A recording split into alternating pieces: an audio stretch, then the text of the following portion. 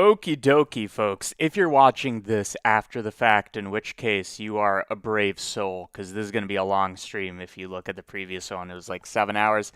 If you're watching this after the fact, video on demand, get to the fucking point. Skip a few minutes ahead because this is recorded live, so I try to, wait for people to join so I don't feel like I'm alone talking to nobody, which is normally what I do when I record, but when I live stream, it's a bit different. So we're going to be doing days 20, 21, and 22 of Nodevember.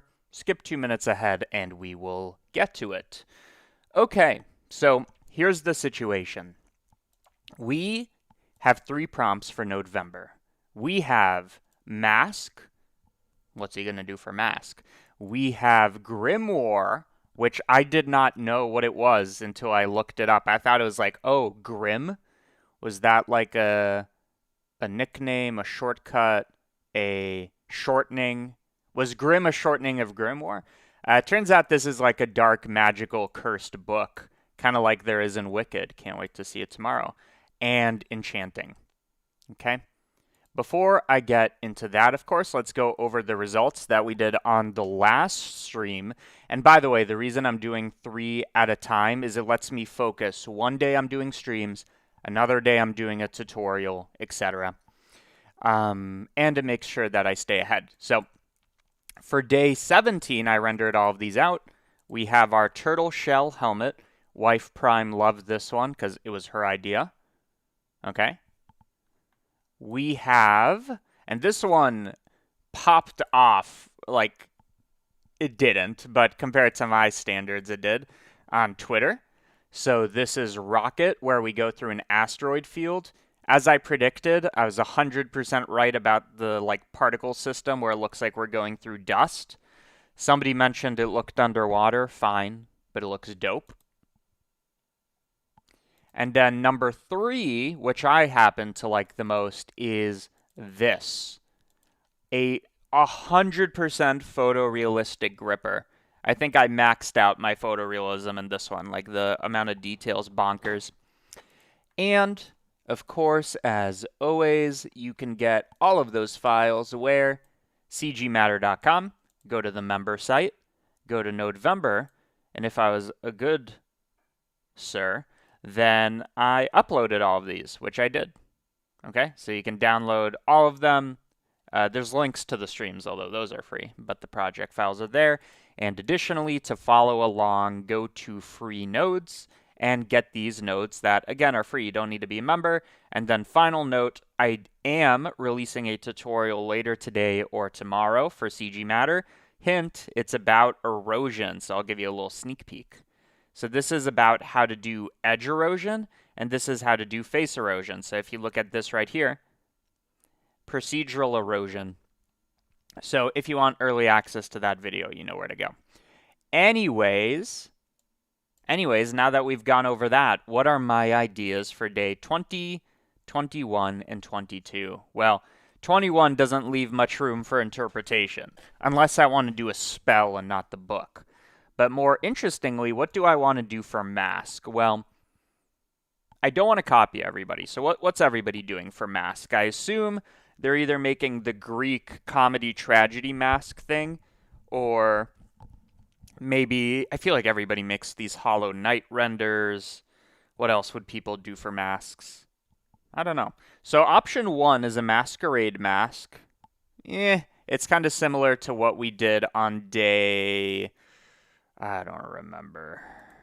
It was one of these ones with the bespeckled thing.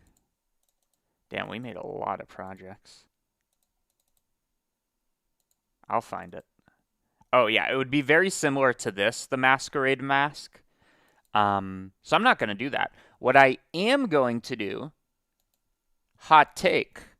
Check this out. Let me look it up. I'm going to do a mask in kind of like the image editing sense. So this isn't what I mean. Let's see if I can find a good image. Mask tool.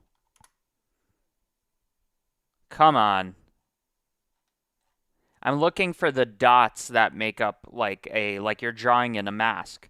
So maybe mask MoGraph. Okay, this is kind of close. So you can see here we're generating the spline. So I definitely want to do this. And for mask, it's an animation of procedurally drawing out any type of mask.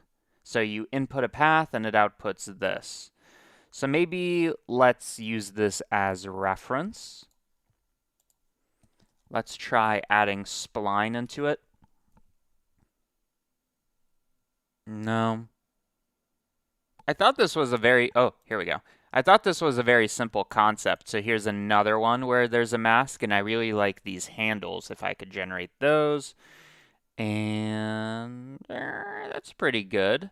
Do I need any other reference? I'd like to know what the tool looks like. Mask tool icon. Why does nobody know what I'm talking about? Let's try GIMP.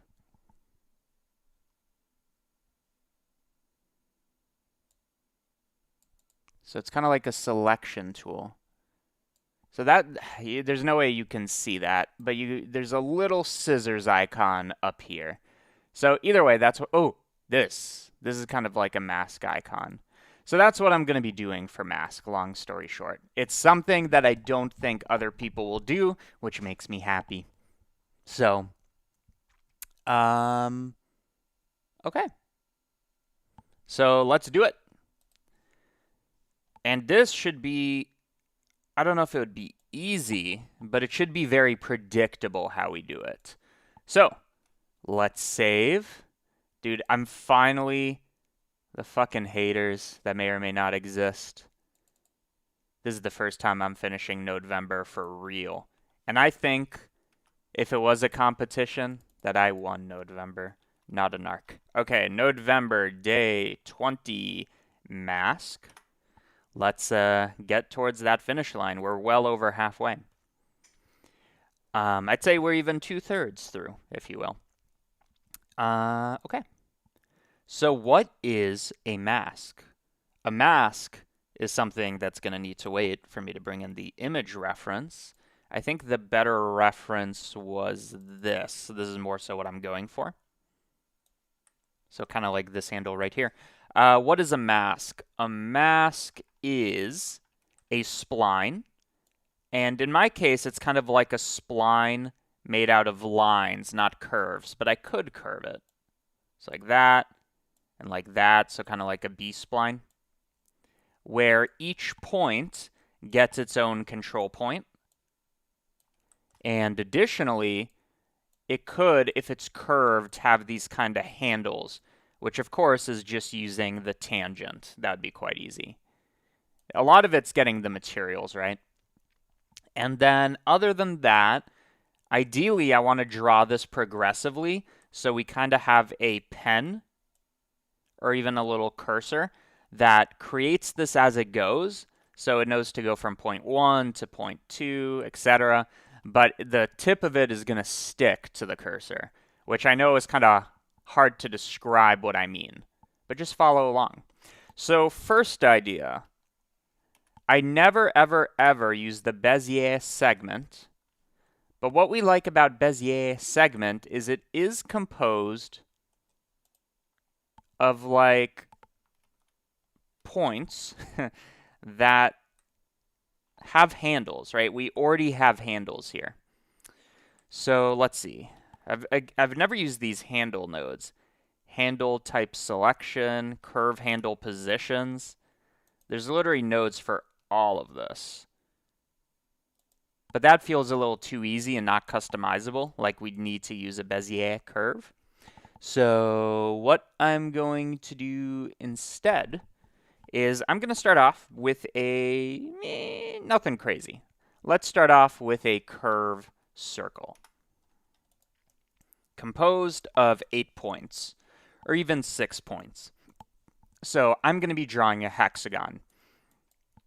The way I can make this progressively, I believe, is I can delete geometry, or even better, I can separate geometry by where the index, don't I have a node for this? separate by index. I want to separate for when the index is less than a number. So here you can see I'm drawing it progressively. Although the issue is now we have that thing here. Can I set the cyclic type to off? Aha! So now I'm drawing it progressively like this. And this thing over here, the last tip, whatever that may be, I want connected to our tool. Does that make sense? I think it makes sense. So let's get cooking. I'm going to start off by making our cursor, which is just going to be a triangle that is connected at the center with a large radius, something like that. Yeah, now we're kind of getting that cursor shape. That's kind of an easy way to do it. And if it's a triangle, if I want it facing upwards, I'm going to have to rotate by some magic number. That should be 30 degrees for some reason. Oh, no, it's not. It totally isn't. What is the magic number? Well, I guess it depends how much we sweep by. So if I do 270, then that looks hella stupid. But it means that this number should be predictable. Yeah, negative 45 degrees. You could think about why, or you can just accept it. And then to make it look more like a cursor, I'm going to take this point and shift it downwards. So I'm going to set position, going downwards on the y-axis, for where the index, forget what I do have, index selection. Aha! Where the index is equal to, is it this one? Nope. This one, this one, this one. There we go. I make all the good nodes. And then we take this, because ultimately you remember it is a curve.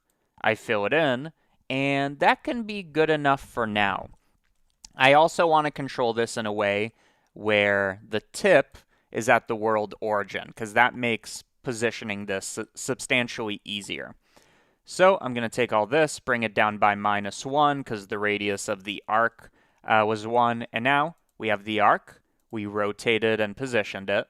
I moved the point, I filled the curve, and now we have our cursor that I don't expect to change most likely. So this can be a node group called cursor, which I can now put in different spots. So one way to interpret this is if I have a curve like this, one way to get this to go along the path very easily is I sample the curve, a node I haven't used often enough. This sample curve lets me get all kinds of things like position, tangent, whatever. And I want to transform the cursor. I want to move it such that it's at the position of the curve as I go along this. So you can see it's kind of tracing out that hexagon. So maybe we'll do this. I don't know. Like, I want to add some wiggle to this. Either way, maybe let's add a scaling factor for our cursor. I want it to be a float. That's why I'm doing this weird thing. That's going to be our scale.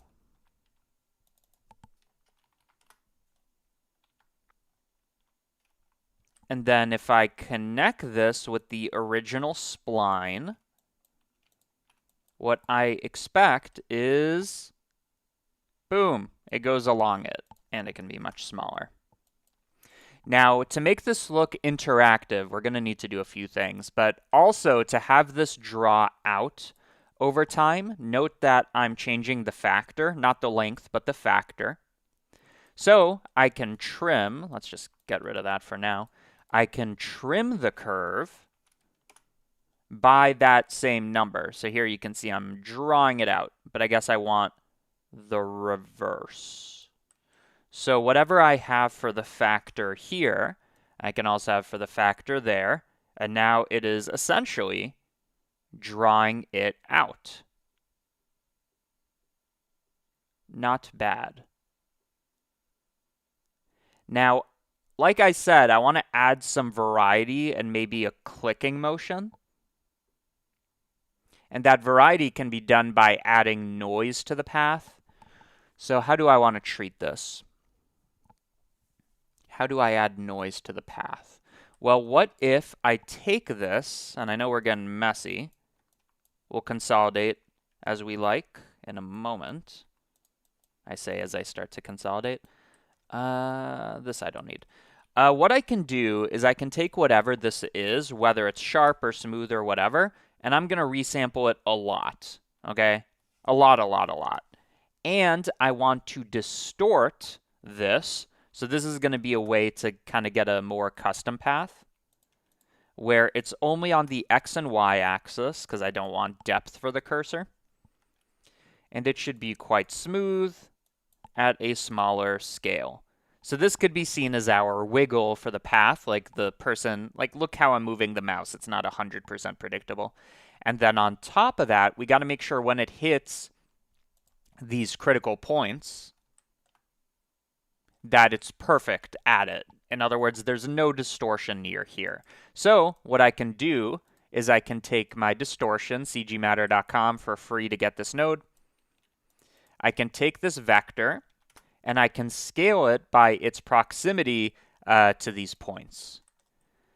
So I can get geo proximity of this curve, the points, distance as a parameter. It doesn't like that y. It's a curve as y. So I'm going to turn this into a mesh. And now, this isn't necessarily correct, but you can see that it does respect it. Well, let's see what this gives us. Oh, no, it's totally correct. So you can see this is black at the corners, kind of hard to see, and it's white as you get further away. That's correct. And then as I increase this by some multiplier, you can see the corners are preserved. Kind of to reinforce this idea, I'm going to join these. And you can see the corners are preserved. Now, the interesting thing is that this is true for any path. This is general. Like, we're doing the hexagon, but it could be anything. Let's see. Comments. Is it possible you'll do a waving flag like people waving in a stadium? Only if it's relevant to one of the topics. I don't remember what the rest of Nodevember is, but it's definitely an idea I'll keep in mind. Okay. So now we have this for a custom path, and just to kind of illustrate this, let's replace this with a nice 6-pointed star. And you can see it kind of preserves the distortion where it needs to. Okay. So I'm going to go back to the curve circle.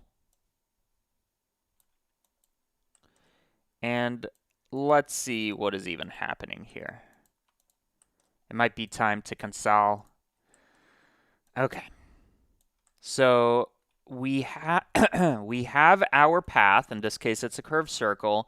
I'm resampling it by a lot. Let's do even more. And then I'm distorting it based on the proximity to the original shape with some strength. Okay? So we take all of this complicated stuff, which has a single input, connect that. Already much cleaner. This can be our distort path. And kind of the thing about this that makes it a little challenging is our path and our distorted path have different lengths, okay? And that matters because when we do this like trim curve thing, whoops, it's going to kind of affect this. So I'll need to think about that. But we have our distort path. I need to know how strong is that distortion. And then I also want to control the quality of the distortion. So scale and detail should be plenty. Okay.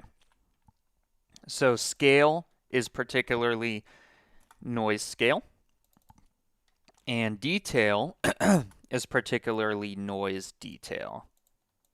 Let's get that good consolidad. There we go. Now we're cooking. Nothing gets me more excited, let's say, than a good console.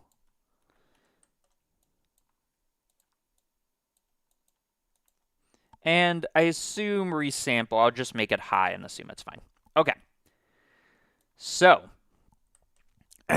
what do I want to do next? What I want to do next is somehow do this setup where it kind of follows along, but now it's moving on the distorted path, which has a different length. We'll need to think about it. But as for the path, I can just add this little wiggle, and now it's going to sweep it, again, a little off, but you can see it's kind of moving, not perfectly. And I can change the quality of that with the scale. And then if I animate this over time, so I don't need to keep scrubbing,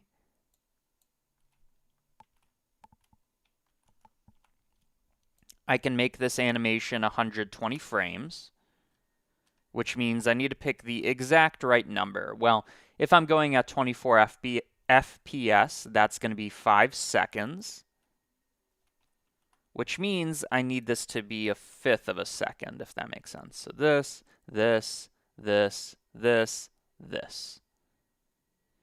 Now, like I said, the trouble we're having here is we have the motion, we'll fix it, but we have the motion, but it's no longer exactly on the path except for these corners where it's exactly correct, just for a moment. So what I need to do is I need to take this path, which is arbitrary, and modify it so that until I click, the kind of outermost point is mapped to the tip of the cursor. And that should give us that illusion perfectly. Okay. So let's think hard. Play hard and think hard. Okay. So how do we do? Well, essentially what I need to do is I need to take our curve that's exposed over time, and I just need to change the endpoint, whatever that may be. Is this correct? Yes. Such that its position is the tip of this, okay? Well, what is the position? Well, remember the cursor was centered and then we transformed it by like some noise and stuff. So it should be this position exactly. So now I think this is going to be dope. Click, click, click, click, click, click. Beautiful. And of course, I'm going to add some, visual interest and logic. So I think one thing to do, this turned out real nice, just the logic of it. One thing to do is the noise is crazy intense, right? So I'm going to take my distort path, maybe wiggle it less, and then bring down the scale so it's kind of smoother. Click, click, click, click, click, click. And this should work with an arbitrary time. So if I make it 0.4, click, click, click, click, click, click. And it works with an arbitrary shape. Even a 3-dimensional shape. Maybe. Let's try it. I'm going to take a spiral like this. I'm going to make it 2-dimensional. And maybe 16 points. So let's see what this looks like. Click, click, click. Okay, so it's like too smooth. There's too many steps, but you can see it is doing it. Let's lower the resolution even more. Click, click, click, click, click, click. So we definitely need some kind of feedback that shows, oh, I clicked. Maybe a tiny bit of shake or something. But I'm loving the logic of this. This looks nice. And let's try one more. This looks better with sharp shapes. So let's make that radius smaller. 5 points like this. And now click, click, click, click, click, click, click, click, click, click. Okay. Incredibile. And maybe let's add a few buffer frames at the end to show we're done. So how do I make this more visually interesting. Maybe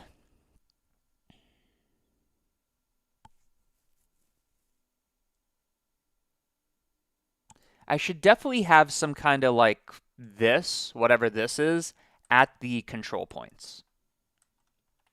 Right? That feels obvious. That's how we use masks in 3D software. So let's do that. Remember, this is our trimmed shape, which is only composed of a few points. And wherever those are, I can instance any shape that I make. And we might even do shader nodes for the shape, but for now, let's start off super simple. We have a quad. I'm going to fill the quad. I'm going to instance the quad. And then let's make it tiny and join it. So now it should look much more like a mask.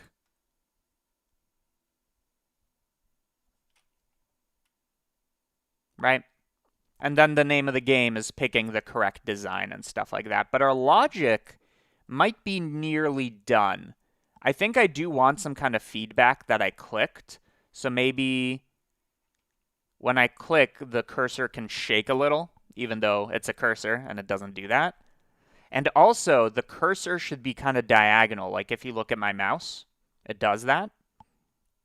That's fine, because I can go into the cursor and just kind of rotate it like that. So let's see, is it 20 degrees? That is exactly right. So this should now feel much cleaner. Additionally, the cursor ought to be smaller. And the cool thing is I can just watch myself do things and with the mouse and see, does it look like that? Okay, so let's make it a bit more interesting. You can see the thing over here has a bit more character, the control points. So instead of just filling the curve, I'm going to join this with another quad, which is going to be smaller. Okay, so it creates this, and then fill curve intelligently knows how to handle that. You'd think. Oh, it does, it's just very thin. And I need to shape this a little better. Maybe I'll put it sideways? I never do that. Yeah, I'm not used to doing it this way, but why not? And then I'm going to take the overall scale of this and bring up our control points. Incredible. Now, because we don't have smoothness, we're not going to have these handles, but I wonder if I take my source shape, which again, here I have this design. What if I fillet the curve? No. Fillet the curve. Now we get more control points, but let's make that nice and...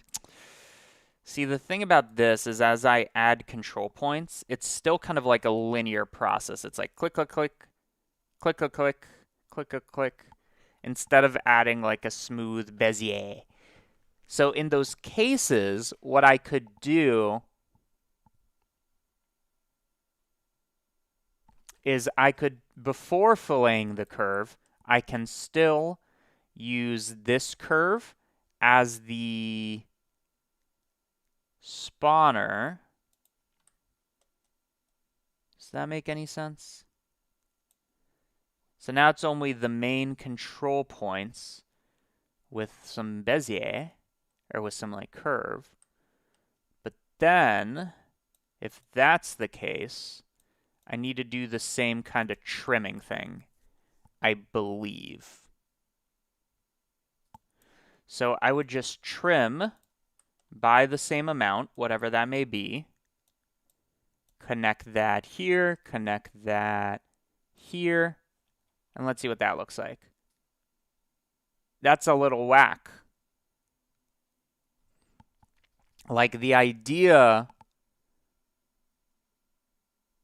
is correct.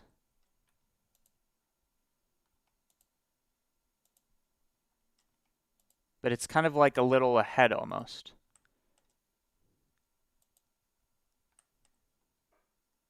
So it's almost like I want these points, but snapped to the closest surface. So what I mean is I have this curve, which is the real one, and then I'm pretending like it's this one.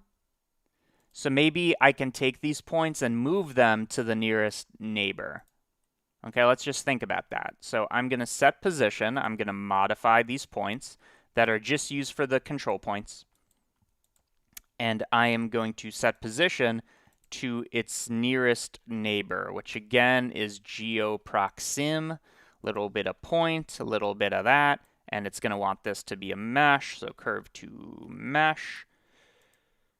Whoops, curve to mesh.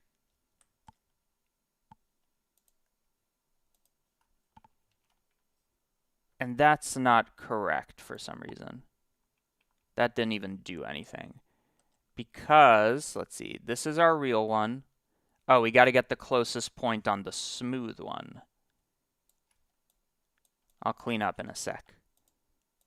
But now, assuming our curve is smooth enough, it's vaguely correct,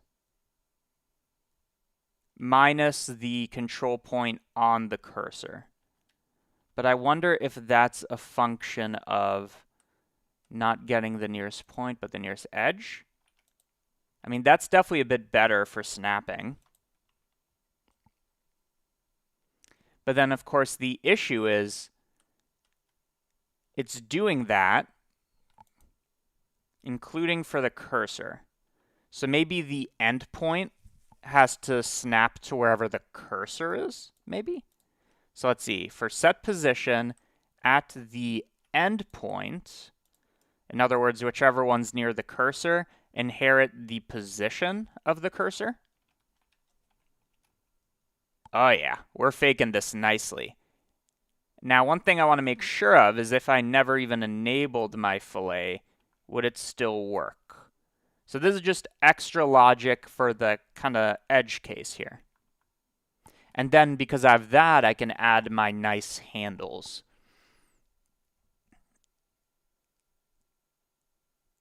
And you're right, we do need to work on just the animation of the cursor. But let's get the logic down because the animation is 100% just dependent on the speed. So I can just add a function here later and just make it work.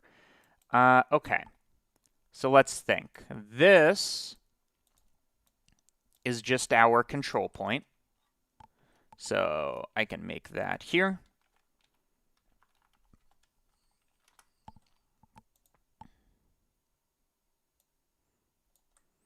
And maybe instead of doing the scale here, I just size it up right here by a custom number. I like this to be a float. That's why I do this weird thing just to make this a float.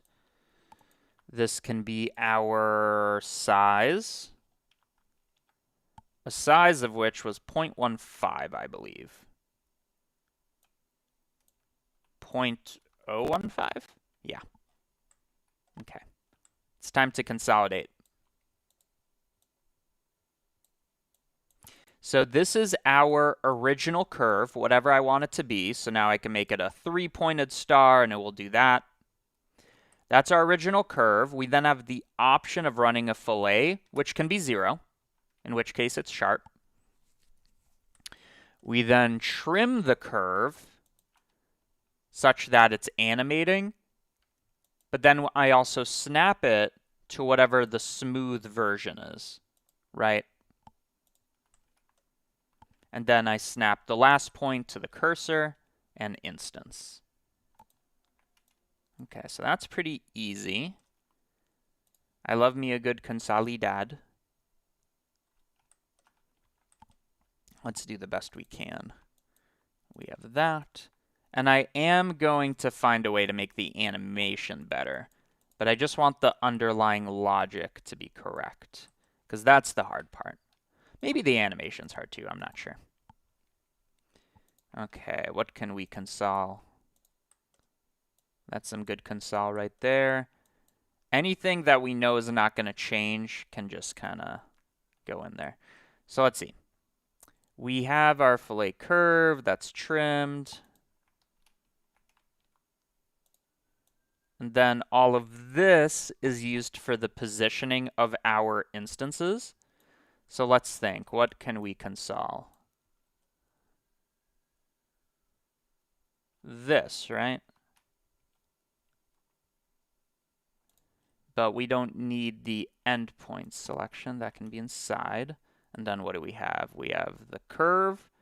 We have the modified curve. We have the time and the position. So this represents our control point positions that have that fancy logic. And let's clean this nonsense up. So the first curve is the actual original curve. The second one is the filleted version, which could be the same. Filleted curve. Whatever. So we have the curve, we have the fillet curve, and represents the time or the progress. And the position is just that, but it's actually the cursor position. This one's fun. This one's kind of like a puzzle. It's not what I usually do. It's more in the land of motion graphics. I mean, it literally is. Okay, so we have that, that, and that. Okay, how can we console? Fillet curve should be above. Time is there, which we're going to make a function for. That's why I got to keep it messy for now. Sample curve we don't touch, I don't think. And then what do we got? We got the cursor that I transform by some sample curve. Okay. We trim curve, we set position. So what's this? We trim the curve, the filleted version. And then I set position for the endpoint. So maybe that can be a nice little node group. Yikes, what was that? Oh, it's because we're viewing it. So this could be a nice little node group. And maybe this is one of those cases where I think bundles would probably help. Maybe. We'll think about it. So this is kind of like snap endpoint to cursor in a sense. Endpoint to cursor.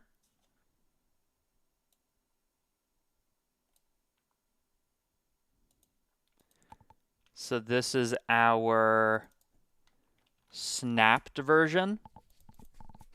And this is our fillet curve, I believe. Yes. We then take the cursor and transform it by the sample curve. Okay. Okay. So this time thing is quite messy. It is. So maybe I could right now just separate these. But then, of course, the issue is if I change one, the other won't be changed necessarily. So I need a way to control that. Well, that can be a group input for the overall modifier. So this is going to be the speed. Take this, connect that. Take this, connect that. So now that's a little nicer.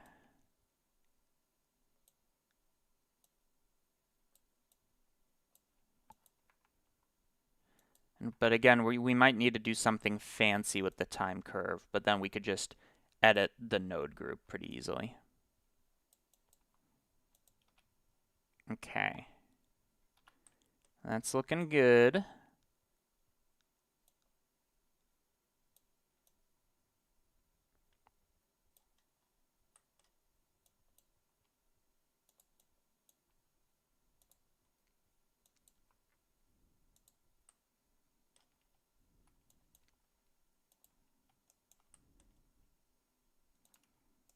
See, I feel like this is a good bundle opportunity. But if it's not obvious to me how to do that,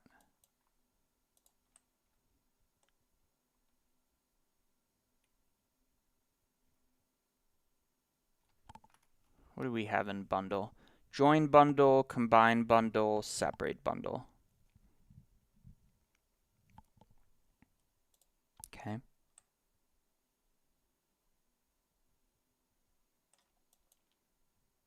don't know if we need it now.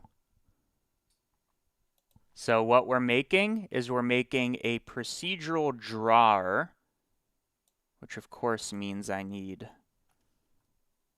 parameters. Let me flip that so you can see.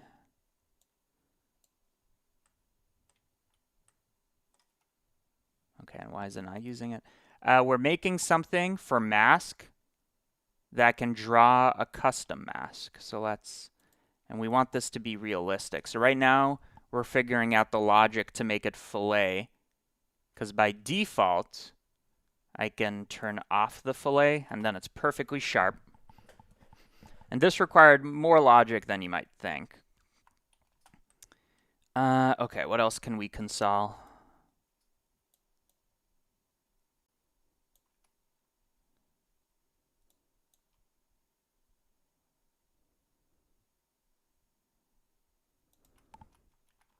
Let's just try it. So everything going to this node is the original curve, the fillet curve, the time, and the position, right? And then we separate this bundle over here with a refresh.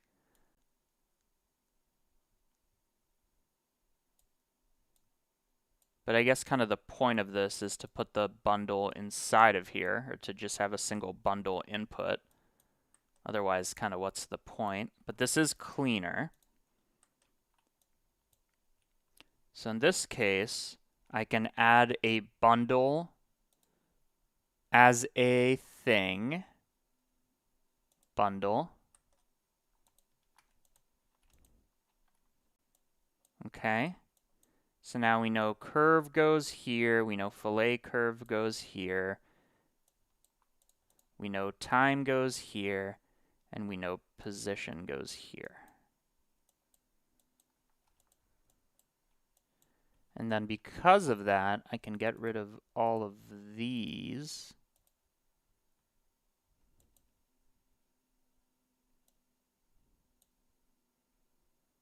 Is that any nicer?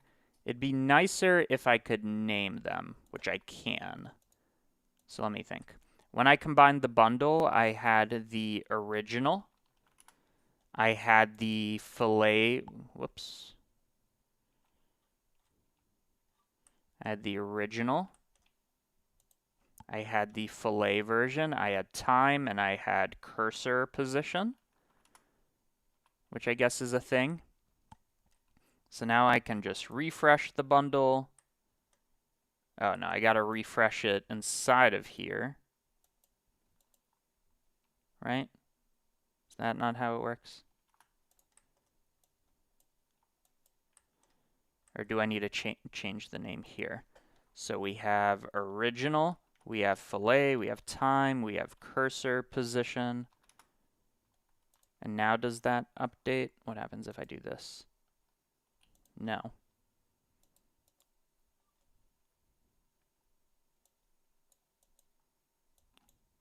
Ah, because they weren't connected. Okay. Don't know if it's worth it.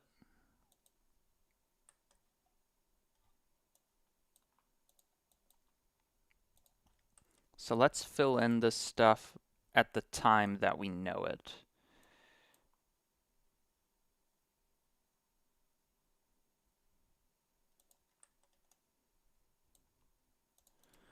So for example, I can combine bundle for these, because that's when they're made. That can be called original fillet. We also know the time right from the get-go. Okay, so now we have these three.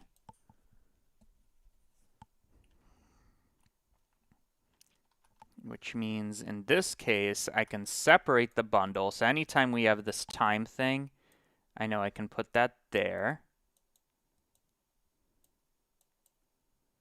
Okay.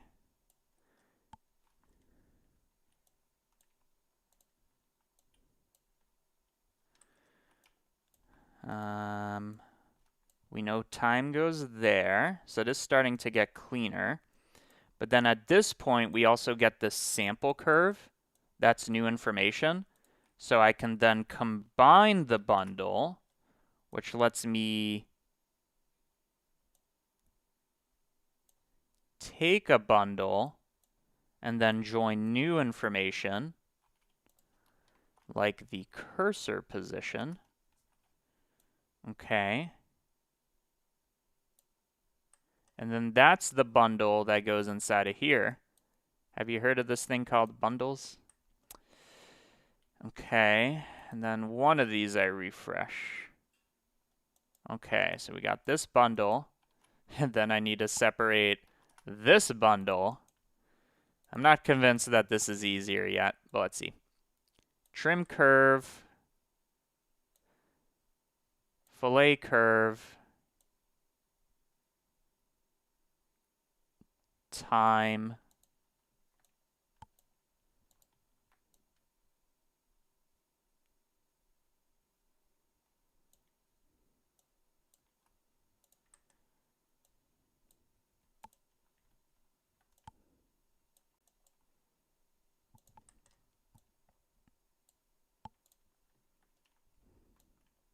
It's just that every time we modify this, we have to do a big refresh. But let's see what this looks like from the outer layer. Yeah. So now we have this bundle that I separate so that I can put the cursor position here.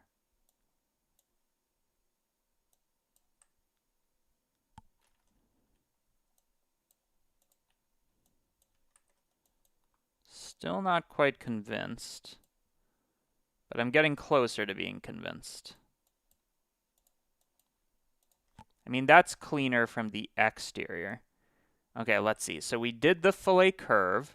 So the whole point of that now is that I can put this in here.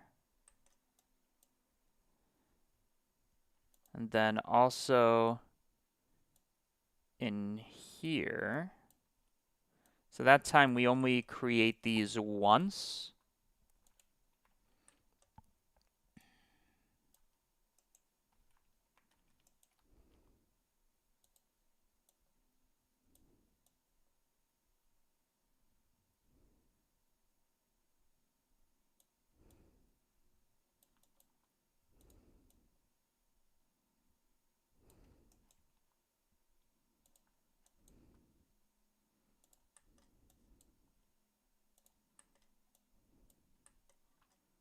Yeah, that's starting to look nicer. I don't know if it's easier to read, though.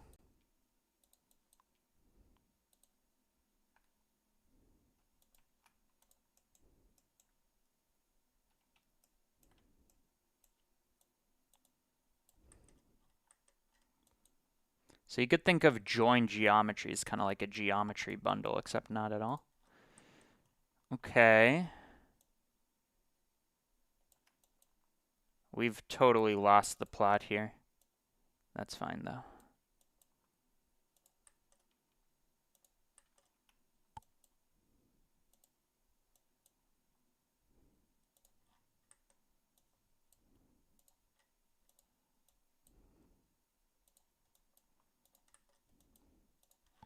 That's consolidated, right?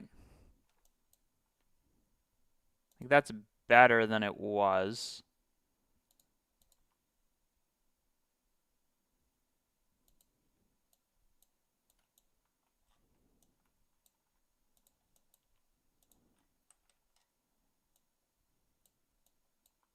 I guess it's only better if you do expose the thing, otherwise, like, what's the point? Okay, that is easier in a sense. But at least now you can kind of see how the bundles work.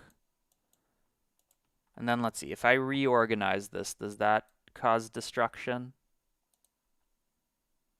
So let's see, I bring this up.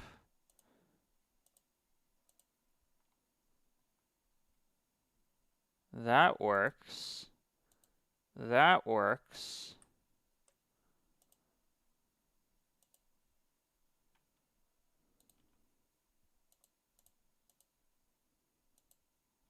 Okay. I can see it. I can see it. It's just spending a lot of extra time doing this, but I do kind of enjoy it, I'll be honest.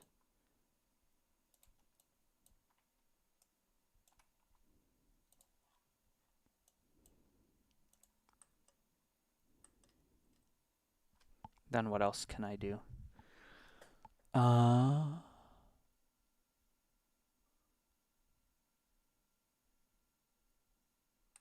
think that's about as good as we're going to get it.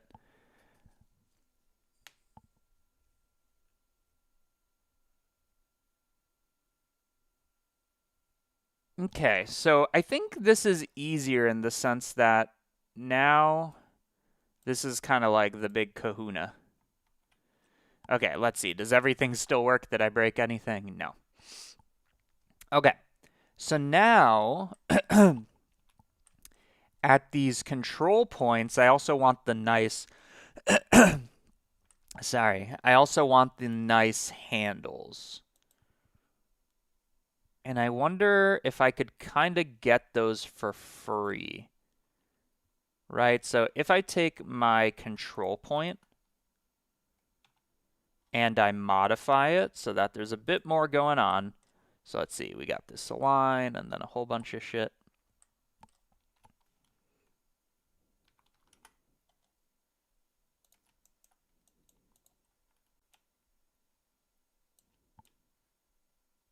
So I'm just kind of recreating what I see here. A little less. And then 2 little circles.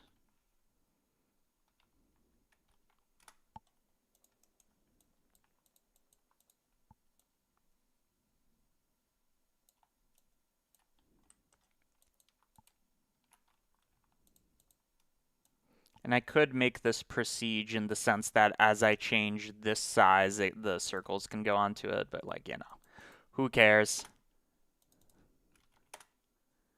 And then this tells me this should be smaller.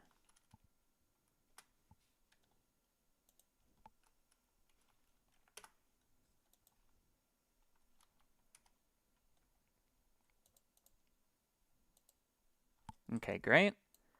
And then I just take this, make a second version that's moved up by 0.4, by 0.8. There we go. So now if I look at this, great. And the only difference is it also needs to inherit the tangent. Because right now what it's doing is it's sampling the nearest point, but I also need to get information from that, which would be a sample curve. So ultimately, I'm just trying to get the position. But that's an issue. That is an issue. How do I do this? Because ultimately, I have these 2 versions.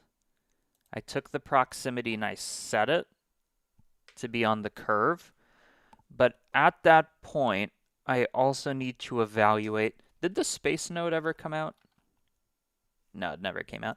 So I need to convert this position to curve land.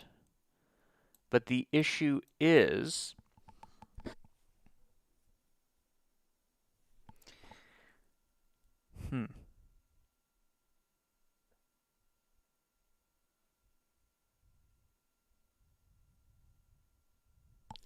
So ultimately, my point is I need this tangent for stuff. But then I also need the position, which should ultimately be here. But then each point needs to sample its nearest curve. How do I do that? Well, I know I sample this. So I have that. But then where do I sample?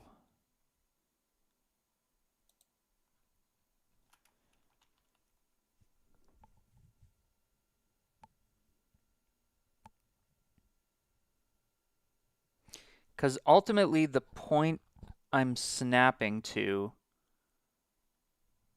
does actually have a tangent. Okay. Let's see. I'm going to sample the nearest point on the curve. Okay. And then at that index, there's going to be a whole bunch of stuff. Particularly, I need to know how far along the curve are we at that point. So I'll explain what I'm doing in a moment. So I'm taking the curve, I'm finding this information right there. Okay, and then that gives me information like that. And it doesn't like that because it has a curve. That's fine, because the indices are the same. Okay, so now the positions are correct, but the difference is I have the tangent, and because I have the tangent, yikes, because I have the tangent, I can do this. Yeah.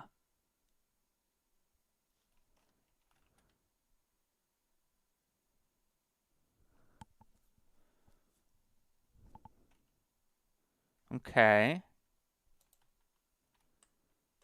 We're getting there. Maybe I do want procedural control.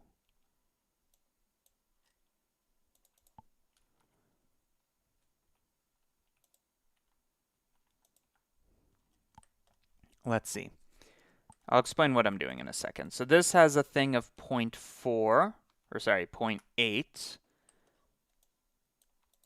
I know I need to move it halfway on the negative, and then halfway or full way on the positive. So this is the x. This is the x here. And now we should have procedural control over the handle size. Great. And that handle size would be proportional to the sharpness of the thing. I promise I'll explain. Just one sec. I just want to make sure I understand it.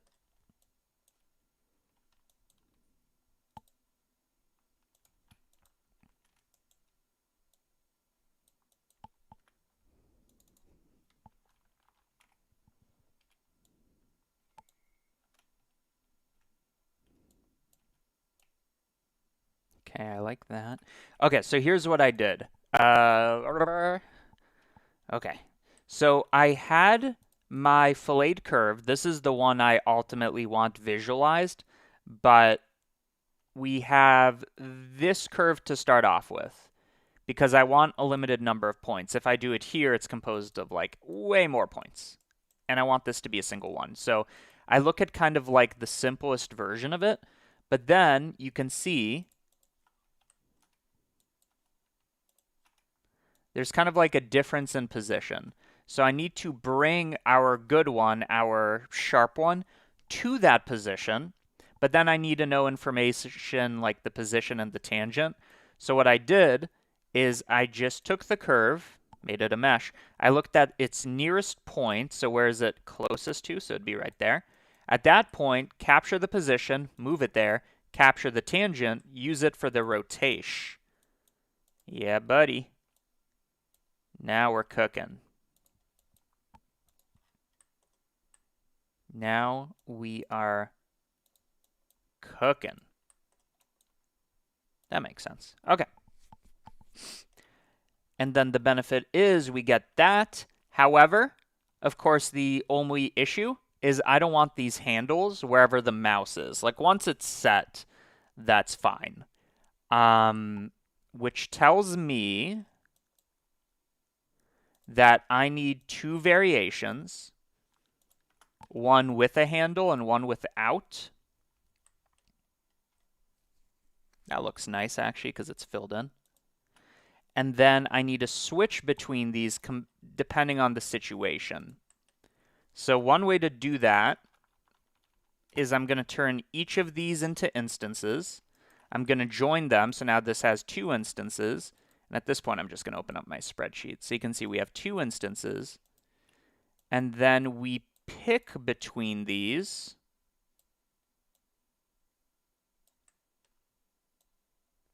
We pick between these based on some criteria. That criteria is it the endpoint or not? If it is the endpoint, then use one. God damn it. So let's see.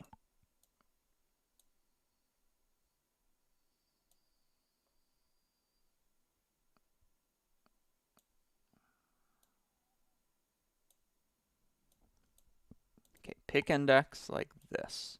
Okay, there we go. Boom, boom, boom, boom. Now, again, the animation might need to be more intelligent. Nice. And then as I add fillet, what happens? These tangents get more accurate. Yeah.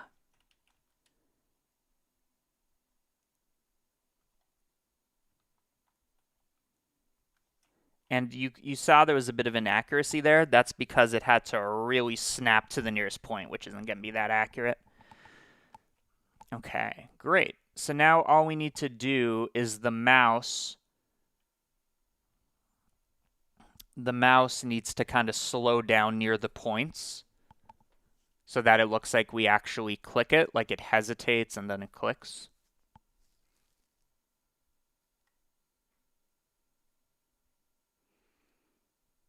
Okay. And that's pretty easy because what I can do is when this mouse is vaguely near a point, I can have the position kind of average out towards there based on its proximity. That way I don't need to animate the time. Although if I did animate the time, which is right here, so if I make this like 0.4, it's going to be super fast. I can make that stuttery.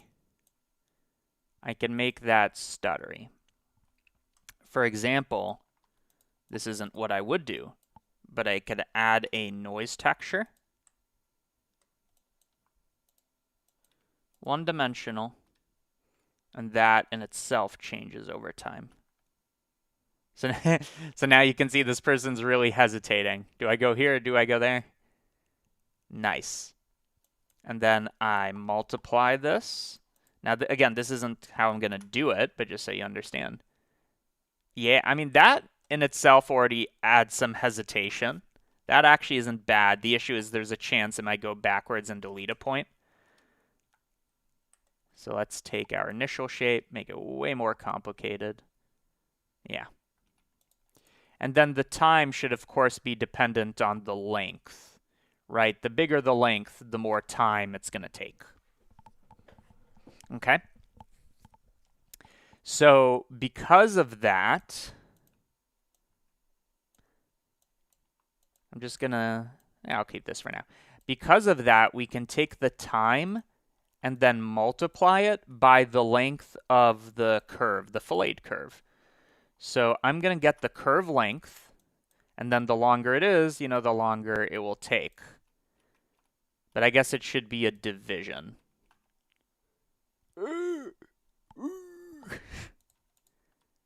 Okay, so this is kind of its speed. You can see it's quite constant, right? Yet if I make the thing bigger, you're going to see it's going to kind of speed up to do that, right? Whereas if this is super tiny, You can see it doesn't take much time to do that. Great. Great, great, great. So now the speed is length dependent. And like I said, we need an intelligent function that adds visual interest to this, where it kind of hesitates near the control points. But definitely a bit of noise doesn't hurt.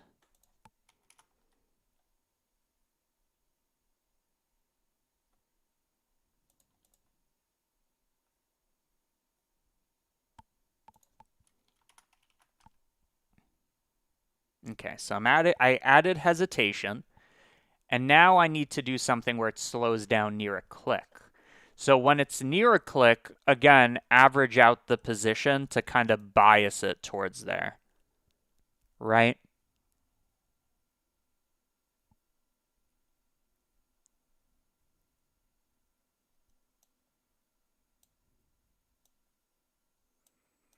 So that's kind of tricky because all of this is time dependent.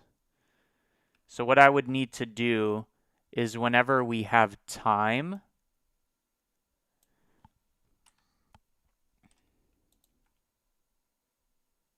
yeah, that's going to be tricky. So let's see. If in here I inject something like this can be seen as an offset. And then I offset it based on the proximity.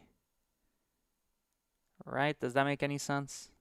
Or do I just want to bring it to the nearest point? Like, that kind of makes more sense.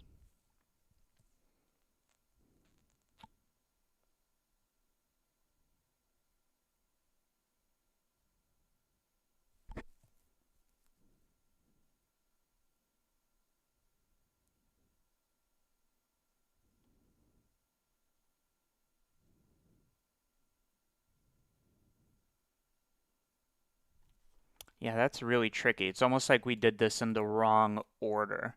Because we have time that defines the position, whereas we want the position to define the time. Tricky, tricky. Let me think about it for a second.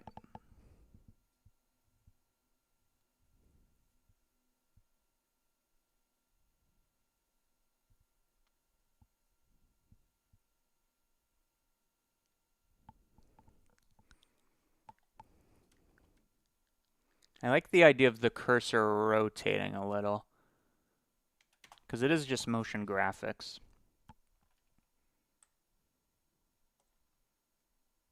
Okay, here's what I'm going to do.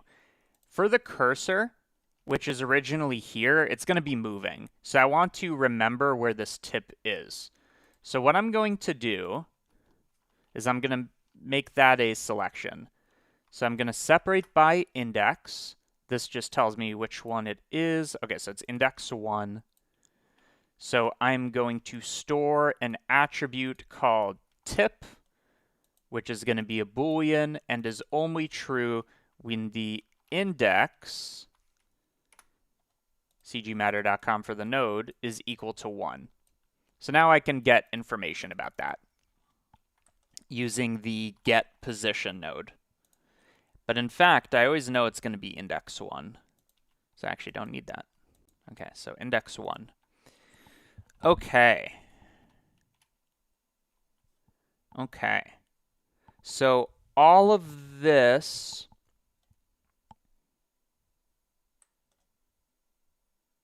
where did I get the position from?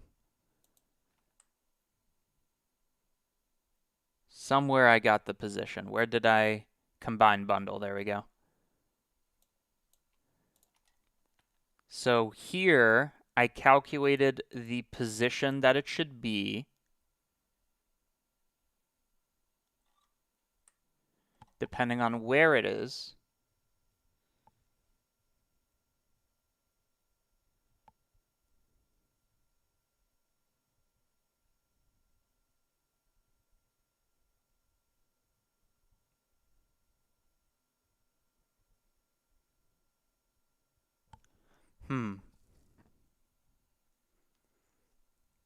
It's almost like we want to make a spline parameter that goes along the curve that gets denser at certain areas.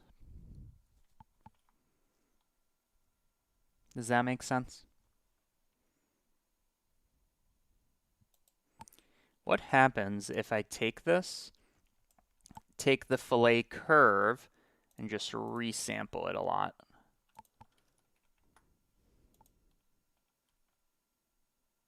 Like a lot. Should be close to nothing.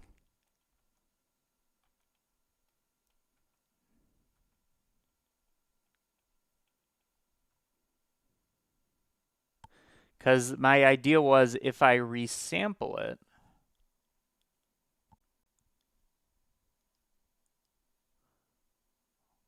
okay, well, let's start with things I do know how to do. So the thing where it kind of biases towards the point, like it rotates, that's something that's not too hard, right? Because what I can do is I can transform. I can rotate, but now you can see that problem. It's rotating about the origin. So all I have to do to fix that is I'm going to set position. I'm going to vector rotate. So again, we're going to have that issue where we take in the position. We're going to have that issue where it rotates about the center, but now I can pick a center point that makes more sense. So I'm going to run my get position where the index is equal to 1, because we know that's the tip. And now it's orbiting at the tip, which means any function we put in there is going to play nice.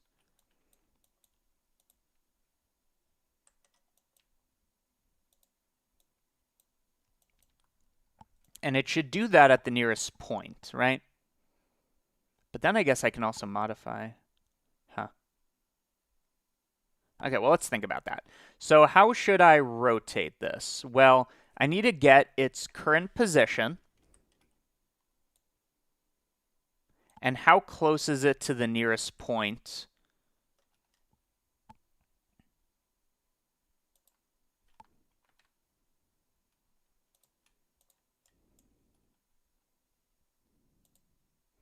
How close is it to the nearest point on the thing?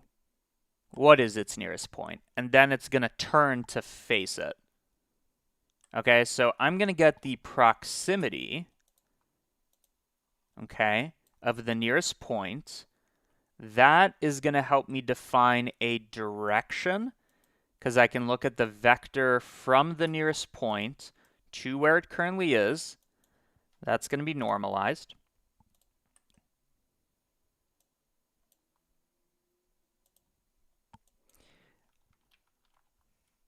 This is going to turn into a rotation, which might play nicer with a transform.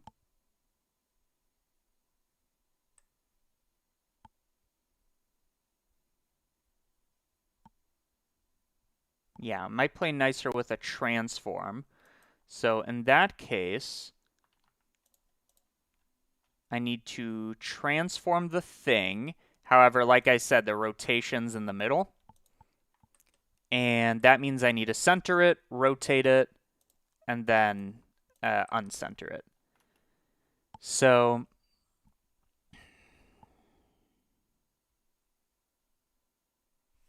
okay, so I need to get its position, and I need to invert that by -1. So that's going to be there. Then I'm going to inject a rotation, and then I'm going to undo that.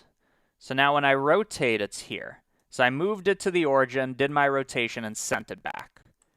Okay, so what is that rotation going to be? Why does it not like that? Expects a single value. Okay. So I don't just want to know the proximity, but I want to know the proximity at index equal to 1 specifically. Does it like that? Doesn't like that. How do I force this into a single number? What if I integer? Doesn't like that. What if I capture that statistic? Right, so over here, I'm gonna get the nearest point and subtract the thing at index equal to 1. Could even normalize it. Does it like that? It does. It does.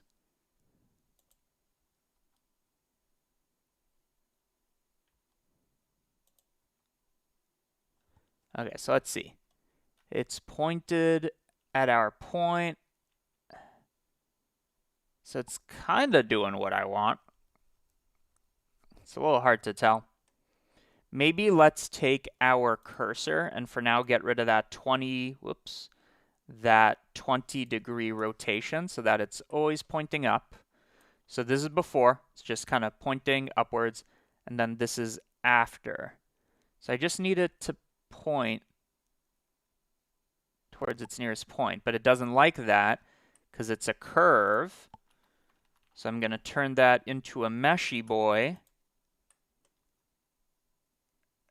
And now, does it look at the correct thing? So let's see. It goes here, it looks at the point, great. It's kind of correct. It's just kind of like inverted. So I'm going to flip these. Boom, boom, boom, boom, boom.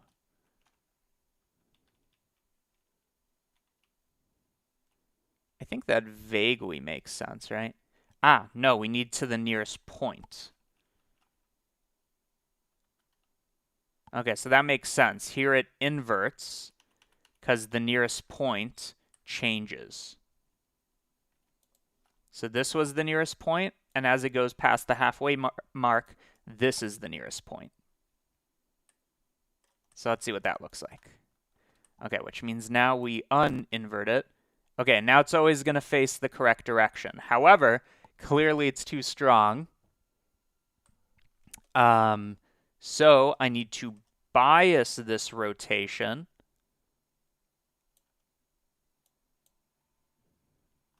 Can I like scale a rotation?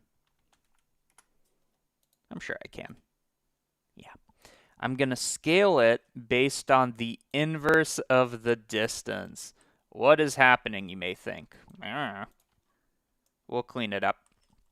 So I'm going to look at the distance to the nearest point. So the further away it is, the less influence it has. So I'm going to divide and see what that looks like. Okay. Let's think.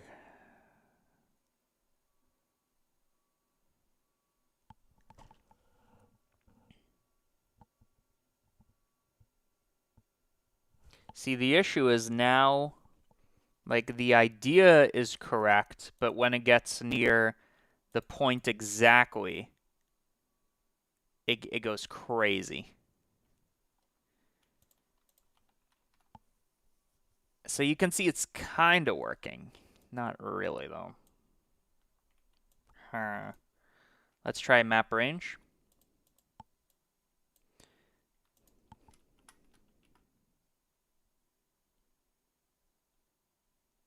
Kind of.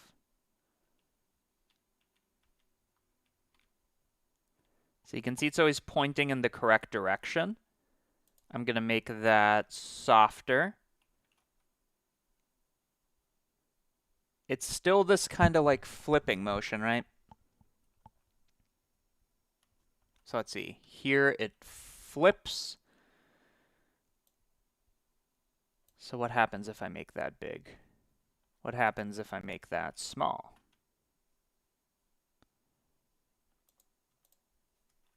Maybe it needs a minimum distance of effect.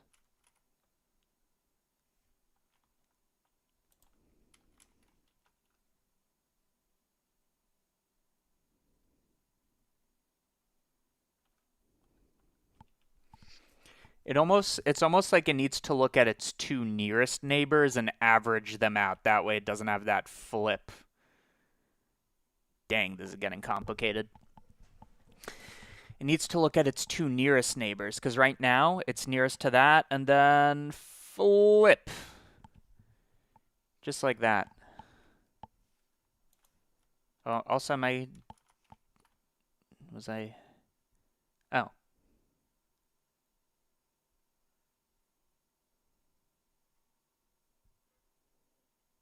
Maybe not.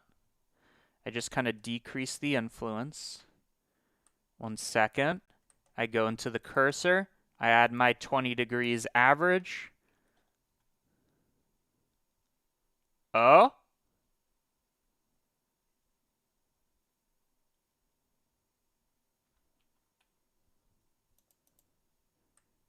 Dare I say it?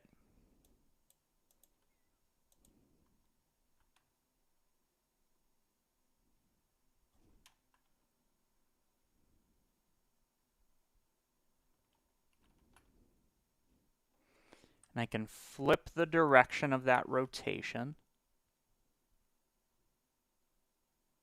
That way it kind of flattens out, kinda, every time it clicks. I can smooth that out. It's definitely more responsive, we can say that.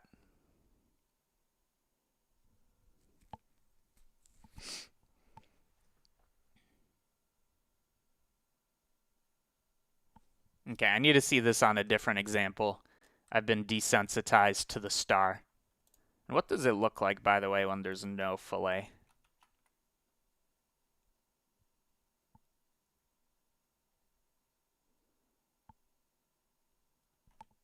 Kinda.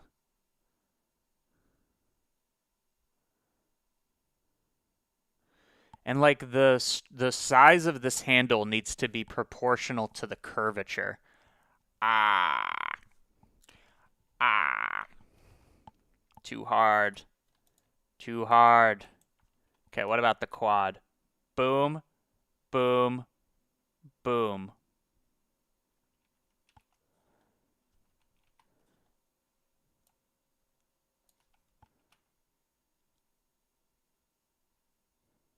It's that inversion that gets me. So how do we get rid of that inversion? It's all dependent on this align rotation to vector. So I'm going to keep it on the Z. It's here. It should never flip.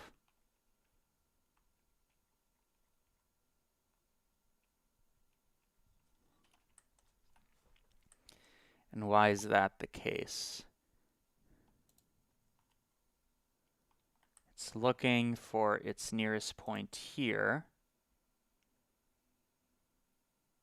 Aha! I know why. I don't know why. I was going to say I know why. I'm like, oh, it's the nearest point. That ain't it. Yeah, I really just need to average the two nearest ones.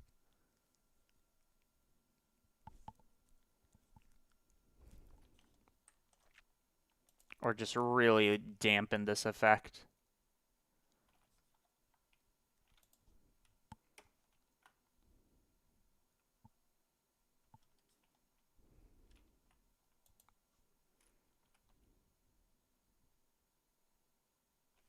Did I fix that?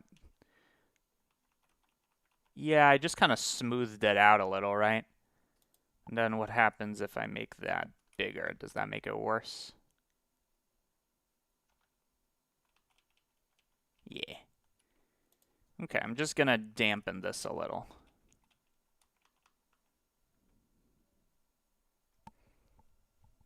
Okay. Okay. Okay, dokie. How do I emphasize the click a bit more? Another thing I could do, what happens if I play with the scale? Okay, so maybe the scale can also be dependent on the distance. I know. I will explain. So I'm going to get the distance to its nearest point. And then as it gets bigger, By default, this is going to have a scale of 1. Right now, it's going to be the inverse. And why does it not like that? Same reason. So right now, as it gets further away, it's going to get bigger, and then smaller, bigger, smaller, bigger, smaller. I want the inverse of that. So as it gets closer,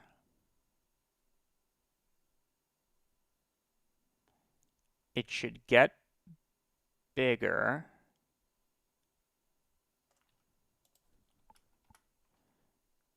So let's see. Small, click, okay.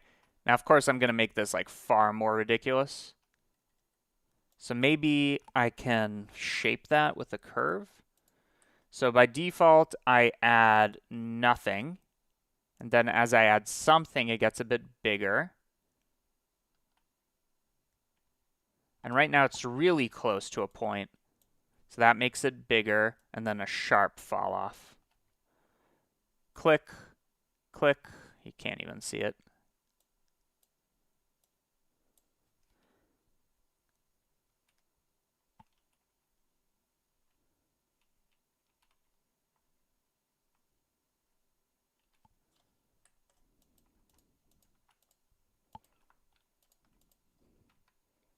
So click.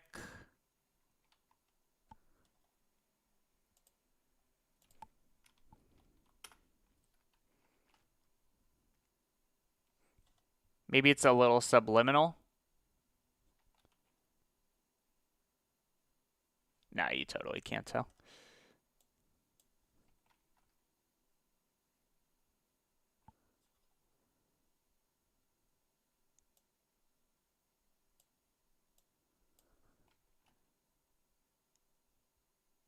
Okay, that's closer to a click.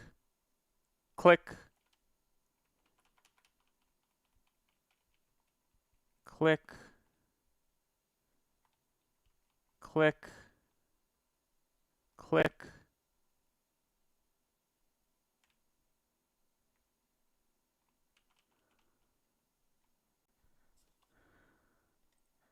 Then it should be quite sharp, like an actual click is.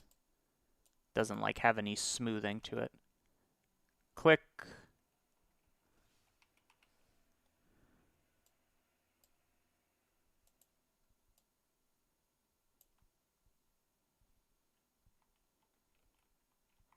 Click.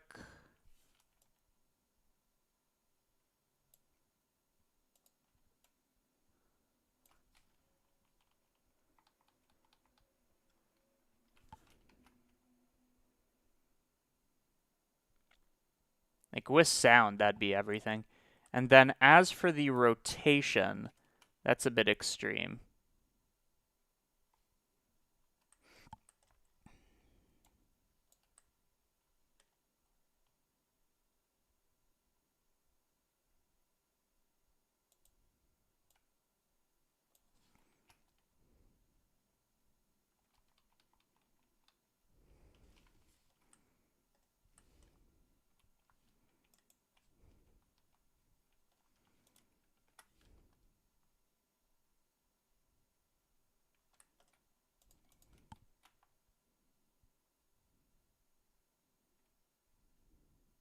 It definitely works better with sharp shapes. That's kind of my conclusion here. So let's see. I'm just going to get rid of this fillet. Click, click, click. Yeah, it definitely works better with sharp shapes, which makes sense.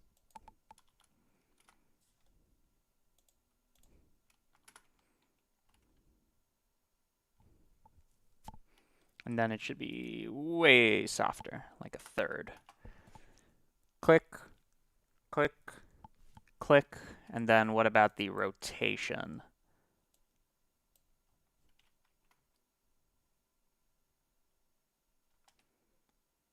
Maybe the rotation's just like too much.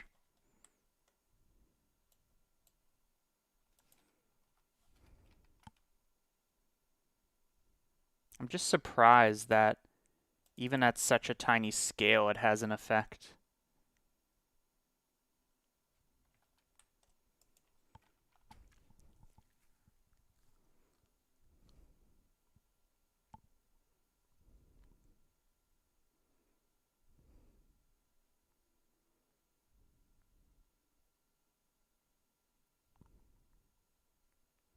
I think I'm just going to get rid of it, right?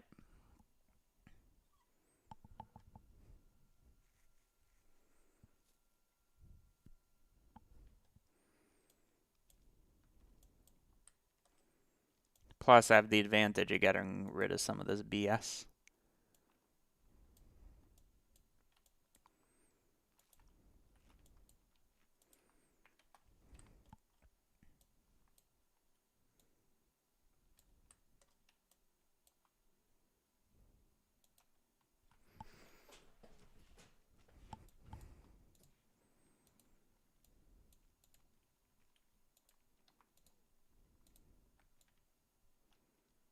Okay, so what did I even do? So I made a cursor.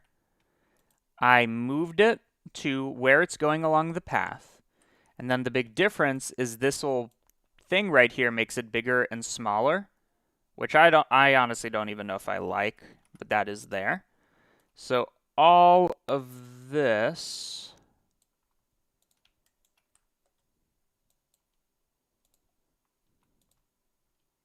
can get a node group.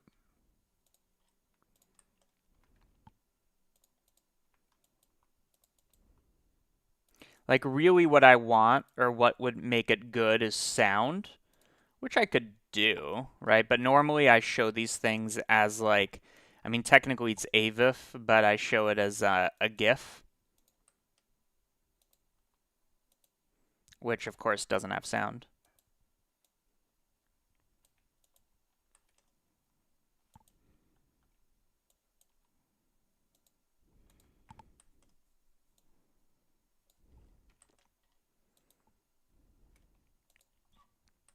Okay, easy. So all of this can be seen as a scale click or something like that, or it could honestly just be click.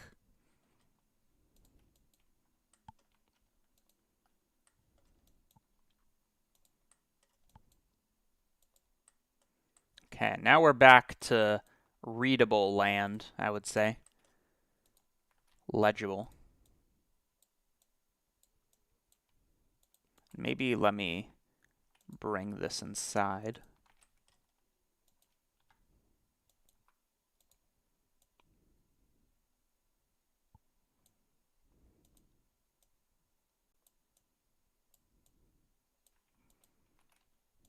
Then we can go over what we have done. Because I think we're getting close to maybe just shading, hoping for the best.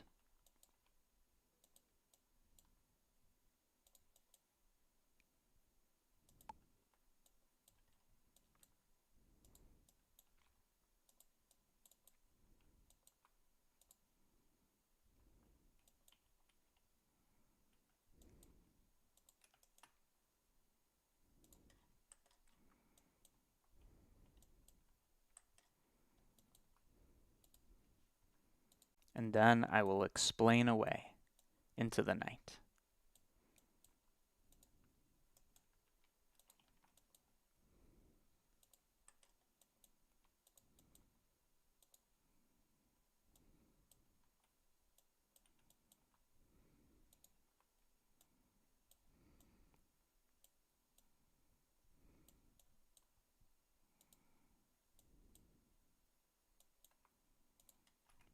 Okay, let's talk about what we made.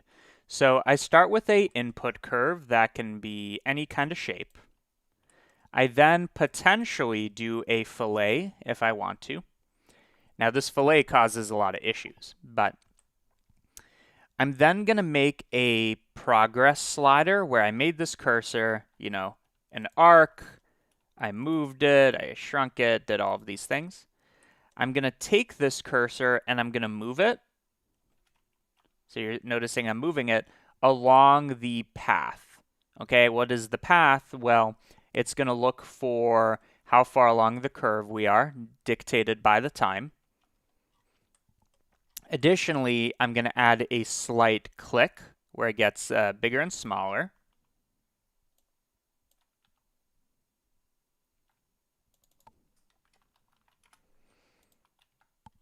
And at those points, I'm going to spawn things. Now, one thing I'm noticing is it starts off a bit early, so I can offset the time. So that's one nice thing. And then if we have fillet, it needs to do all of this extra logic where it needs to compute the tangents, and because the shape's a bit different, it needs to figure that out.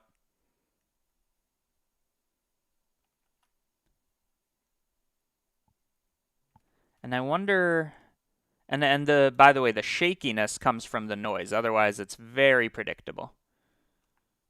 Or the shakiness in the time, I mean. The shakiness in the path comes from our distortion, right? So if I had 0 strength, it's just going to be perfect. And that also causes some issues with length and stuff like that.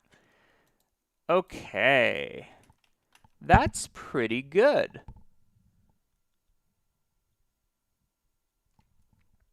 The only other thing is we have control over the handle size, which maybe should be dependent on how much fillet there is.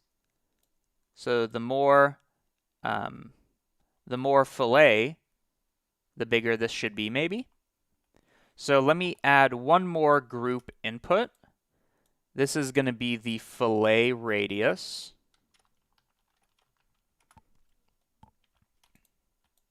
And that can also affect the handle size. So let's just go to the last frame.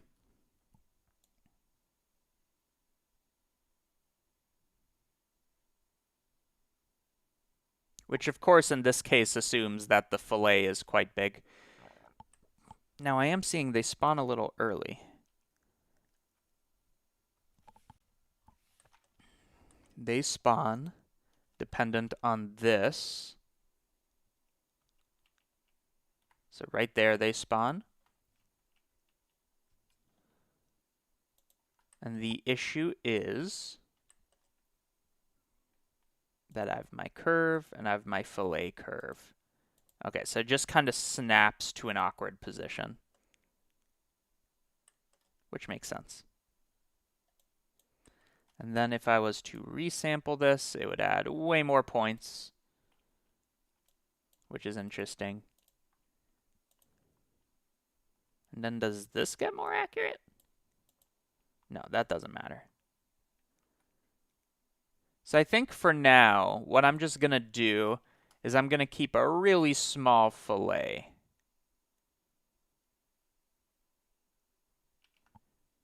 Okay.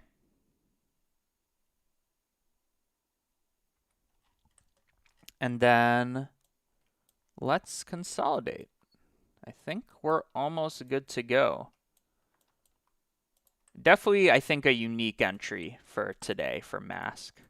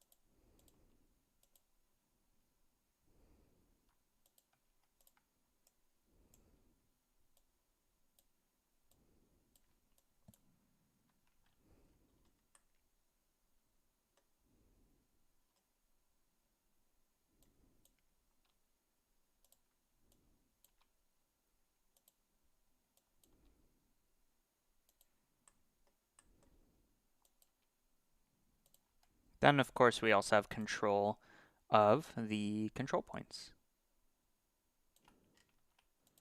which I might want to make a little bigger.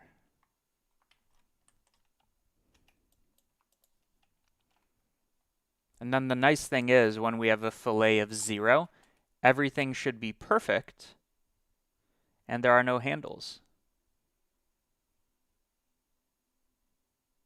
Okay, let's start giving this different curves and then we'll make it real.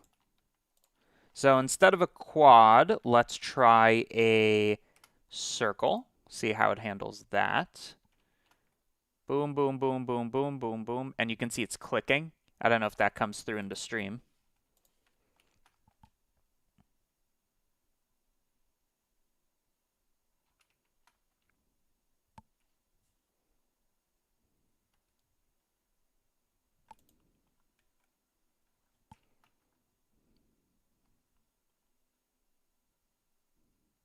Okay. Let's try a Bezier.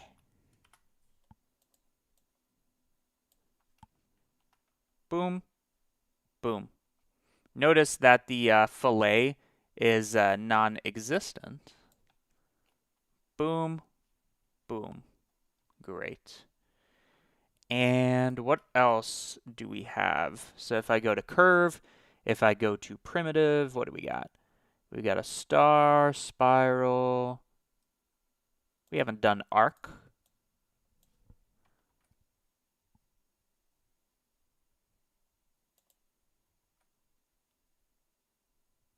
Yeah.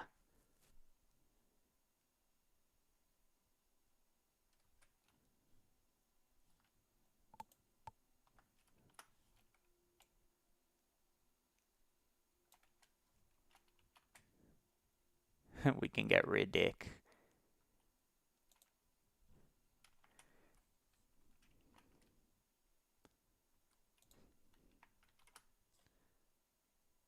And then again, I'm seeing that it's a little ahead. And I wonder if we can kind of fake a fix for that by, it's determined by this instancing, which is determined by the time.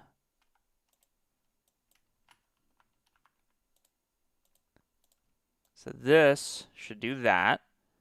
And I wonder if I can bias it a little. Don't know if this would be correct.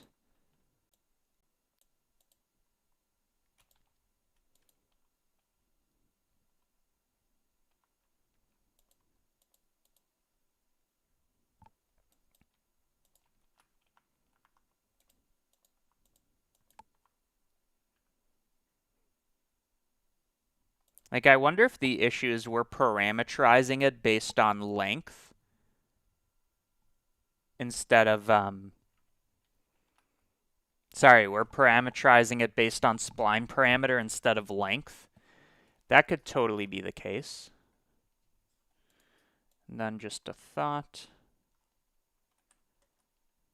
So now it gets really ahead.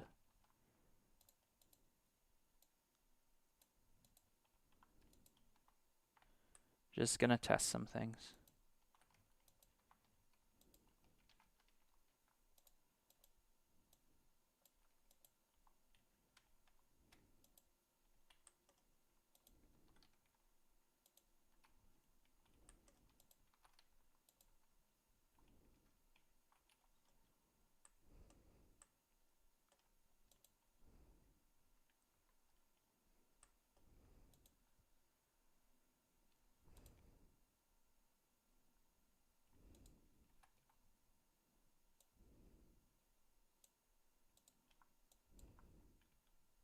So this can just be a correctional term called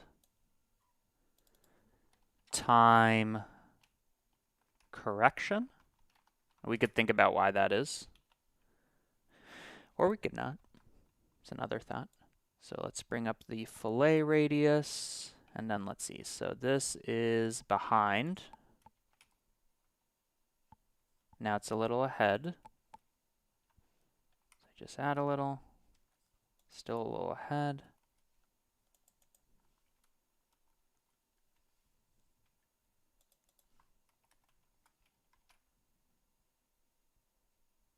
Weird. Weird.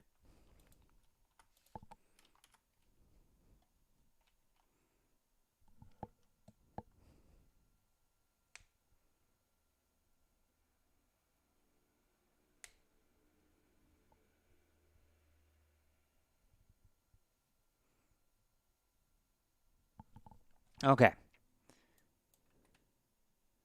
The nice thing is it is perfect here.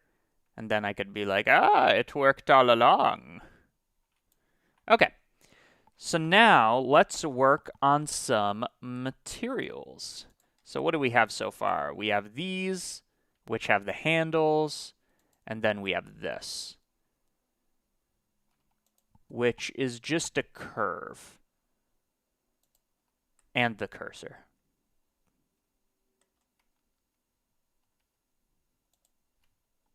Okay. So this needs to be converted into a mesh. So I'm going to use my tube node, not their tube node. Disgusting. I would never sink so low. My tube node, tiny, tinier. And why is this so weird? Okay, that works. Even tinier. And then the handles should probably be on top. So I can just move this down on the Z. So it's like, you know, a 2D layer. Okay, great. And now let's make some materials. This can be spline. This can be cursor. This can be handle. And then I think I'm going to follow the DaVinci Resolve conventions for the colors, but we'll see. Okay, so this gets the spline. This gets the cursor. And then these get the handle. Although maybe I should make one more called control point. That way I can distinguish between the handles and the point itself. So now inside of our control point, we have the point itself.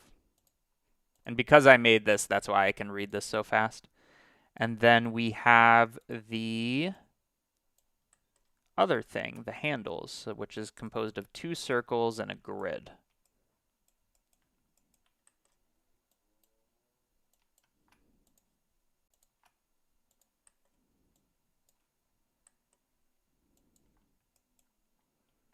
Okay.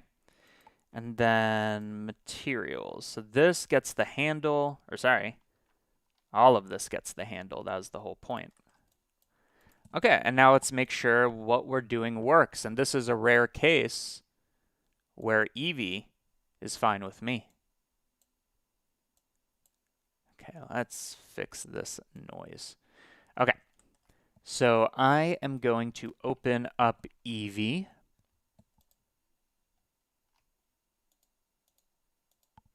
And let's see what we can get. So to start off with, let me get, well, I'm not going to use my image reference yet. For the background, does this work? I'm going to pick a dark gray. And let's also use the standard transform. For the control point, I'm going to pick a red. And these should all not be using BSDFs. They're literally just a color. Boom. So this is some kind of red.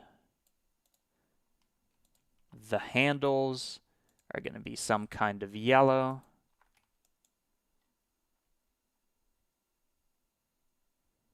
Of course, we need to have handles just to see. So the handles are going to be some kind of yellow. Okay, already that's looking quite nice. The path could also be a dotted line. That would be kind of fancy, wouldn't it?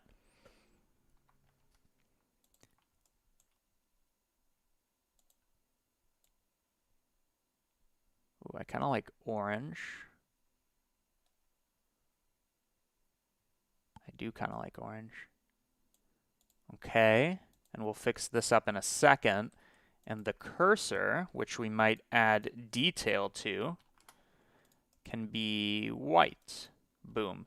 And then the cursor, of course, should be on top as a 2D layer. Boom.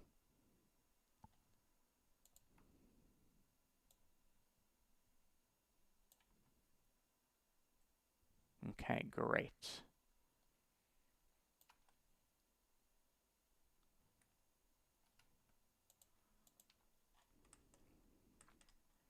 And then just for testing, I'm going to use my curved circle,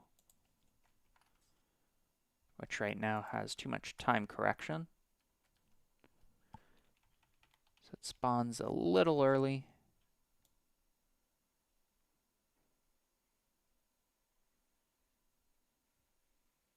Oh, other way. Okay, there we go.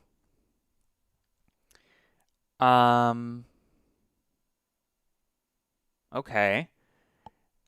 And the background, I think, is too dark, too bright. That looks nice. One tiny thing that just came to me, which I don't think is going to be as confusing as the cursor rotating, is why don't we just have these handles do a bit of a wiggle? Right? So I would look at each handle. I would look at the cursor position, which shouldn't be too hard to deal with. So maybe this is going to be easier. We'll see. I'm going to look at the position. Whoops.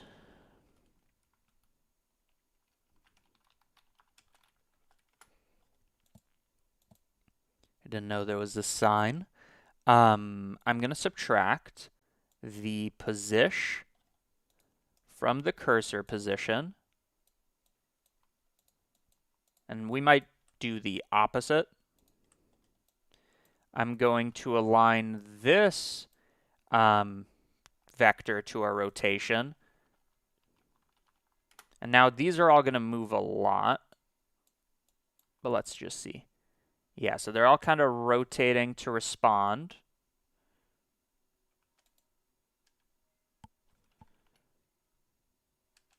Okay, so they're now all kind of pointing towards the cursor. Okay, I'm liking this. This feels more responsive. And that can be based on either time or proximity. Either time or proximity. Because these are all ultimately curve points, which means they have some spline parameter. Oh yeah, this is totally the way to do it. And maybe that was the way to do the wiggle as well. So I'm going to look at where are they along the curve.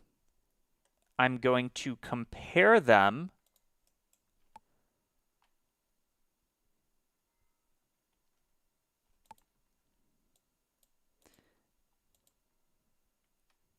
Okay, next time, no bundles. I'm going to compare them to the time. I'm going to get the distance between them, which can be thought as the difference as an absolute value. And I wonder if we can visualize this nicely. Yeah, you can kind of see. That's looking nice. Okay, great. This should be a inverse relationship, where the further away it is, the weaker it is. And then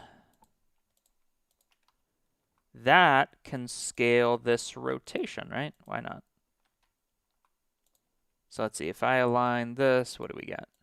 0, 1, 0, 1. Okay. And then this is the factor. So let's see. Rotates a lot. And is that correct or is that an inverse? All right. Oh, wait, that's the wrong one. Oh, wait, no, that's correct. So let's see. Closer proximity.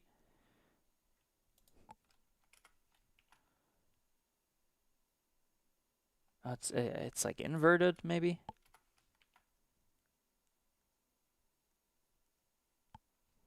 What is going on?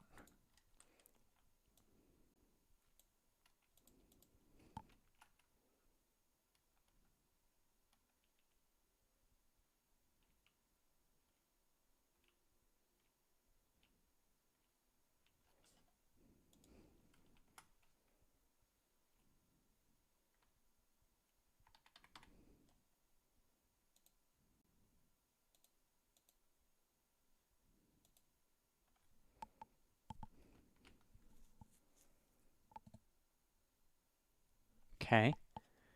So that is the difference. Maybe I need to make this like a inverse square or something.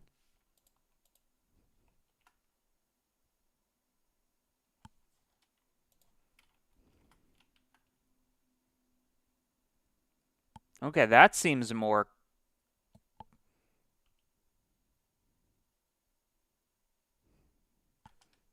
That seems vaguely more correct.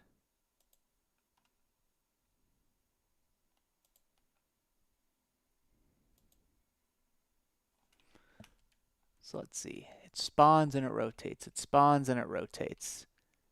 Like, that's quite nice. But then the issue is, you can imagine the time keeps going in a circle. So that's one way to do it. Another, which I think is just more reliable,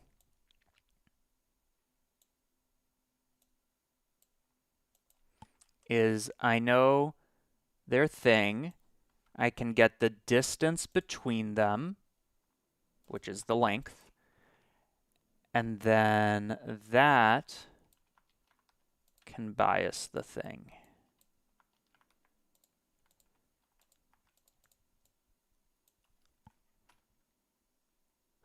Yep, just as intended.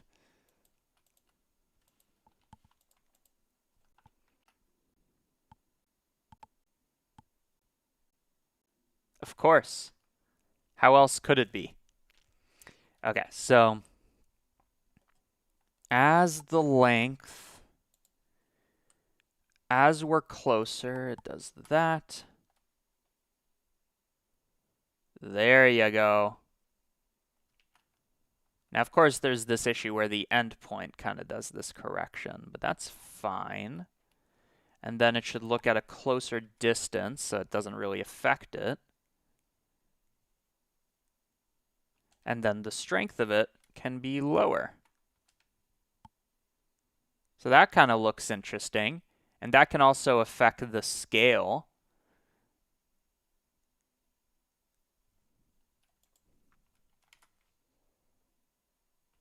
Okay, so how would I affect the scale?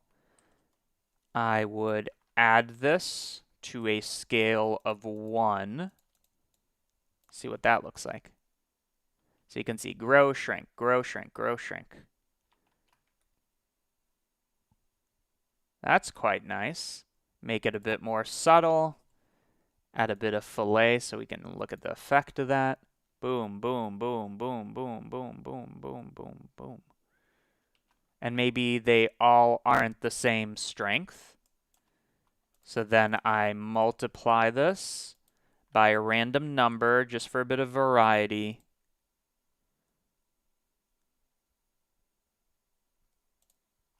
Whoops.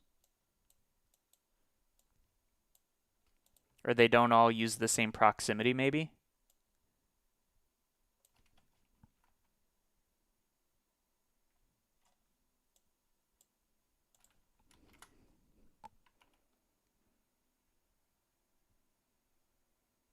Okay, good. So now they're not all exactly the same. Let's go from 0.05 to 0.15. Nice. And then let's make the proximity even lower, which will make it feel more like a click.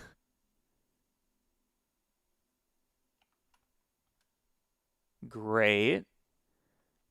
Great.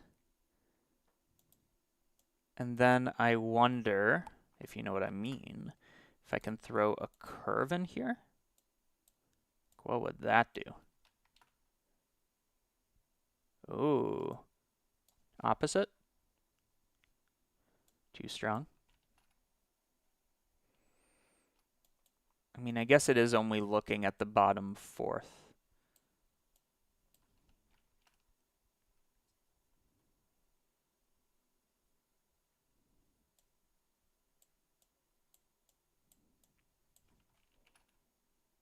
Oh! Can you see it? The little shake?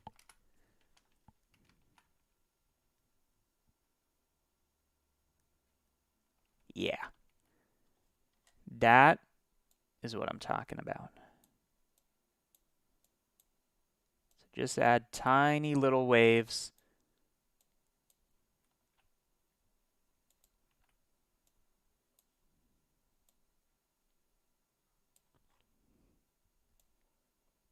So this is like a nice little bounce.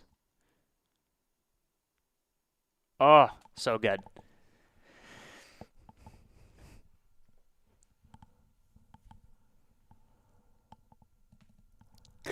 Okay.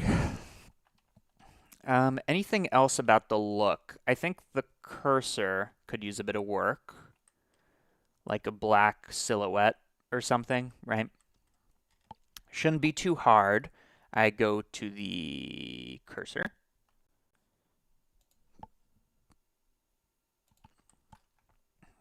And I just need to inset it a little, right?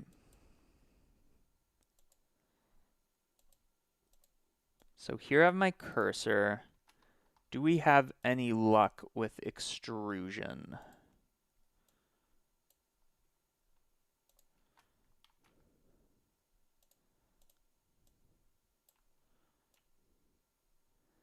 Yeah,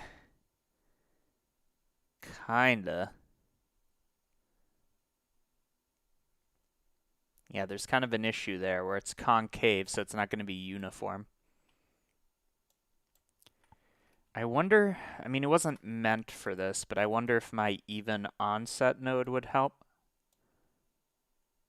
It really isn't meant for this. No. Na na na na na na na na na na na na. Na na na na na na na na na na na na na.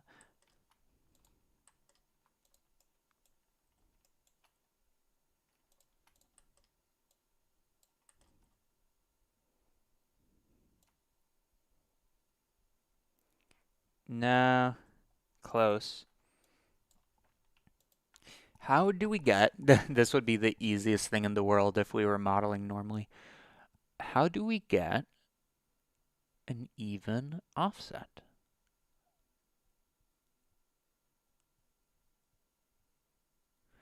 Maybe what we do is before I center this, I'm going to extrude upwards. I'm going to, instead of scale, I'm going to move the top, which looks like this, to the, or I could do a drop shadow. That'd be easier, actually. I'll consider that if this doesn't work. I move this towards its XY position in the direction of,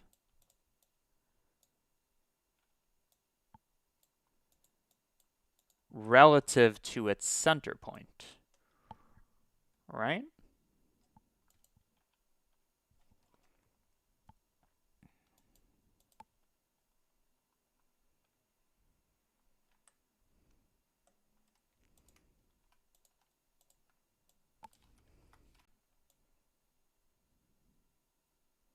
That kind of looks correct. Let's scale this so it's a little smaller and then offset it. Yeah, that'll work. So I make this nice and thin. Again, it's not exactly correct, but it'll do. So if you don't know what I'm doing, I'm taking the cursor, I'm moving it up so I can now like deal with this face individually. And I don't want the sides. So I'm going to delete anything that was a side.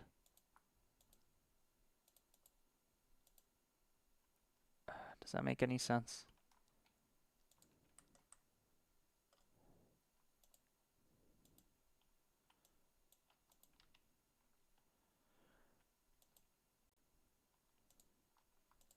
Okay, let's think. So we have this. Oh, because it's hollow. Hehe. Okay. I'm going to use my solidify node, cgmatter.com, absolutely free.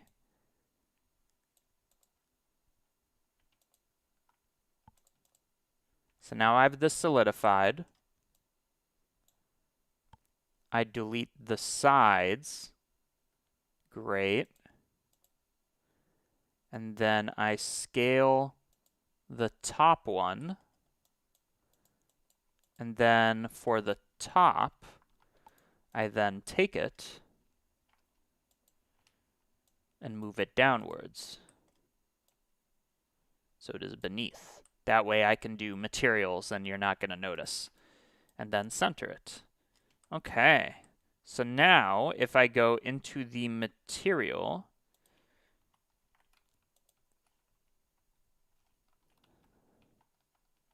that's fine actually.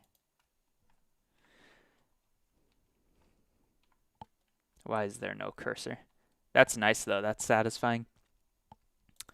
There's no cursor because it's not connected. So you're going to see if I look at wireframe, now we got something special.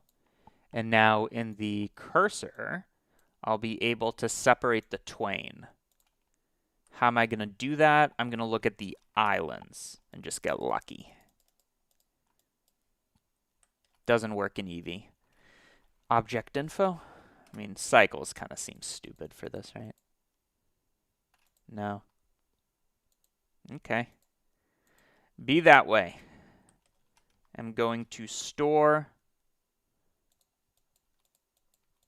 this as the top.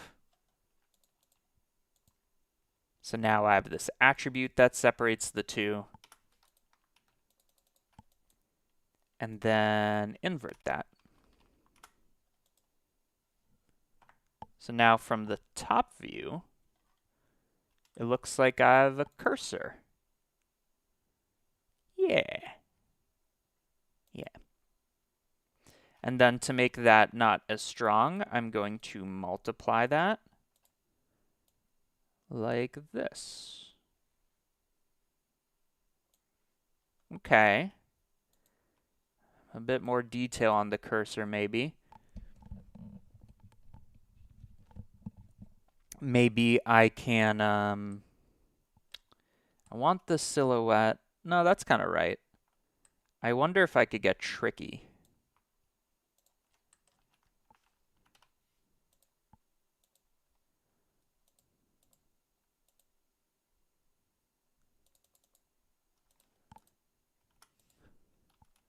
Just add a bit of curve. Before, after, before, after. I don't think that will break any of our logic. I don't think it's dependent on the topology. And then I'm going to make the black a little bigger. Just a little. Which means I need to adjust.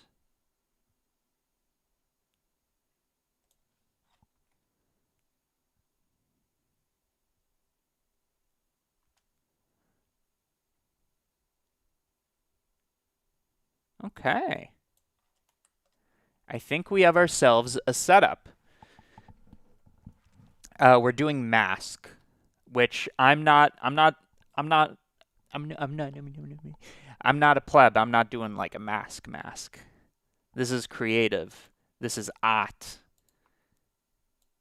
Okay. I mean, I doubt this will need any compositing. But let's see. I would like to play with the spline.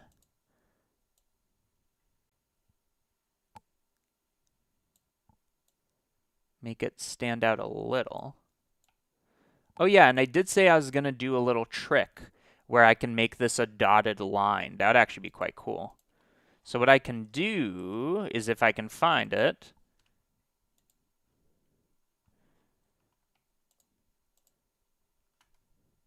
is here is our curve, and here we turned it into an actual mesh.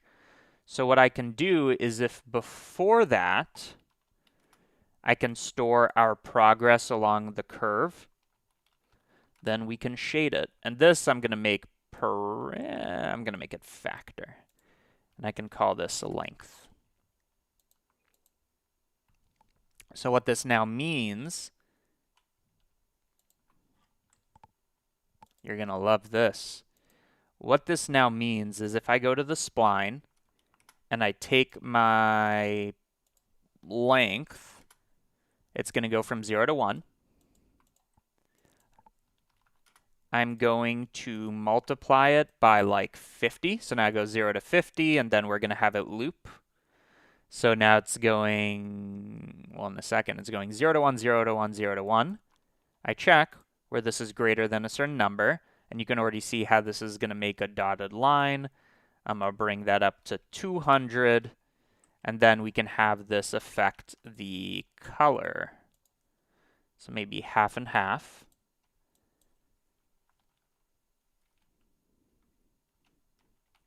And then I can darken the color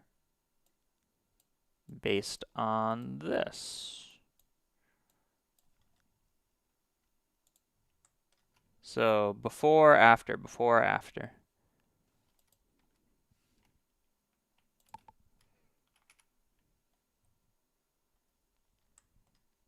Got to figure out the correct values to make it look good.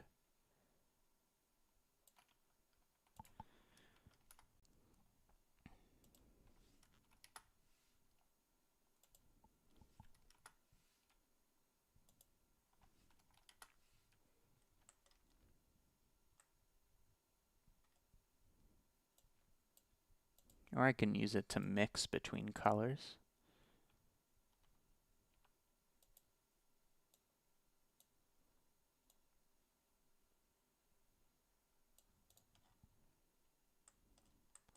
Before, before, after, before, after.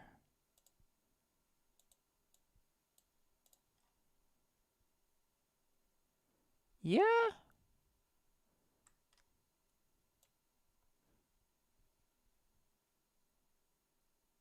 Does kind of add something to it, right?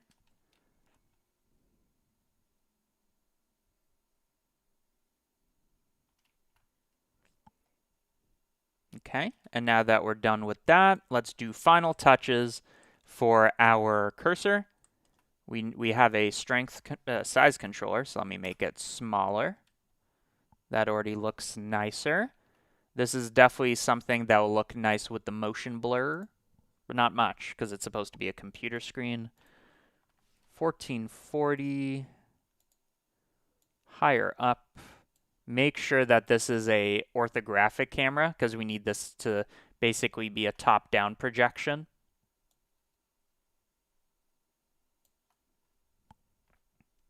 And motion blur. And let's do, oh yeah, there's now viewport motion blur. That's a little whack. Either way.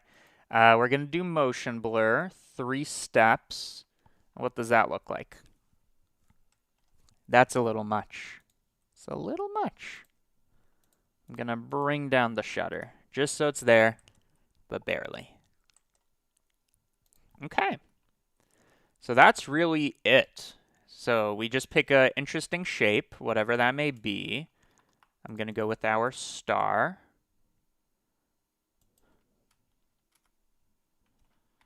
And make that star a bit wider.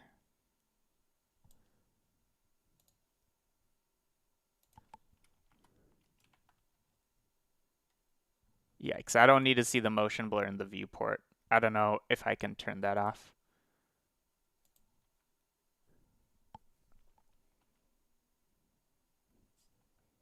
And then let's take the speed, slow it down, take the offset, and make it perfect. Yeah, now we can get all kinds of nice shapes. Okay. Make that a bit bigger. And notice that the amount of time it takes is length dependent, which was intentional. So like that. Bring up the speed so it actually finishes. Nice. Nice.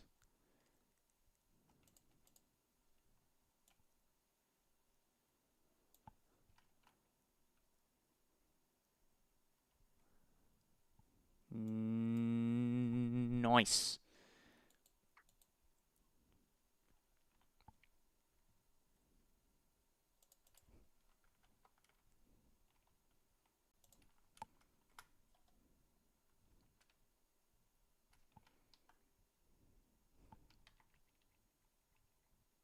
Let me make it just a little more delayed.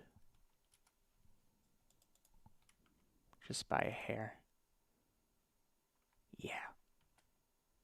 And remember, like, where's our distortion path? We can make this insane, and then this really deviates. Let me just look at it like this. Like, it doesn't know where it's going.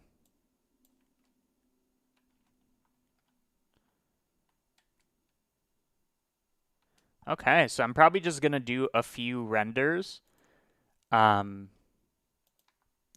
different shapes. I'm not going to do that now. That's going to be kind of the final result. But since it is Eevee, let's just see a quick one. So this is Nodevember day 20 mask. And let's make sure we save this thing fully. That's not horrible. It's mostly the new rotation stuff that's whack.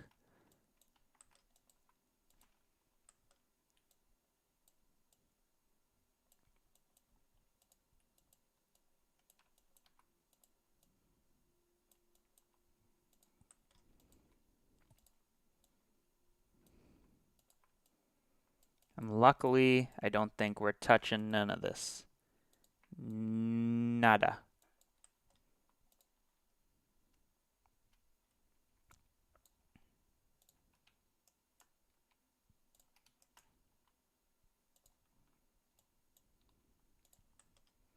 Just make it a little bit more legible.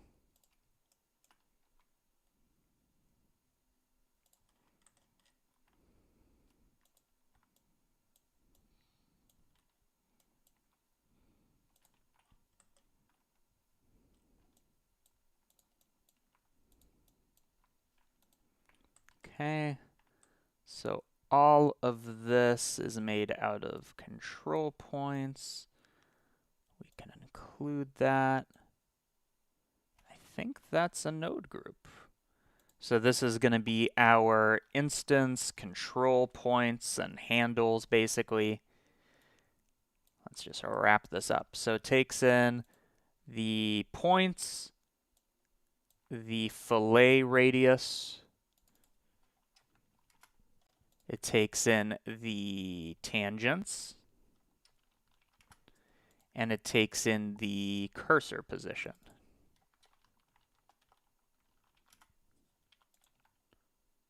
Easy.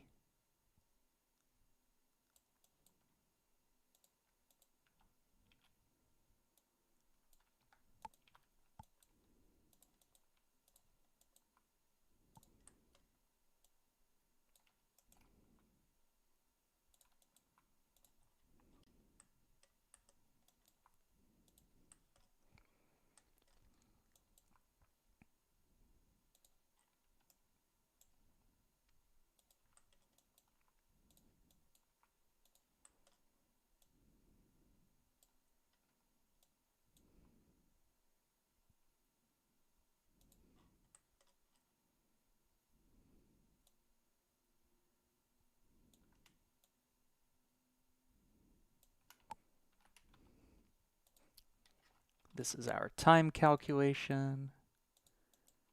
They call me Monsieur Consolidation. For my consolidation skills are great. Okay, that's not too bad at all. honestly.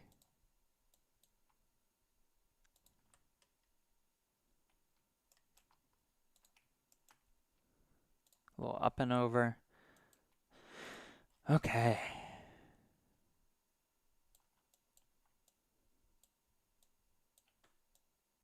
And the user can even draw their own curve. Okay, great. So this is going to be, again, once this is done, I'm going to make it on cgmatter.com. For members, you go here. There'll be all the Nodevember stuff that you can download. This is going to be a big pack. Okay, so let's download. Let's render one of these. I don't think it needs any compositing, although I can't think of a single person a vignette has ever hurt. But light. People go too hard on the vignette.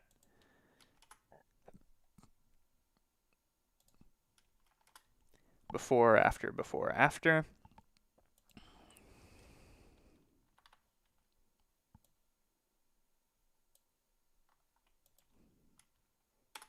Boom. Ooh, high gamma, actually. This reminds me more of like Da Vinci. And then, yeah. Yeah, that's nice.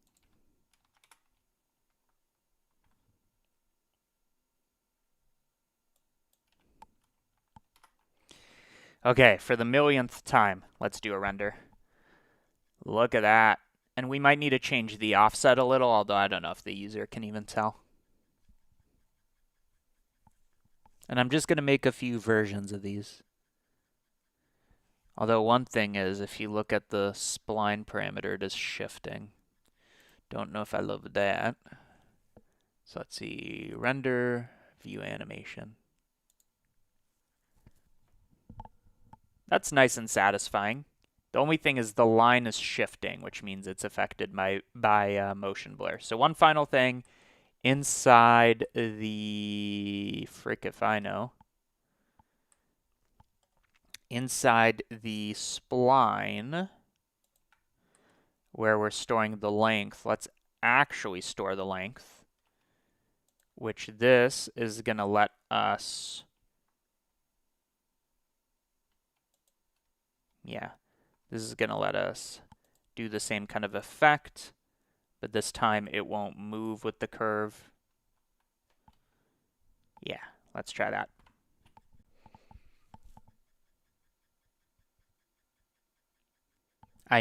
No chromatic aberration. Chromatic aberrations for the birds. You have to be so light on it that, like, what's the point, you know? Maybe some drop shadow, though. I frick with some drop shadow. We're already at 2.5 hours. This is arguably the simplest one. Yeah. Nice. Nice. Okay. So I might do some final modifications off screen, but I think we got the essence of this one done. Okay. Nodevember day 21. Grimoire, which I said at the very beginning of the stream. I didn't know what that was. I thought it was a long word for grim. I'm like, oh, I didn't know grim was like, you know, a single word. What? That grim was a longer word. It was a shorthand. But it's actually a magical book. So magical. Okay. So again, it doesn't leave much room for interpretation unless I do like magic spells or candles or whatever. But let me find some reference that I like. I like that. So I don't even know if the book needs to open, to be honest. Like, it just needs to look cool. Although the pages flipping would be everything. I like this for the tattered pages.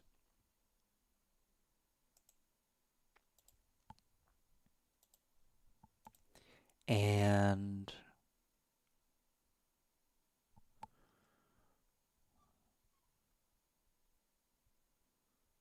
mean, I could have like text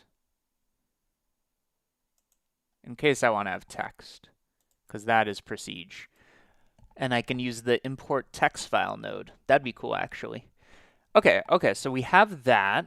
I do want to check one more thing before we get into that. A nice little treat, maybe. Let's see. I'm just checking something on my end. No. There's a tutorial I plan to release today or tomorrow, but it's a sponsored one, which if you don't know the process means, they look at it, they review this ad part.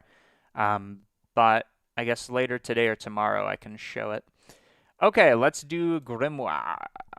Easy. Easy money. The money's in our hands. So day 21.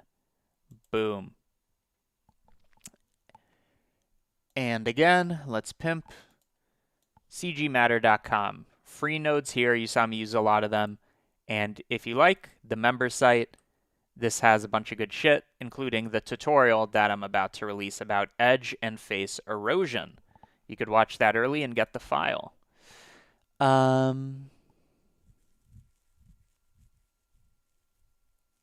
Thank you, Slevin. Okay, so Grimoire. Let's make it. Grimoire. Oh, wait, no. That's the wrong name. Nodevember. I'm trying to be more organized. Day 21, Grimoire. Let's see if we can do this one faster. Because it's all going to be sheen and shit. And bump map. It's all going to be materials, what I'm trying to say. Okay. Let's begin. I'm going to need some image reference. What's our best one? Maybe this one? Versus this one. Nah, that's ridiculous. And I also don't like the look of it. I said as I downloaded it as reference. Okay, let's go for something like this. Easy mode. Easy mode. What is a book? You may ask.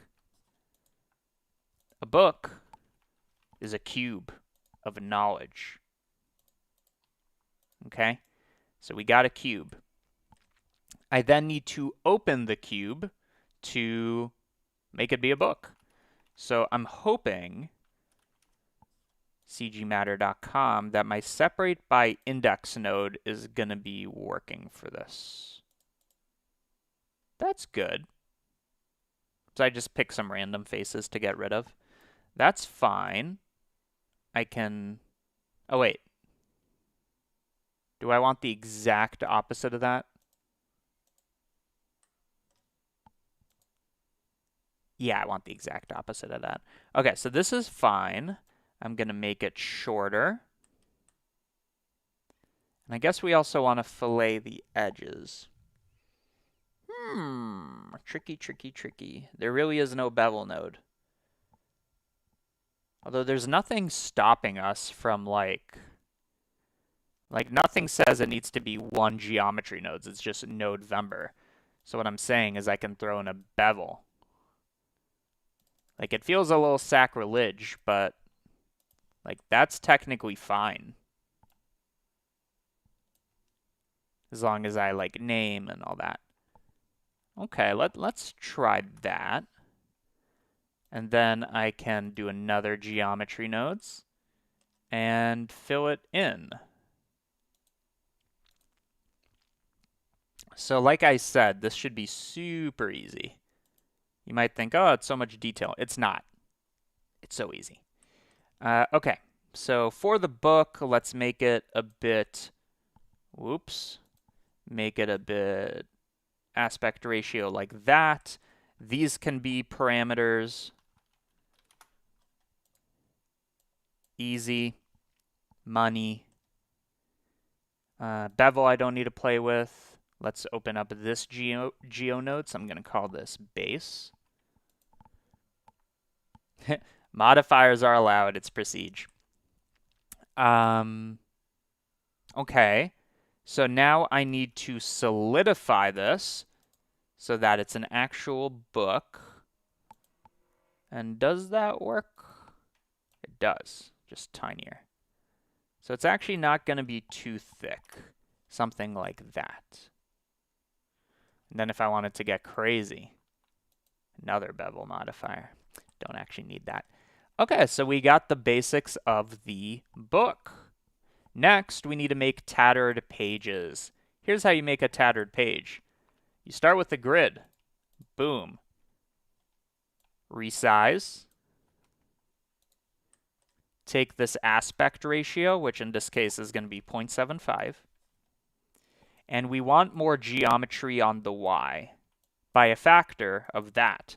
So I'm going to take an integer. I'm going to run an integer math multiply by this, by this. Okay, it literally needs integers. So let's just do a normal multiply by this, by this. And now, divide. And now it's going to try to keep a square kind of tile that I distort. that I distort mainly on the z-axis, I believe, but just by a little. Otherwise, we're going to run into some trouble. And then, do I want the x and y? Yeah.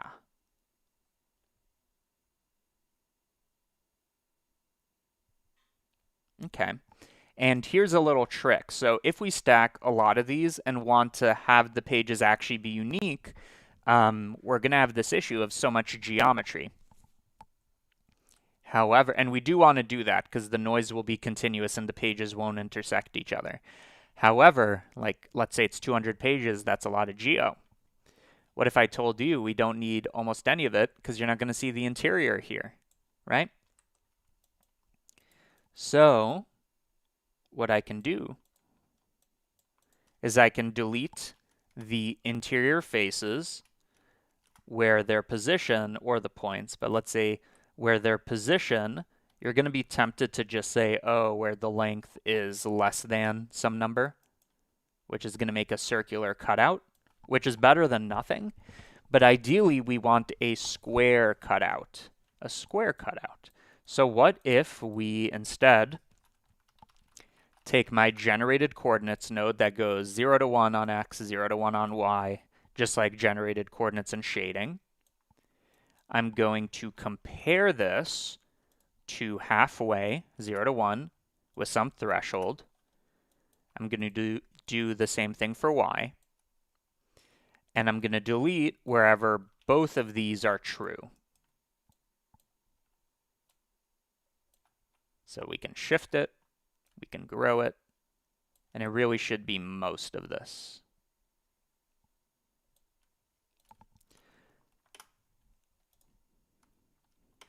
Okay, so now we have significantly less geo.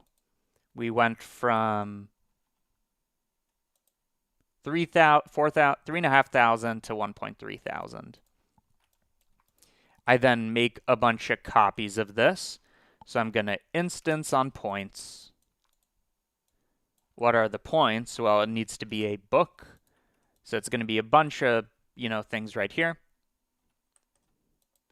We need to know the height of this roughly. Not exactly, but roughly. So here's my original geometry before I solidified it. I want to calculate the height of this. I have a dimensions node that I added recently. I can then have my mesh line. You can see this is like centered. Maybe before I do that, I use my snap to ground node to make sure it's on the ground. Now we have the height and it's working nicely. I'm going to take the height of this and make a line such that it goes from 0 to this number on the z. So now this should be the exact correct height, composed of 100 points. Each of those is going to be given a instance. So just like that. And in theory, they should now play super nice together. So let's see. What is the difference? The difference is the size of the page. But the size of the page can kind of be dependent on the X and Y dimensions, could they not? They could. So let's see. X, Y. Now they perfectly fit. We'll take care of any face over here. And I want to make sure the geometry is even. It roughly is, but instead of this 0.75 aspect ratio, I can just calculate the aspect ratio between the X and Y dimension. Boom. Now it's going to be square. And that is going to work no matter what dimensions I make my book. Proceed. Okay, so we have our book. I snapped it to the ground. I solidified it. I took its dimensions to create the paper that I'm probably going to store the UV map of, honestly. Okay. We then made a resolution for this. We deleted the center of the paper based on its generated coordinates. And maybe let's store these. So I'm going to store this UV map. And if I do it like this, on face corner for a 2D vector, it's going to use the UV coordinates from the texture coordinates node. So that's a nice trick. You don't need to do an attribute. We then spawn a bunch of pages, instance them, and view the result.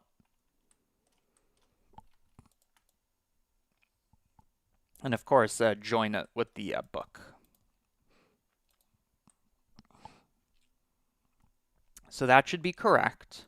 Now that we have that, I can take my pages and distort them a little. And now we're going to choose a big number. And they really should, I guess, barely be distorting on the Z so they don't intersect. We could give it a little wiggle room. Looks like this needs more geometry. Easy.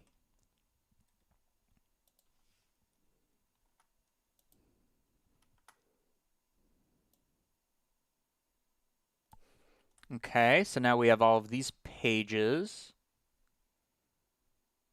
And we want some jutting out like there is in this image.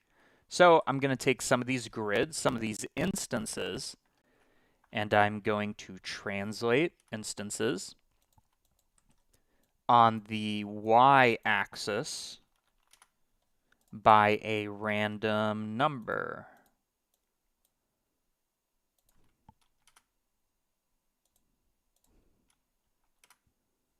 Okay, so now some books are coming out of here. And again, I realize this issue, but we will fix that in a moment.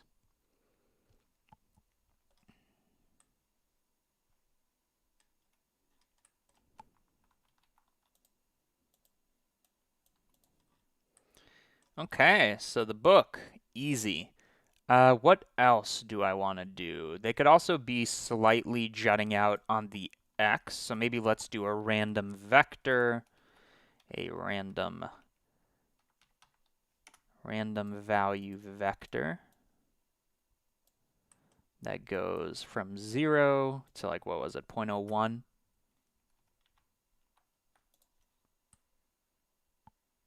Great. And now we want to take this and delete, stuff that's hanging out. So how do I determine what is and isn't, quote unquote, hanging out? Well, an expensive way of doing this is, remember, we have this original mesh. So anything that's outside of these boundaries is a deletion. And if you imagine each page is composed of many points, if a point doesn't hit the top of the book, so that would still work here, If it doesn't hit, that must mean it's on the exterior. So it would be expensive, but if I was to raycast, what was that, by the way? Weird node. If I was to raycast on this upwards, I can delete. I can delete geometry that not is a hit, but rather isn't. So you can see now I'm separating some of these. So I'm going to invert like that. And now we have this. So before, after. What does that look like?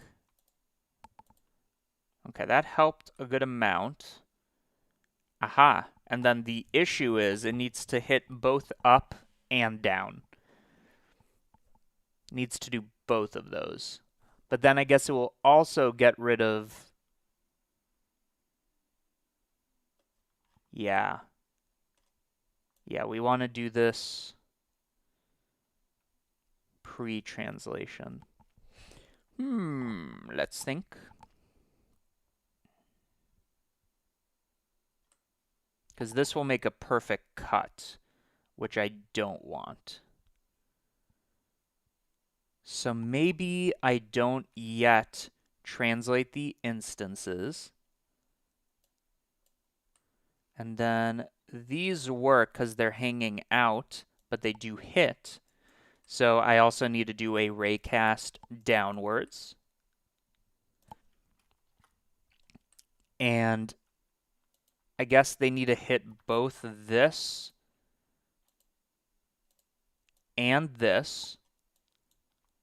And if they hit both of them, they will survive. In other words, not be deleted. Okay, so we've isolated these. Now we can do that thing where we push some pages in and out. And that was with this translate instances we had here, but of course that doesn't exist anymore. So I'm just going to store on the instance its index, so I know if I'm on page 1, 2, 3, whatever. And then I transform. In other words, I set position, but not by this random value that's going to create all of these intersections, but by a random value that looks at the index. And I'm going to call it something different, like page. You don't want to name something index or position or whatever. So I'm going to look at the page. That's going to define an ID. And then that is going to define an offset. So this is without, and this is with. It just keeps everything nice and together. And now everything is contained, except for where it isn't, going out of the book. Okay. As for the deletion, we can delete the faces maybe. And let's see what that looks like. That should look quite good with lighting.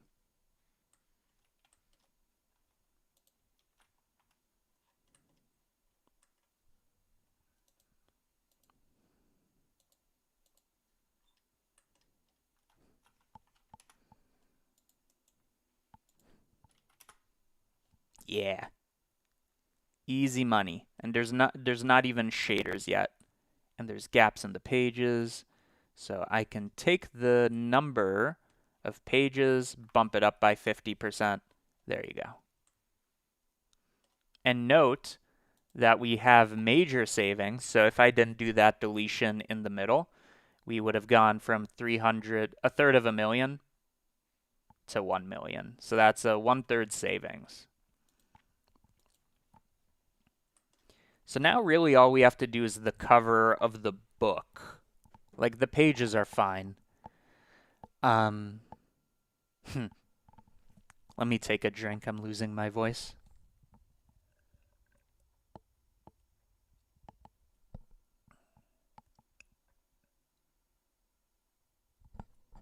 Okay.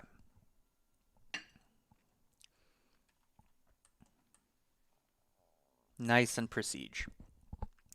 So now what I have to do is I need to make some kind of curse design on this, which really would be easier as a shader, wouldn't it? Let's console. So here are our raycasts to see what is and isn't in the book. So boom, boom, delete.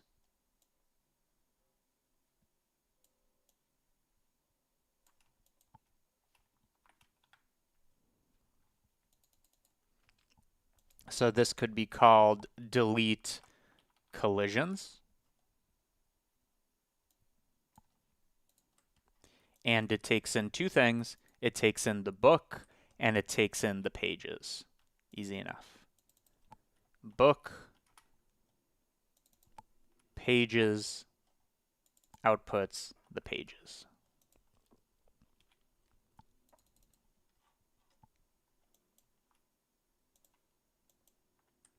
Then over here we do the random overhang idea. So I'm going to take this. I'm going to call it overhang. I don't really need any parameters. Maybe this one. Random overhang.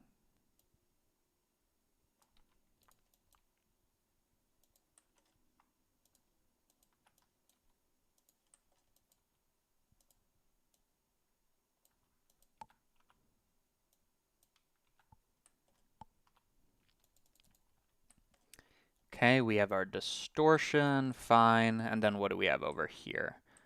Let's do our page deletion thing. So maybe, how do I want to do this?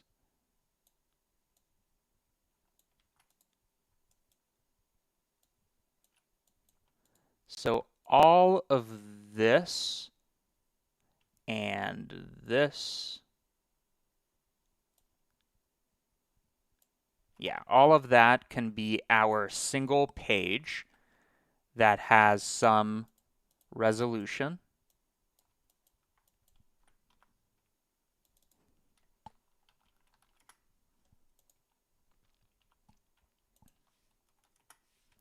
And then we delete the center cutout part. That can be its own node. Cut out center.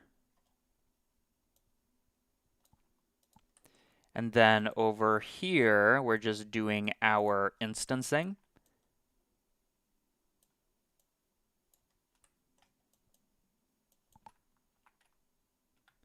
So this can be called our like duplicate pages or something like that, because it comes out with a mesh, not a instance.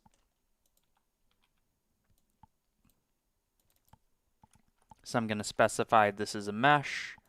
The top one is the book.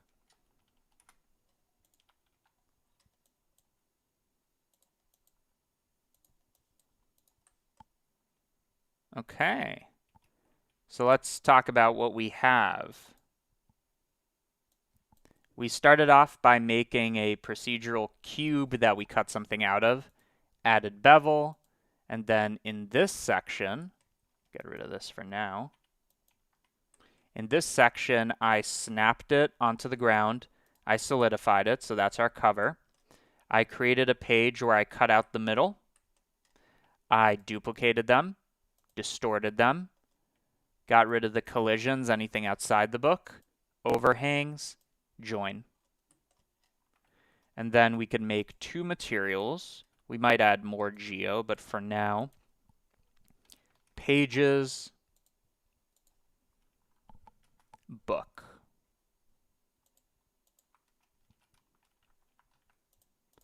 So this gets the pages, this gets the book.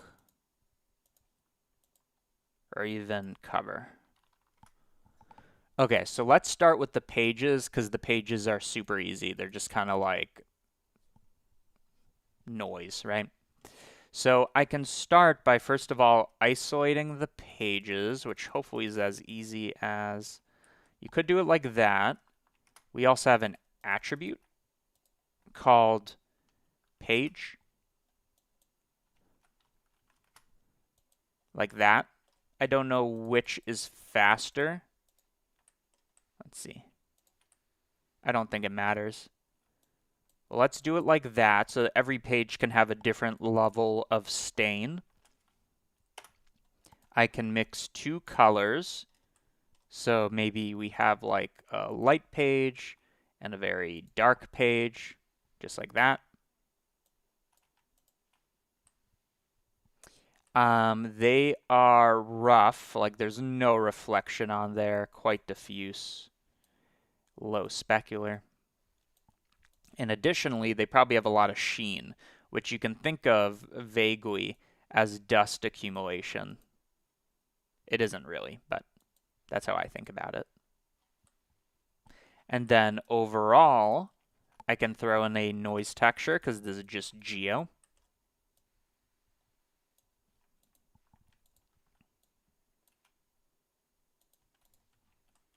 That I'm going to add detail to, roughness to, and then I am going to multiply this as like a darkening factor.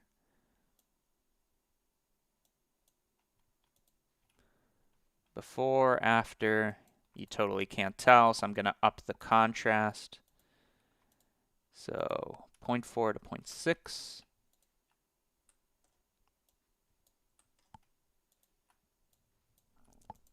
Before, after.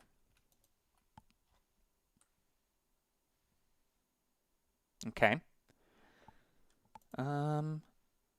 Yeah, that looks better. And then there can be some mild noise based, or some mild bump based on this as well. Probably wouldn't push it, but let's see what that looks like. Before, after, before, after. And we're not going to really zoom in on these pages and see these like deleted things. Also, make it very subtle.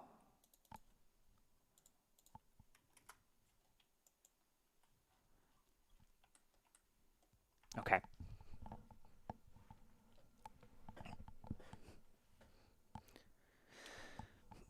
I did make a Discord server years ago, but that Discord server needed to be moderated, and I don't got time for that.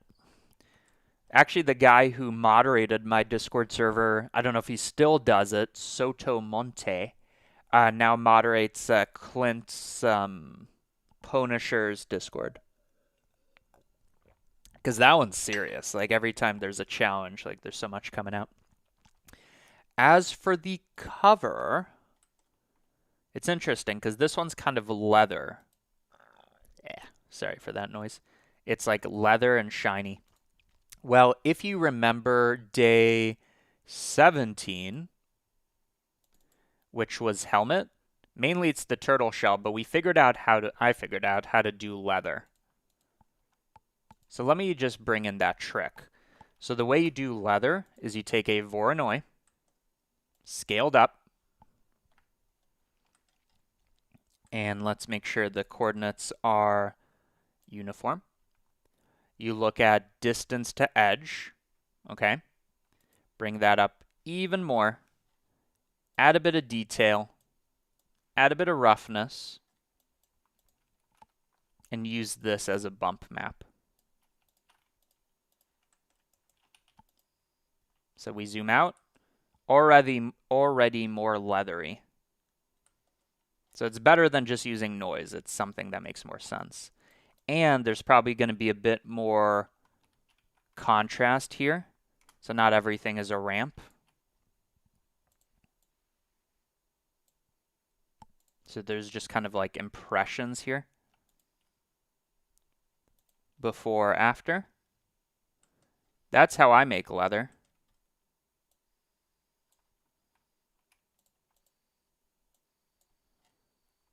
Slightly different than noise.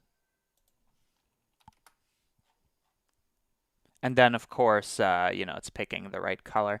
But it's interesting that there's kind of like a shiny specular, like a shiny leather going on here. And additionally, like I said, anything that's old sheen it up, you know? It's just going to make it look older.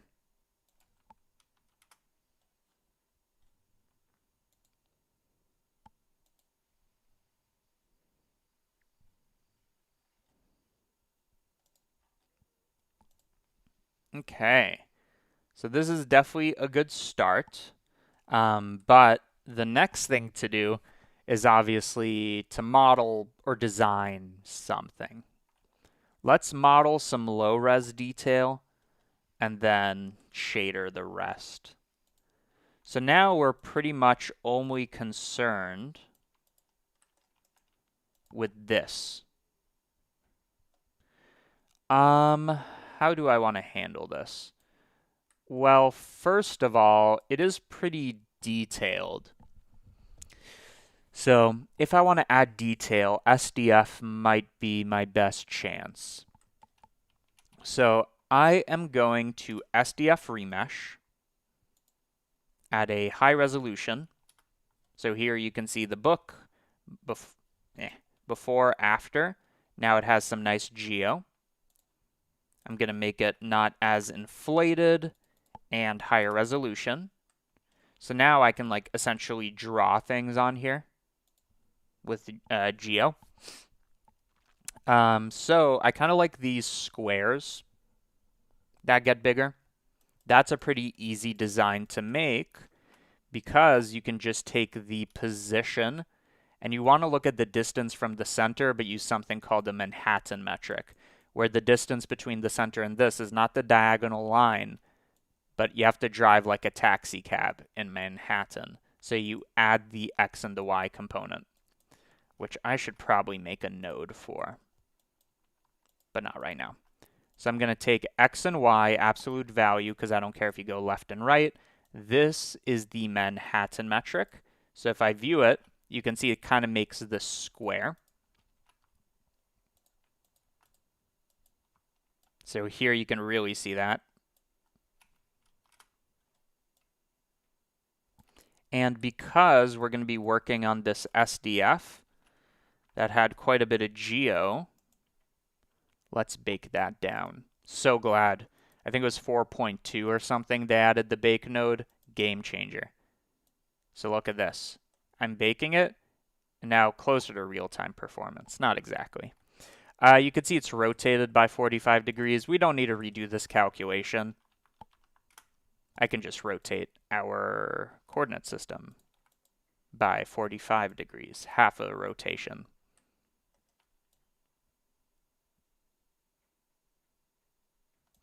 Now, instead of using a greater than, I can do a lot of things. Let me multiply by a big number. I'm going to take a fraction. So now it's repeating. And I'm going to kind of cull it. Now you're going to see that you kind of want it to be stretched more than it is whatever. So I can bias the Manhattan metric to say, oh, going left is more or less expensive than going right. I'll be honest, this is not what I expected. Yeah. Okay, so that is not what I expected. What if I rotate and then scale the coordinate system such that it's more... Yeah, that's kind of the issue, isn't it? What if I do it before? Aha. So you can bias the metric. But then it kind of looks stupid, doesn't it? Okay, let's keep it as is. Multiply by 50. And let's get rid of the middle so we only have this boundary thing. Although, again, it really is...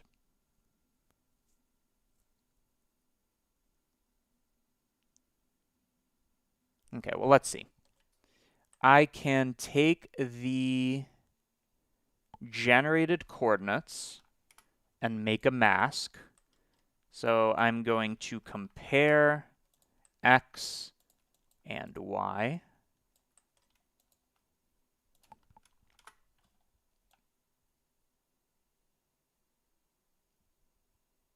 to kind of eliminate this section in the middle.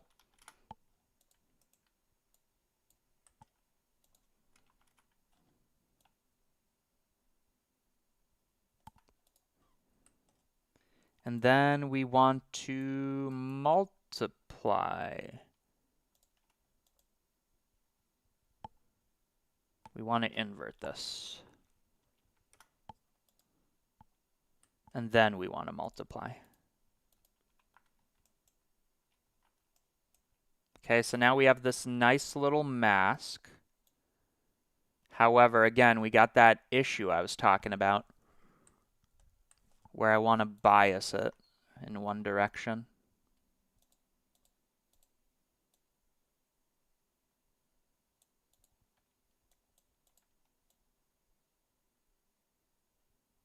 I mean, this wouldn't be a horrible way to do it.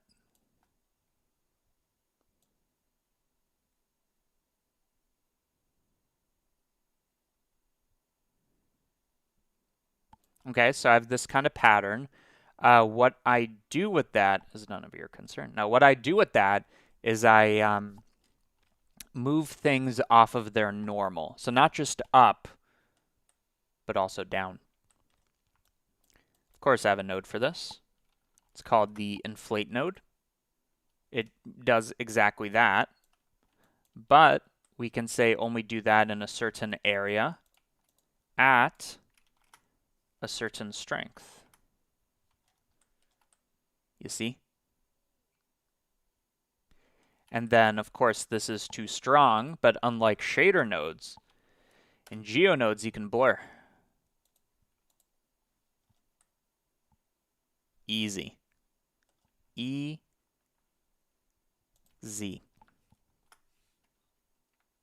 And this is like a very low frequency, like silhouette detail, which is why I'm modeling it.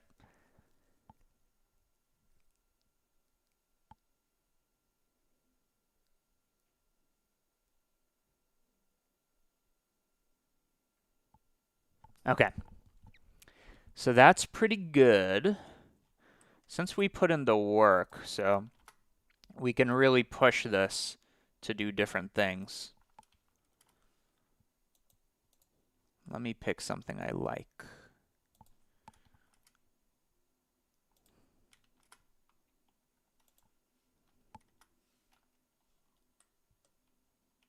Now this is fine. So this is without blur, with blur. Then a little lighter. I can totally, anything I do to these position coordinates will kind of propagate down. So what I mean is if I don't scale it, now I have this. If I don't rotate it, now I have that.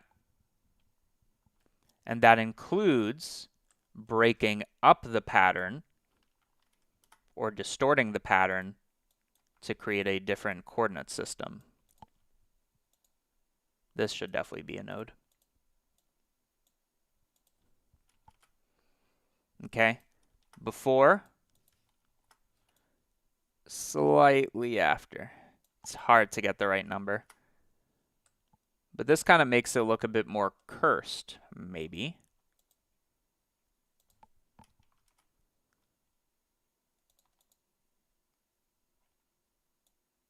It depends how old we're going for. Yeah. Before, after, before, after.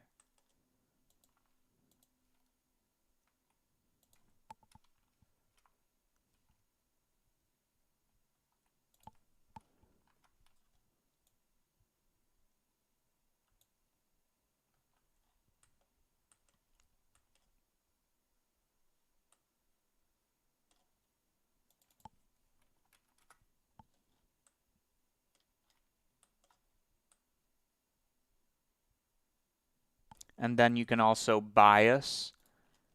Love that word. You can also bias where this shows up, also using a noise texture. So here is a noise texture. And let's throw in that a good old bias.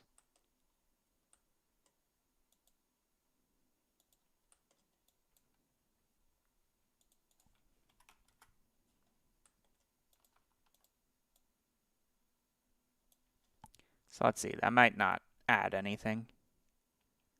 Like subtly, right? Nah, too much noise. Okay, so we got that. We can also, by the way, just gonna test this, distort it with a different pattern, like a Voronoi. Ooh.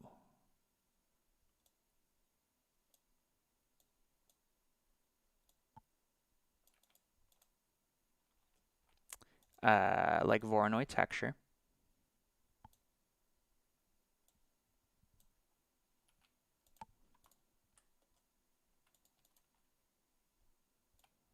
This will create kind of like rings, is what Voronoi does. It's another way to make a cursed looking book.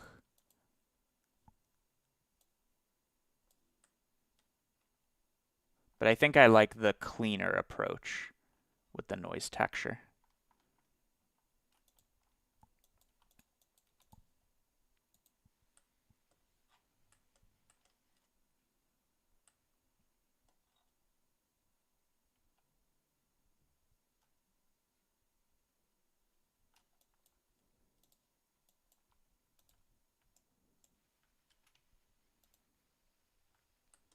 So already something.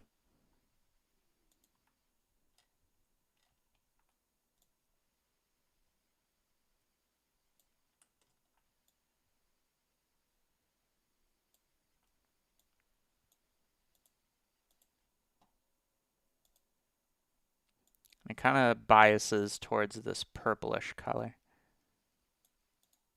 Okay. Okay, we got something. Let's, of course, just kind of throw scratches or something as well. Gabor texture seems to be good for that, apparently. And what do I like? I kind of like phase. So what I can do, just to make this a bit more interesting, is I can do this. Before, after. Can't really tell. Before, after. Just kind of breaks up the pattern.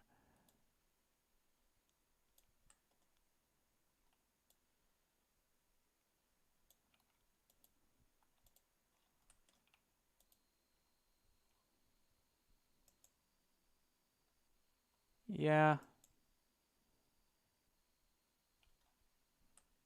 Yeah, I like that. Okay, how do we get this to not look like Play-Doh?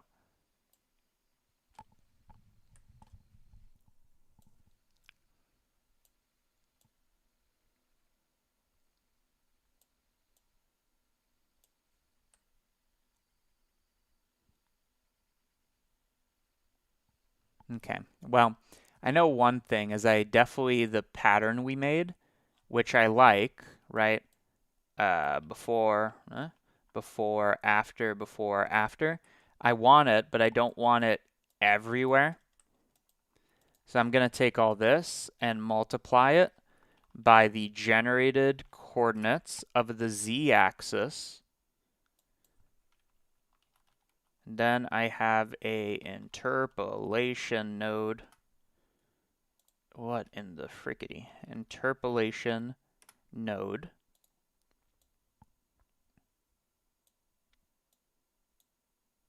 Which right now is the opposite of what I want. So I'm going to invert.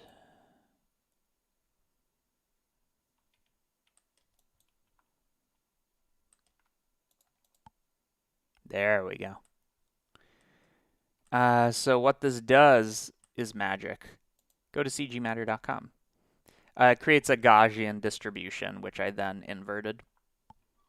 Nice soft fall off.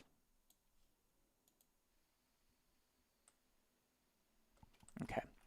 Also, a few episodes back, I've allowed myself to use HDRIs. It just doesn't matter, you know? Where would you find the Grimoire? Maybe in a dark cave. We'll go for that.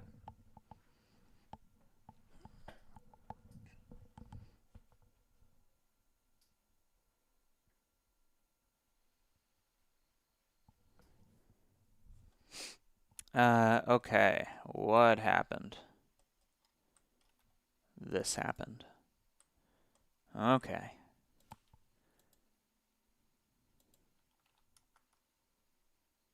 Okay, I like that.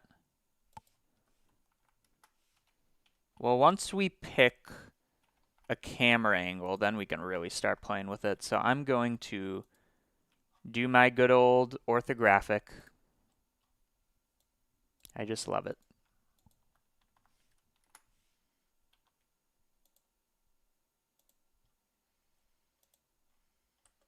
Okay, is that nice and close? Yeah. And then let's zoom in.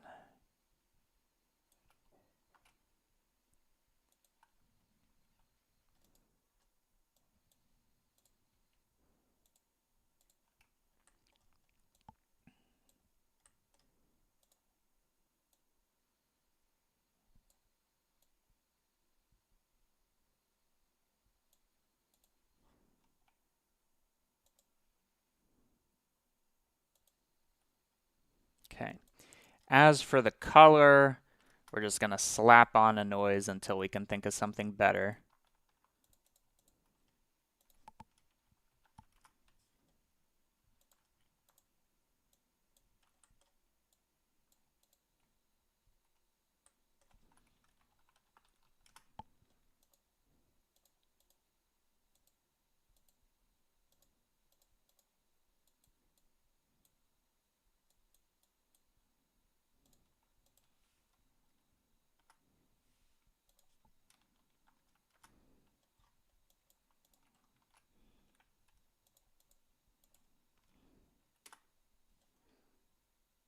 Okay. Lighting sucks. Let's make it better.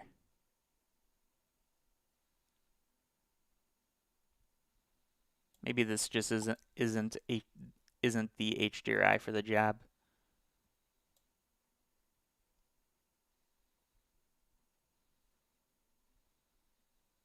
Okay, I like that. One thing that's holding it back is it just kind of looks like putty. And that is all a responsibility of this blur attribute, right? And then also this distortion. But I definitely want some of it. And then I definitely want a little of this, but I guess just overall less strength. Even less. There we go.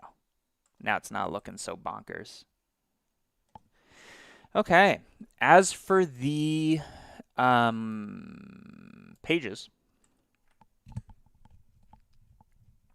what am I going to do for the pages?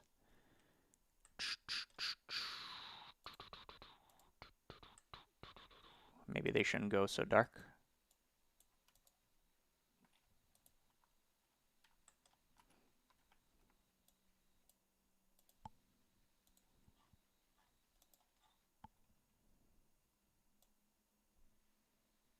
Oh yeah, definitely not as saturated.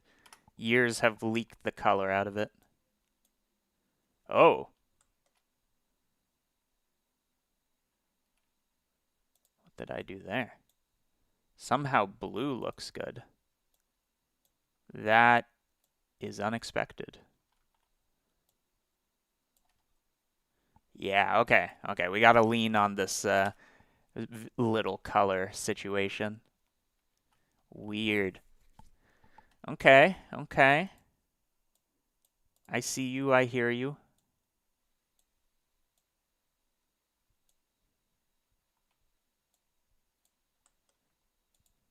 Yeah, just sheen it up. No sheen, sheen. No sheen, sheen. Just sheen it up, you know? Oh, and a sheen map? Get out of town. Leave this town. Yeah, that's a bit much, isn't it?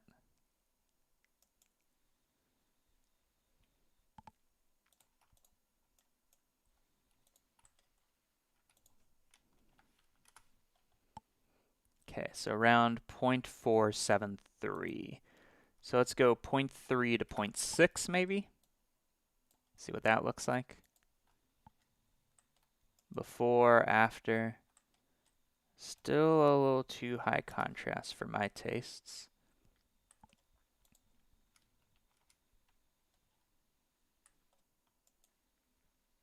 Yeah.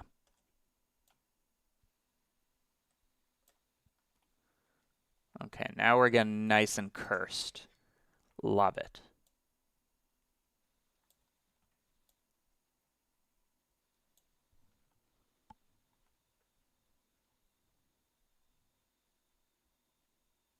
Okay.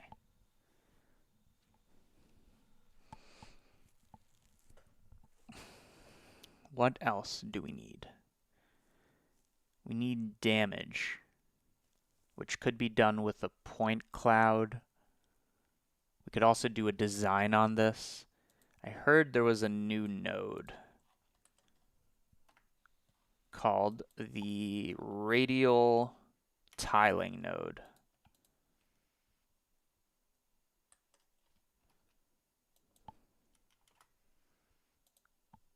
Now what it does, I couldn't tell you.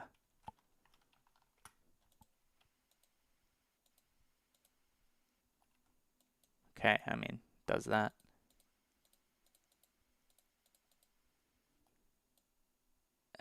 Nah. What kind of pattern would be easy to make? Let's mess around with Voronoi texture.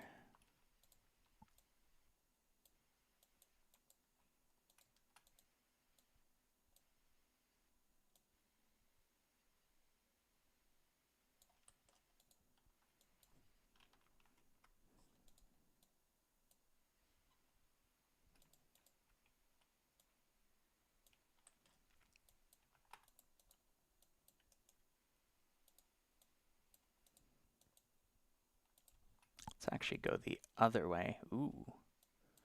Ooh.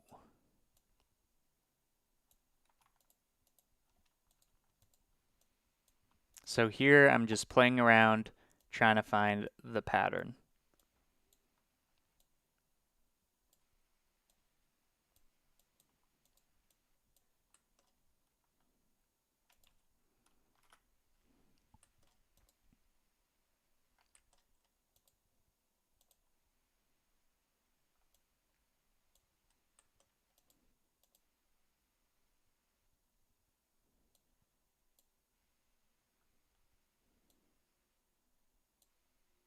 Ooh.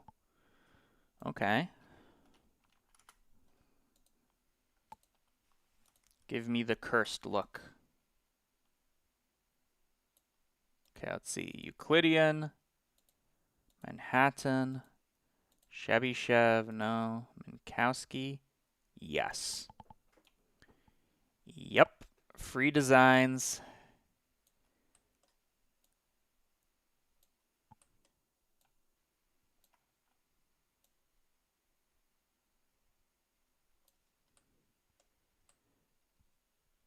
Never drew a texture in my life.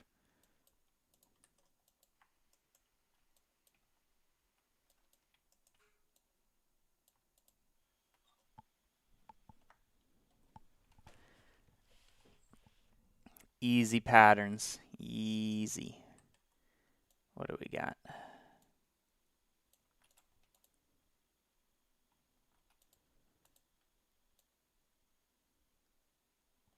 It could actually like animate over time. That'd be kind of cool.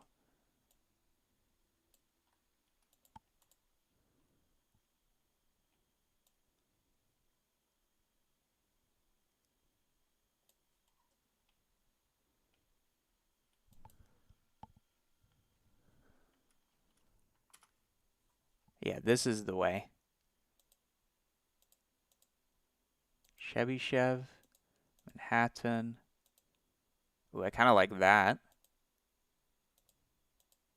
Why did that look so good? Because it kind of looked worn out, which I can borrow that idea. Don't want to create too many noise textures.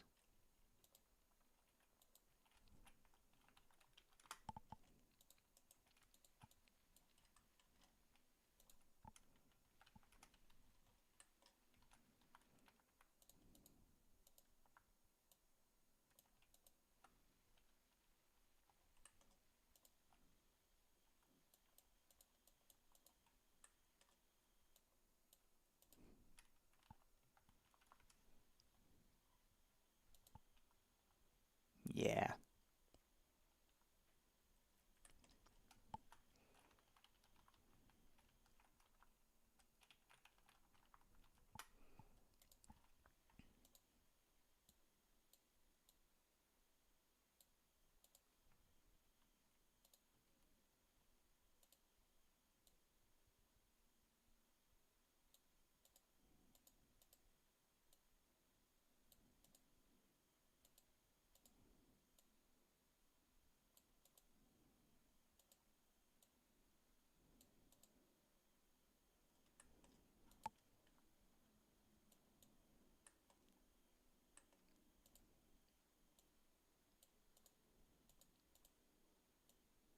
We haven't even included this in the bump yet.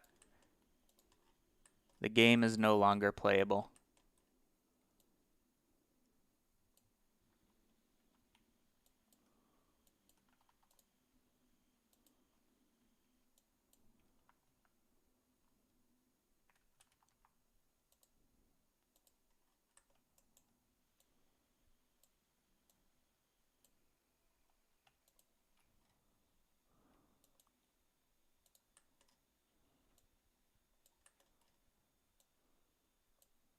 Yeah, I'm just trying to get this pattern impressioned in here. Like it was stamped or something.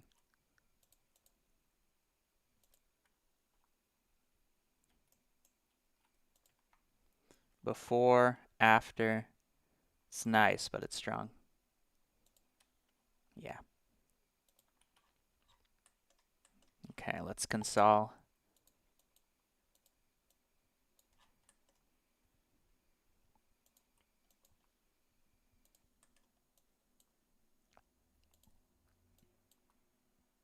Now this is supposed to be kind of like a cursed book. So I got to figure out what I want to do with that.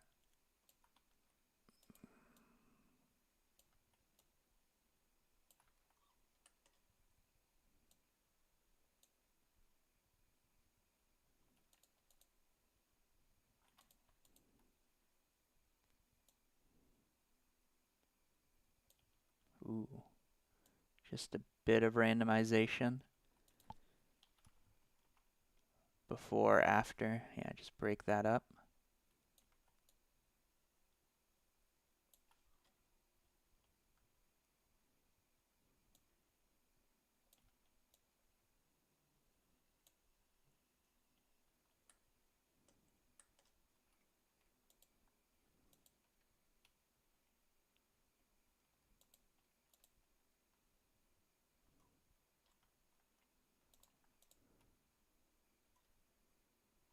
Ooh, I like that.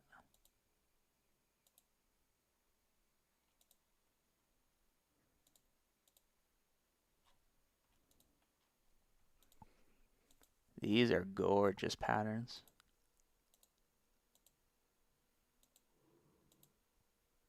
Not that one, though.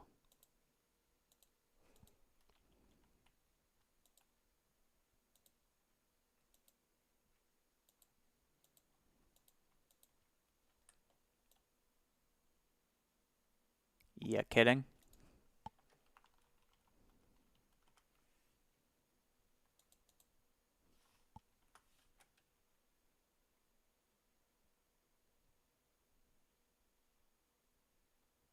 I know what this needs.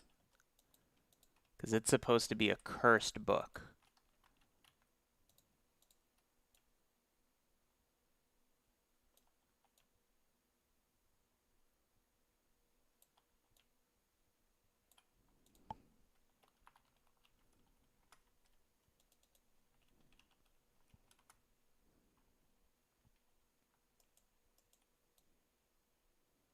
Let's use this over here instead.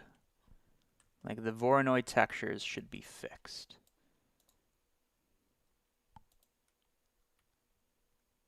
Ugh. It's over. It's over. I won.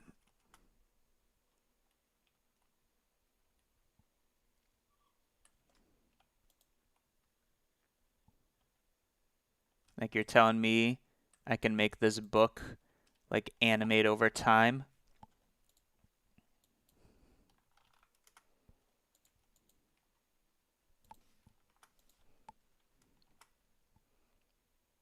And this can be like an emissive map or something. Yeah. Okay, let's try that.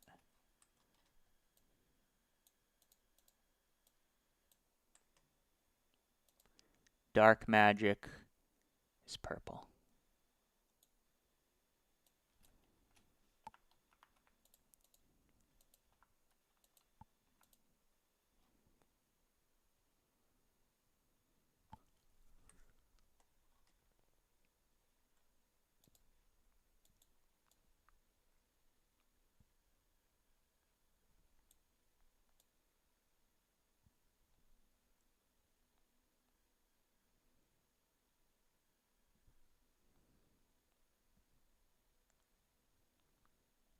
I actually don't think purple's correct.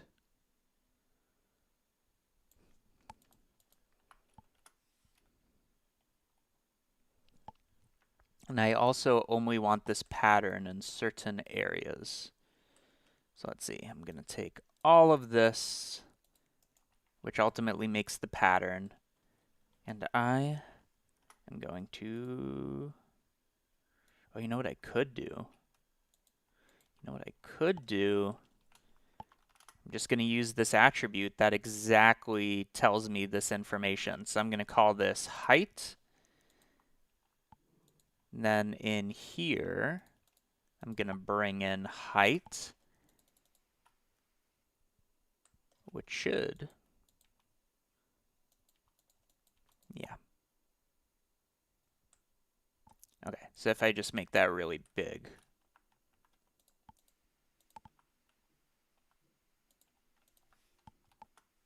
There we go. I can then get rid of the design where it shouldn't be. Before, after.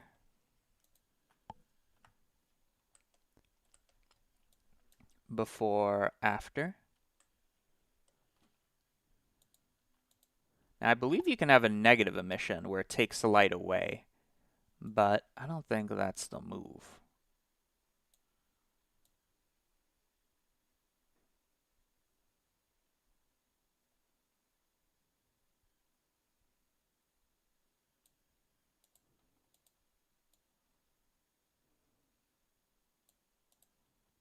Okay, it should be subtle.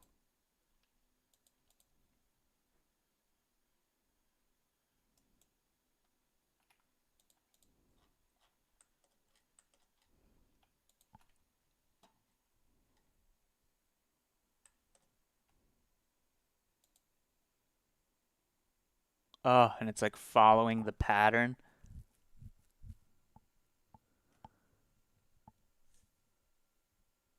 Oh, thank you for looking back at that 7-hour live stream. Jeez. Okay. No sheen. Sheen. Some sheen. All sheen. Okay, too much sheen. Then what happens if I...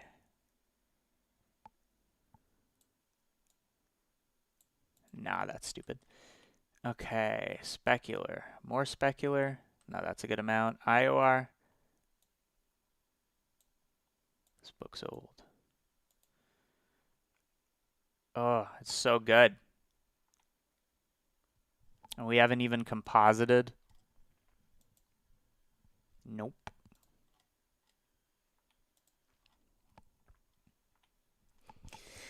Okay. So right now this is a pretty generic book. I guess I want the cover to be a bit thicker, right?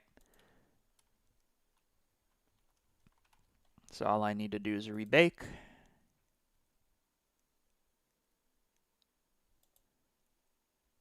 Did that do anything?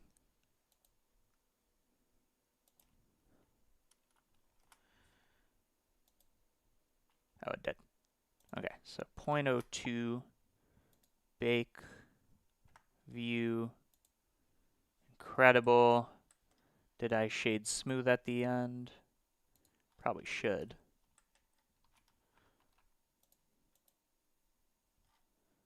that look better or worse? I don't think I can even tell. And then, wait for it, you thought it was over. No, no, no, no, no. I'm going to take this purple. I'm going to go to the pages. What's he thinking? Well, remember, I already have this page number. I can compare it with a moving target.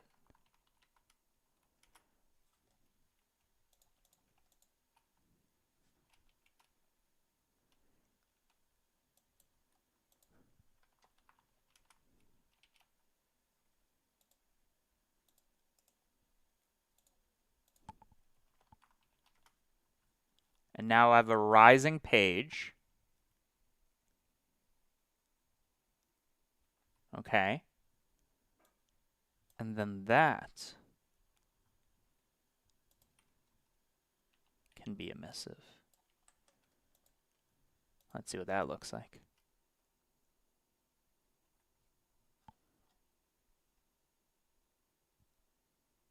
Or I guess we went with a different color in the end.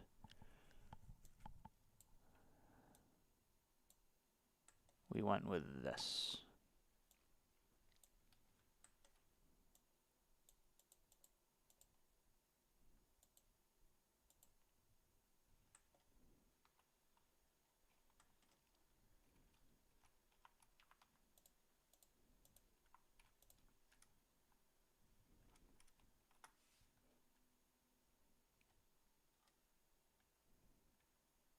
Is that too heavy-handed?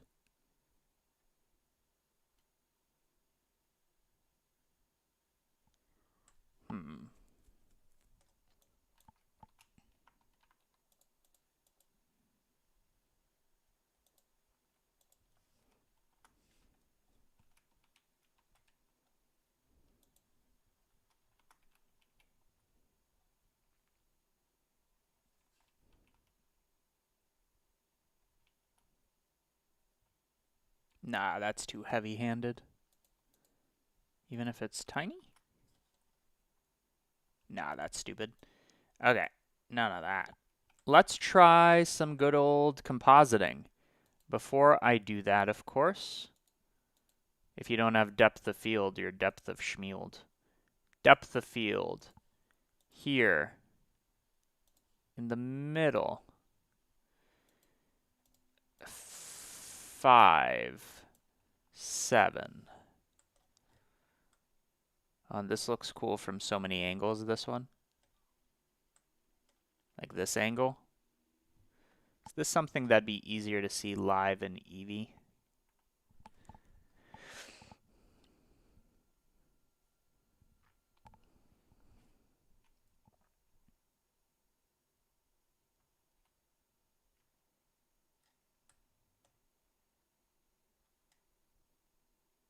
Oh. Oh, the light streaks. I think I've outdone myself on this one. Okay, cycles. People are saying the pages are too big. It's definitely a thought. 14. 16. It should be there, just not that much. 20. Okay, I like that. And then one final light check. Oh, it looks... I like that it looks good from any angle. So 150, let's remember that.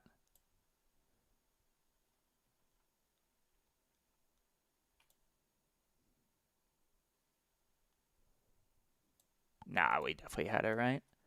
Then what about tilt here? Ooh. Just a little. Yeah.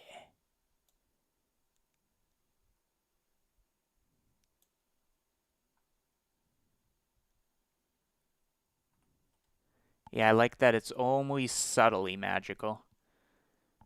If that makes any sense. And then for our pages, since they now seem kind of like weak links, Let's up the resolution. And then take the distortion. Bring it down a little. There we go. Okay, people are saying the pages are too big. Let me test that theory.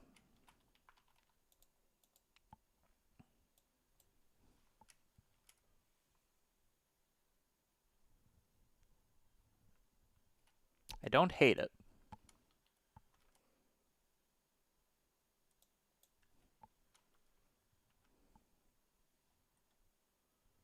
Before, after.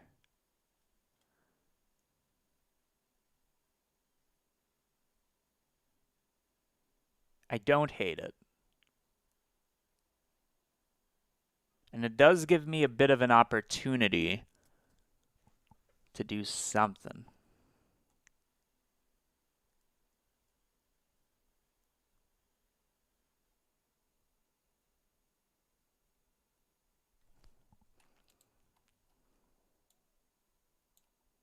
Oh, and actually, since I did that, I don't feel bad about randomizing the pages a little more.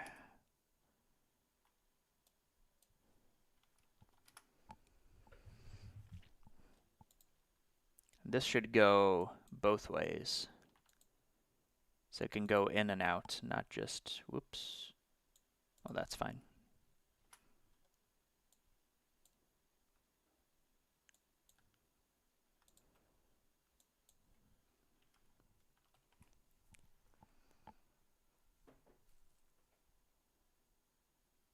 Okay, let's do a render.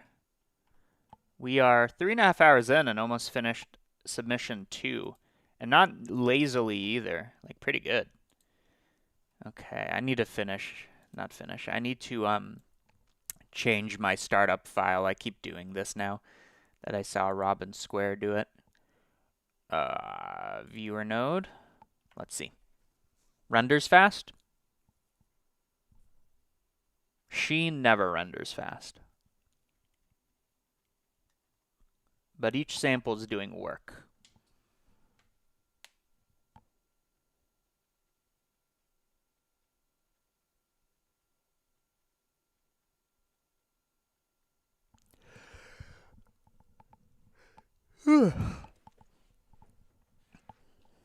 Might need to take a quick break soon.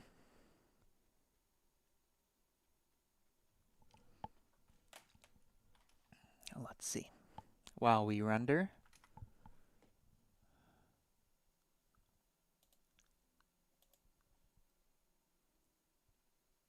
No. I'm still waiting on confirmation to release the tutorial I'm working on.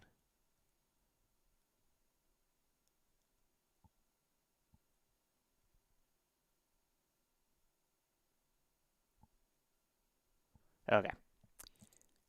92 samples. Come on. Don't pretend like you can't go further. I mean, 100 samples is honestly fine. So if I stop here, do I keep any of my passes? I do. So let's just comp on this. So this one I think ought to have a very dark background. Yeah. And then trick number 1. Always, always, always, ambient occlusion, multiply. Especially on this one. Before, after. Let's make that bigger. Before, after. Looks even darker now.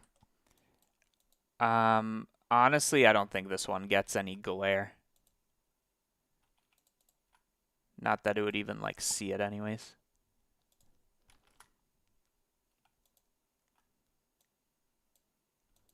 Before, after, before, after. It might highlight it a little more, though. Okay, what about... I dare not. I dare not. Every time I make it black and white, it looks so good. Actually, no. Color looks better here. I did good on color. Okay, low contrast, because it's kind of old. Medium contrast. No, I think we got that about right.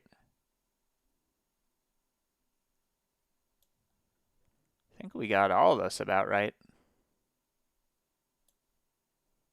That looks better. Okay, let's go from 1 to 0.9. That's a saving. And then what? Darker? Lighter? Chronos? But Chronos, though.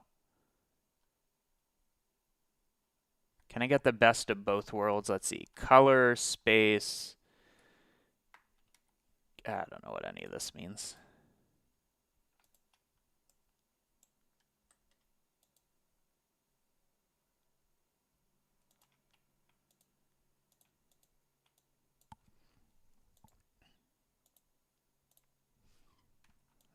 I think I want convert. I'll be honest, I do not understand colors. Okay, so we have gone from AGX to Chronos. Clearly not.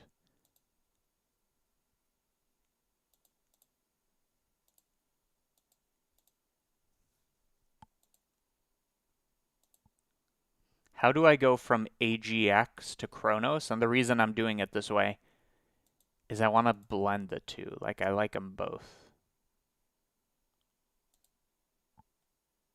I don't get it. Non-color to Chronos. Doesn't do anything. Okay, let's see. I want Chronos, but not the darkness from it. So let's see. Before, after. Or sorry, this is before, after. Before, after. Maybe I can replicate that by injecting some saturation into here. I can. I can and I will.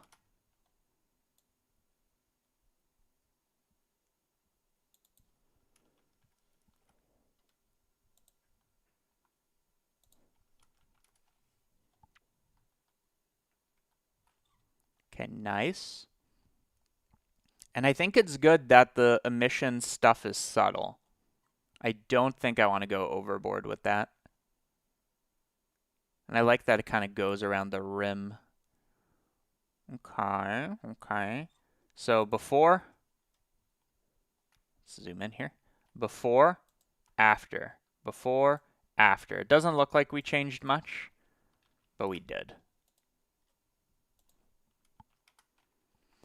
One other thing I'd like to play with before I move on, because I think this is pretty good, is I'd like to see if I can just add one light to like totally change the mood. Because sometimes a backlight will get that done for you, you know? Let's see. So I put it behind the book and below the book with a bit of radius. Just a bit stronger. And then, let's see. Without, with, without, with. Now that was definitely good. Without, oh, whoops. Without, with. Yeah, definitely something like that.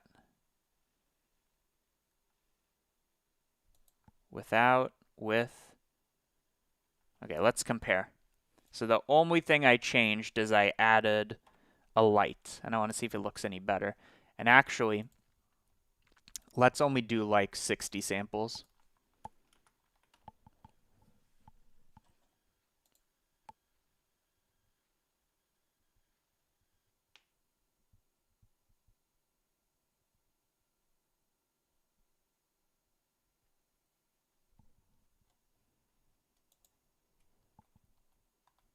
Okay, let's check out the difference once this is done. And maybe it needs more pages. I'm not sure about that. Okay, here we go. Here we go. Yeah, it's definitely better. The issue is we can't see the comp here. Okay, wait, let's do one without the light.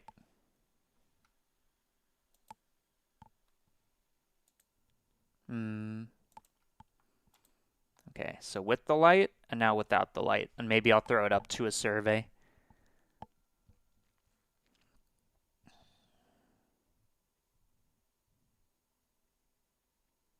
And this one definitely needs a short breakdown when I post it.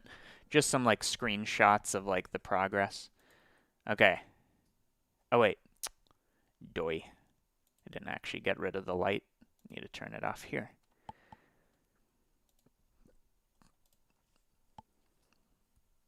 Okay. Yeah, now we're going to see the difference. And I'll hold it up to a vote.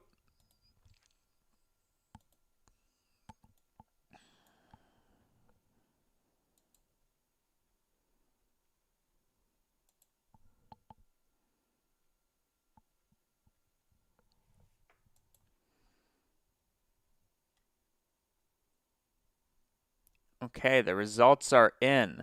No light, light. No light, light. I already have my answer, but let's see what people think. My answer may surprise you. Light, no light. You must choose. Okay, if you're watching actively, answer the poll. While I do that, can I get both of these visible for you? Okay, here we go. No light, light. No light, light. I could see an argument for either way. There's a little disagreement. No light, light. No light, light. What do we got? Okay, I'm going to give this 12 votes, and then we'll wrap it up. Just want to see by how much consensus. Okay, so it's about 2/3. It's about 2/3. Not everybody agrees. Now, personally, my choice was light. Okay? But there's another trick up my sleeve. Okay, so let me turn on the light. I'm going to do a higher sample render. And then I have a trick up my sleeve. And then I think we're almost done with this one, which leaves us with Enchanted.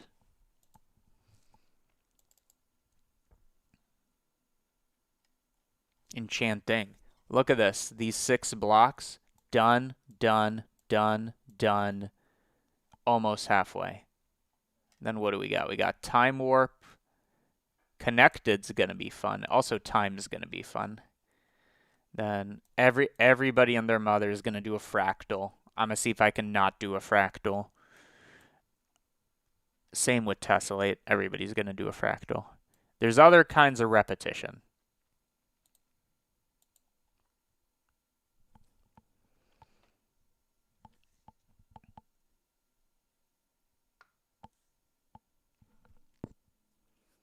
Okay, come on. I want my secret is white balance. And I'm so impatient. Nee nee nee nee nee. Nee nee nee nee nee. Nee nee nee nee nee. Do do do do. Do nee nee nee nee.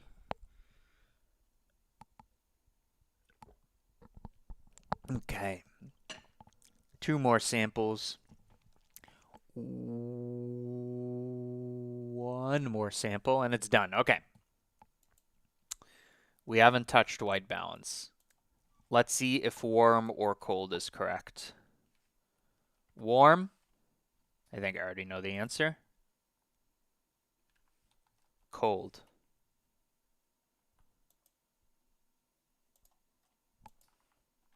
Warm. Oh yeah, it's definitely warm. It's not that warm though. Before, after, before, after. Yeah, it just happens to make it look more brown is kind of the answer there. Anything else? Well, this thing's gonna be animated. Can't forget that. What about the What about the position? Well, one thing we can do is you can see it's kind of on the top here. Let me fix that.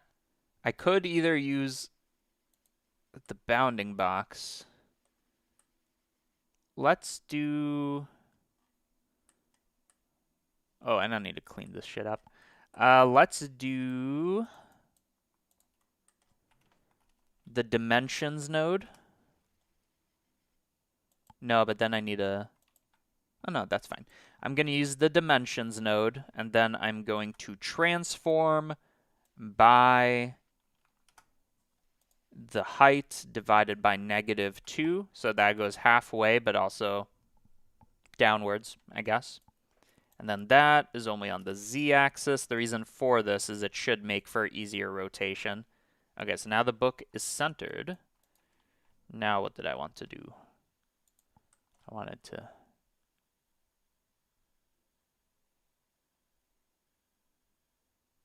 No, we totally got the best camera angle. Okay. Let's consolidate.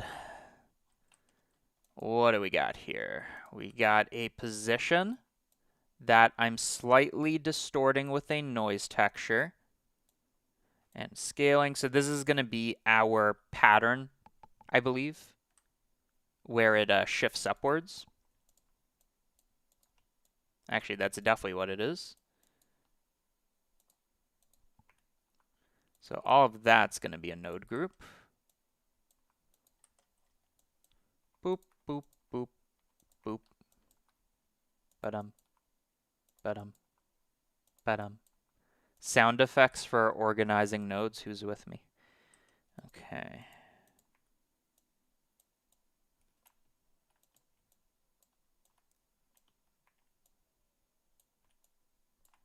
I'm so happy. I fixed this invert node. If you saw some of the previous streams, you saw it just didn't do what I thought I made it do. So I made a flip version, which goes from, it just multiplies by -1. And then I made a 0 to 1, 1 to 0, which is often what I do with the map range node is why.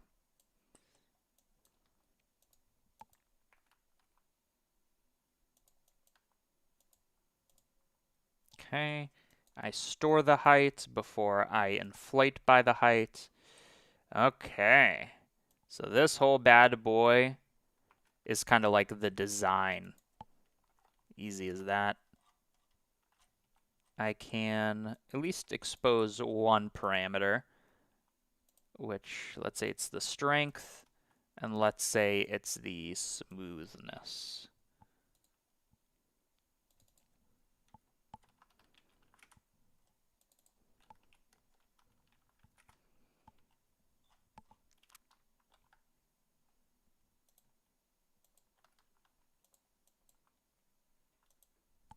And again, you can get all the project files, also 5 years worth of project files, on cgmatter.com.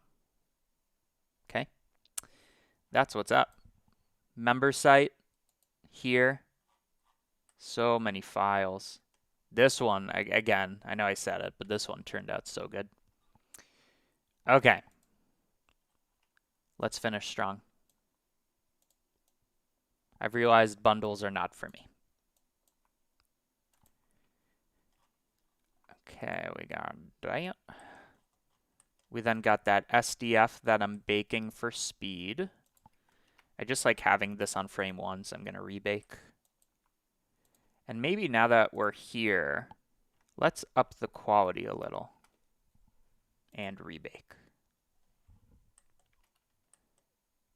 Okay, so we got the page. I made it a little smaller. That can be inside of here. I cut out the center. I duplicated them and distorted them. I got rid of colliding pages. I got rid of the overhang. Or no, rather I added random overhang. Very different. And then all that I merged. So let's see. This is the cover. This is the pages. I joined them. And then I use this node group simply to center. And we can say, yeah, that can be outside.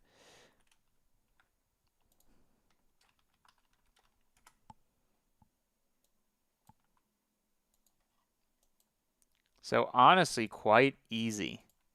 And then I guess do remember there is this one kind of hidden. Well, I guess I have an idea. What I was going to say is there's one kind of hidden geonodes where we just kind of created the cube. But now that I'm thinking, if we snap it everywhere, do I snap it in here as well? I do. So I'm actually going to get rid of the snapping. And instead of that, I'm going to do it inside of here. That way it's nice and clean. And to make sure all of that is correct, let's rebake. And now we're good to go. And now that I actually upped the resolution here, I am of the belief that it should be a little softer. Yeah, there you go. Even less, maybe? Yeah. Understated, subtle, design, art. Okay, so now I can bake all of this, especially if I need to render every time, because right now it's taking that long. It's taking 6/10, 3/5 of a second. Now if I bake, you'd think it would take less. Is it just not updating?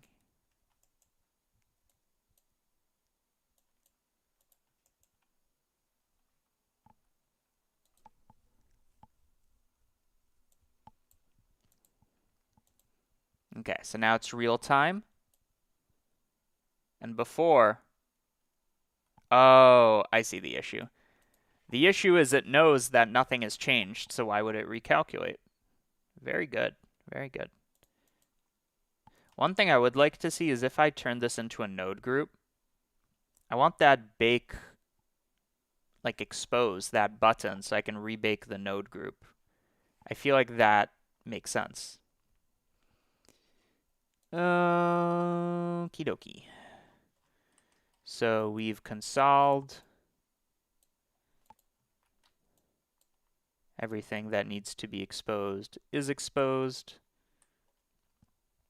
for all to see. Okay. So this is Nodevember day 21, Grimoire. Boom. And now, what was our last render? It was that. I want to do one more crispy render, maybe with more pages, I think. So I'm actually going to almost double the page count and going to bring the Z distortion down a little, and then this distortion down a little, and see if that looks better. Okay, so ready? Notice the difference. Here we go. I didn't notice anything. Oh, did it not?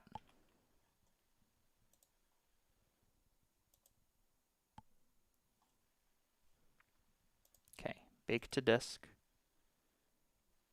Bake. It also helps when I distribute these files, is why. Is that double the pages? Let's see. So here are the pages. Here is before, after. You can hardly tell. That's fine. Okay, so let's do one more render. And as that is happening, I believe I'm going to consult with my body. Yes, it's time to pee. So let's do one high-res render. And I will be right back. Talk amongst yourselves. See who will win, my bladder or the render. I think I already know who's gonna win.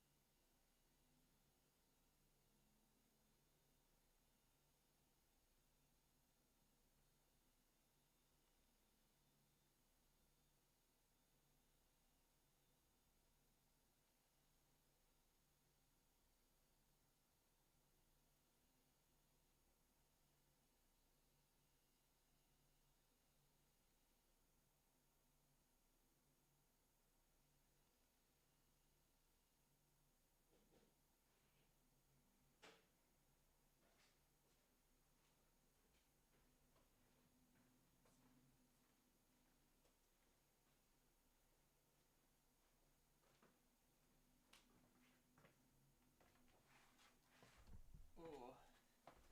Is anybody still alive?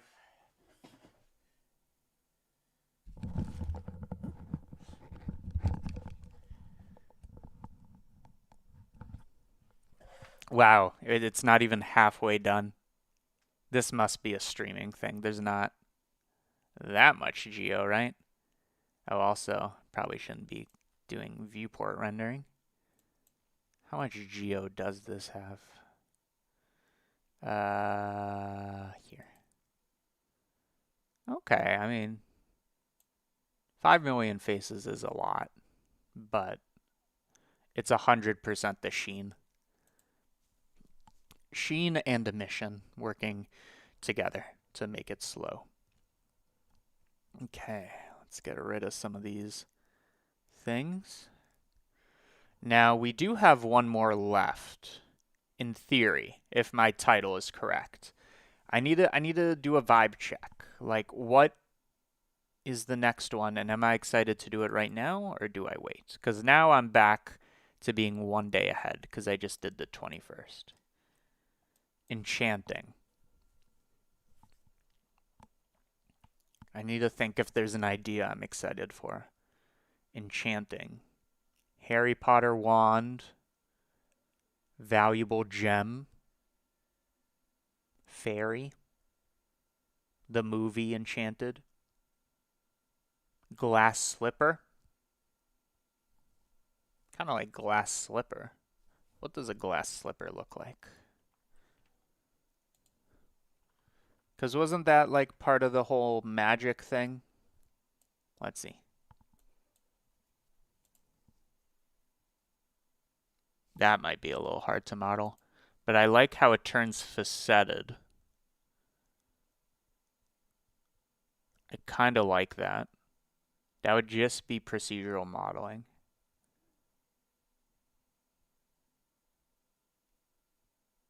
Not easy procedural modeling, though.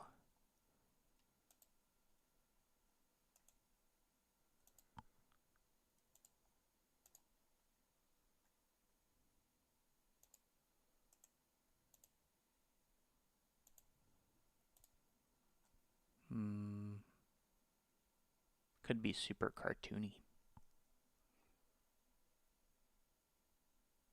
Ooh, I like the designs on this one.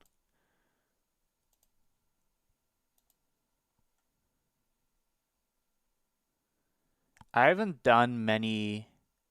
Well, that's not true. I was going to say I haven't done many animated ones recently, but then I remembered literally on this stream just a example render. That's satisfying. I'm very happy with that. I feel like I could make a 1 hour of drawing shapes.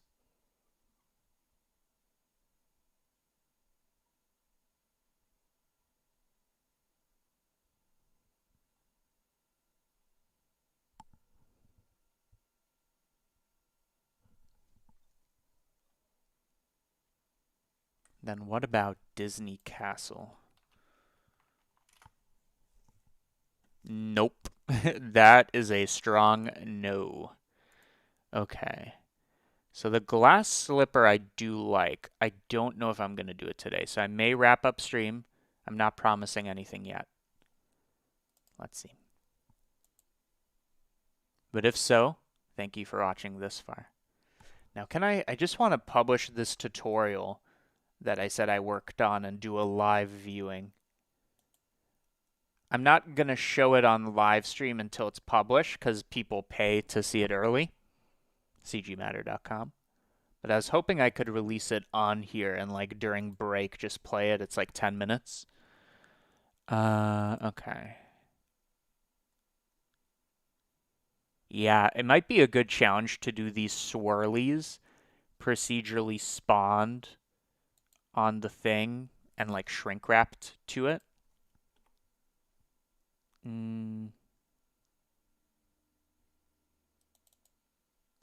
So cursed. A little less cursed, but still cursed. Don't need this. So I think what I'm going to go for is I think I'm going to do this profile. Forget the scales. I'm going to do this profile. I'm going to take this kind of faceted idea where it's kind of hardened, like the 10 million play button. Let me see if I can find that. Kind of like this is a good way to describe it. I'm going to inherit the shape, this, and then from this one, I'm going to inherit the designs. But I do think I'm going to do that tomorrow. I'm not feeling it. When do you make your 3 piano pick thing to... that's funny. Okay. Well, first of all, let me rename this live stream. Days 20 and 21. Mask and Grimoire. Two extremely unrelated things. Okay.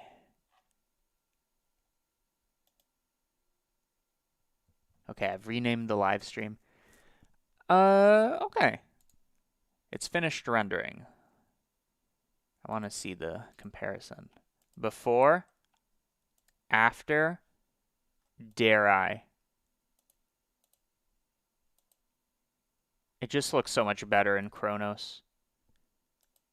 Maybe just bring down the contrast a little.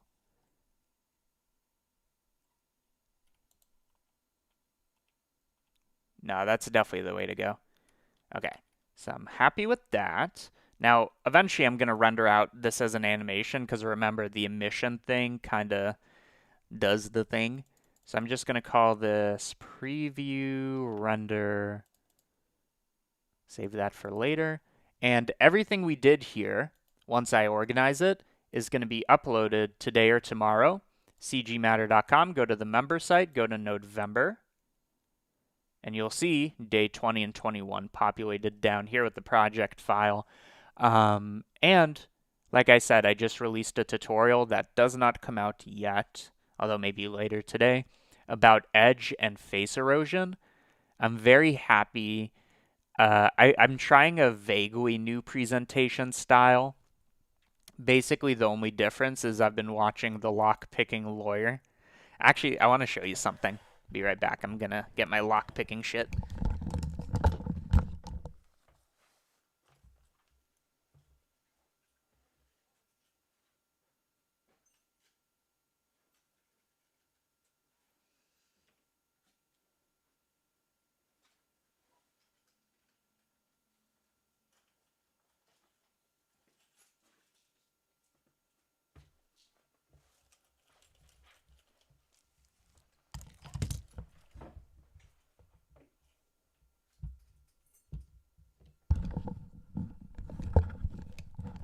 Okay, so I've been watching The Lock-Picking Lawyer. If you haven't seen day... What was it? It was day 15, I want to say. Yeah, I did this lock cutting thing, because, you know. And on the stream, it took a while, but I unlocked this lock, which is cut, but still works. I unlocked it with paper clips, but since then, I've been watching The Lock-Picking Lawyer, and I got tools now. Let me show you. So if you lock anything, let's get rid of that pill bottle. Okay. If you lock anything with a padlock, so imagine you have your laptop, you put it in a locker, you're like, okay, I'll come back in a few hours, it's safe. I just want you to keep what I'm about to do in mind. So I am going to take out something called a rake tool, wave rake. Okay? And I want you to look at this in real time. So I'm just going to put a tensioner on here. Okay? So this just lets me turn the key. And I want you to count. So I've just entered the locker room. And 3, 2, 1, go.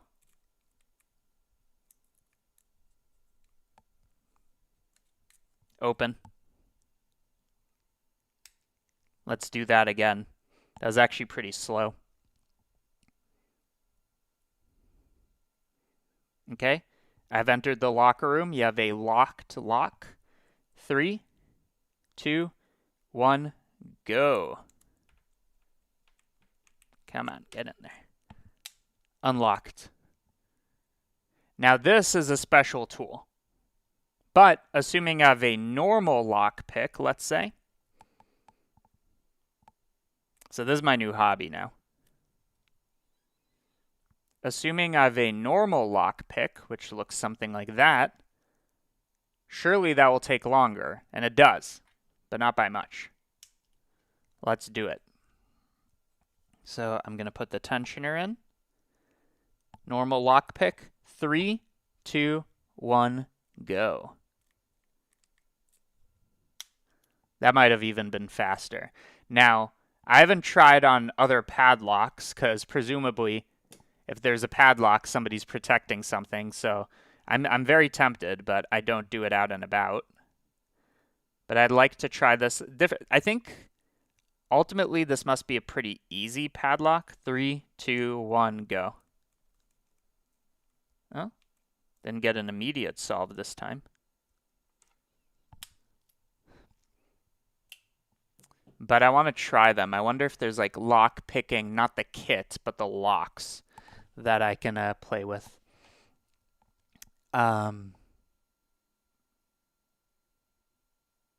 Yeah. So it's mainly this.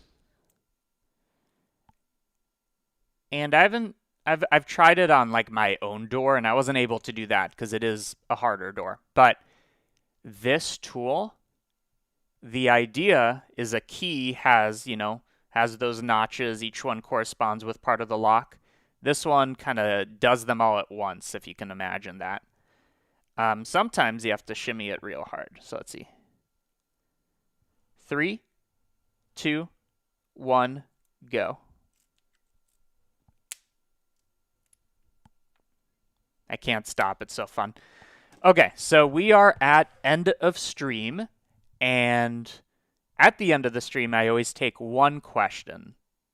One question, not two. I'll take the best one, and then we will move on tomorrow or the day after, because I bought myself some time by doing 2 of them today. We'll continue. But if you have a question, now's the time to ask. I'm going to give a minute, and I'm just going to keep opening the lock. And in a minute, I'm going to pick the most interesting, I guess is the criteria. The most interesting question. Yesterday's was, or not yesterday's, last time I streamed was, I think it was like, if you could be a node, which node would you be? I'm pretty sure. Okay. So far we have a question. I'm going to wait like, let's say 30 more seconds and then move on. Love it.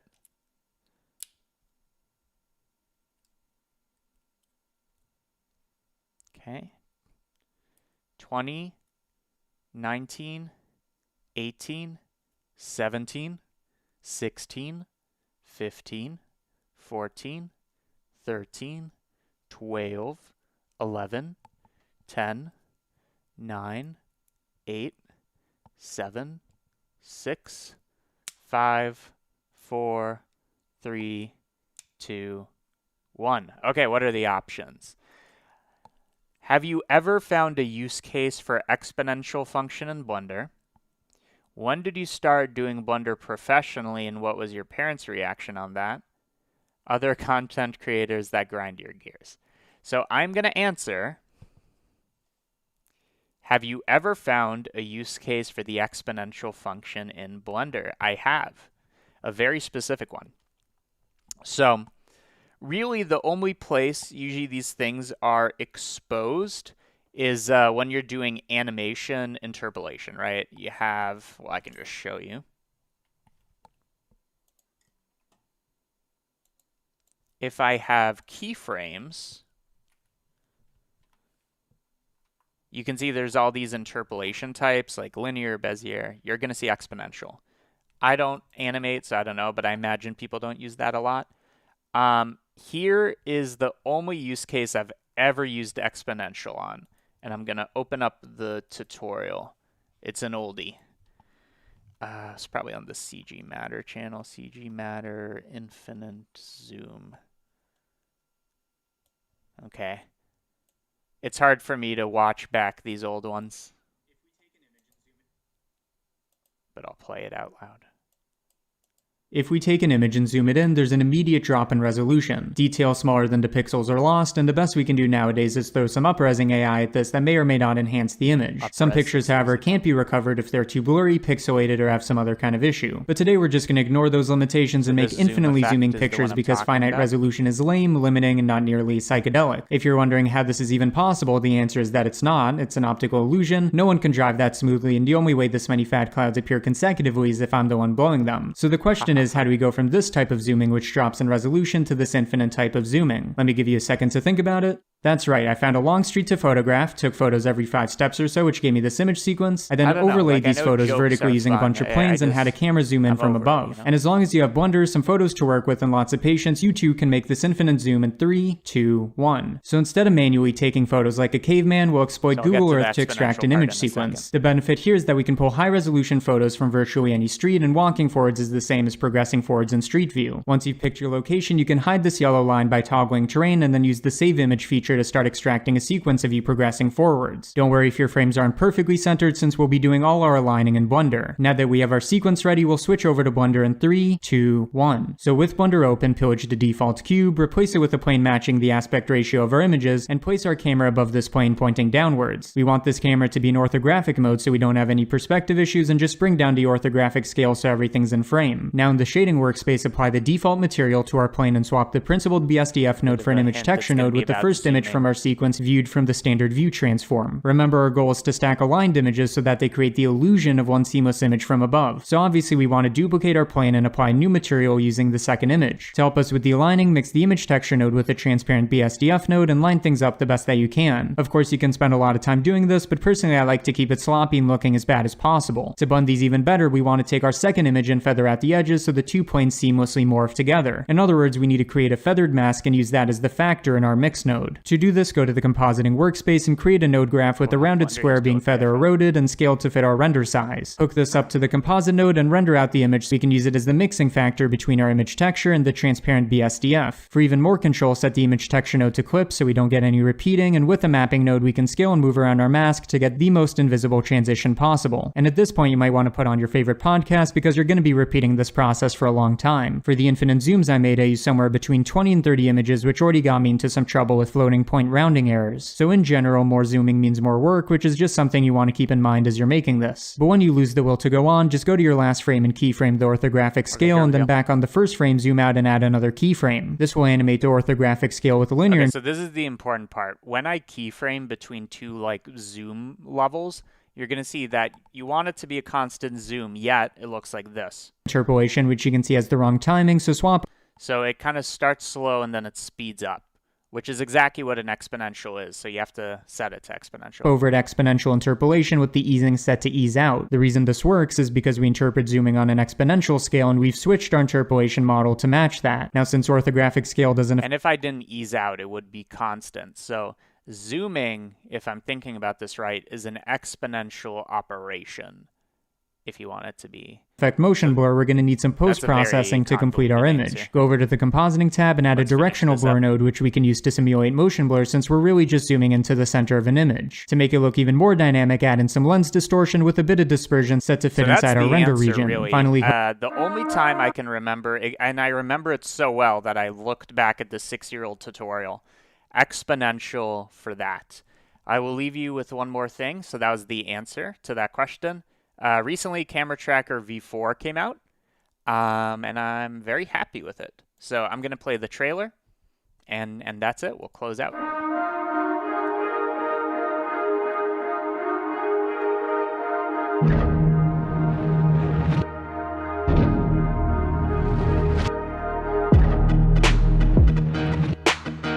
Yeah, tracking inside.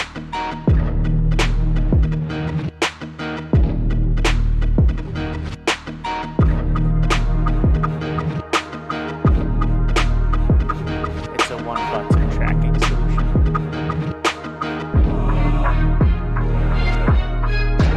Like, this is the music you would expect when somebody's rising in power. A montage.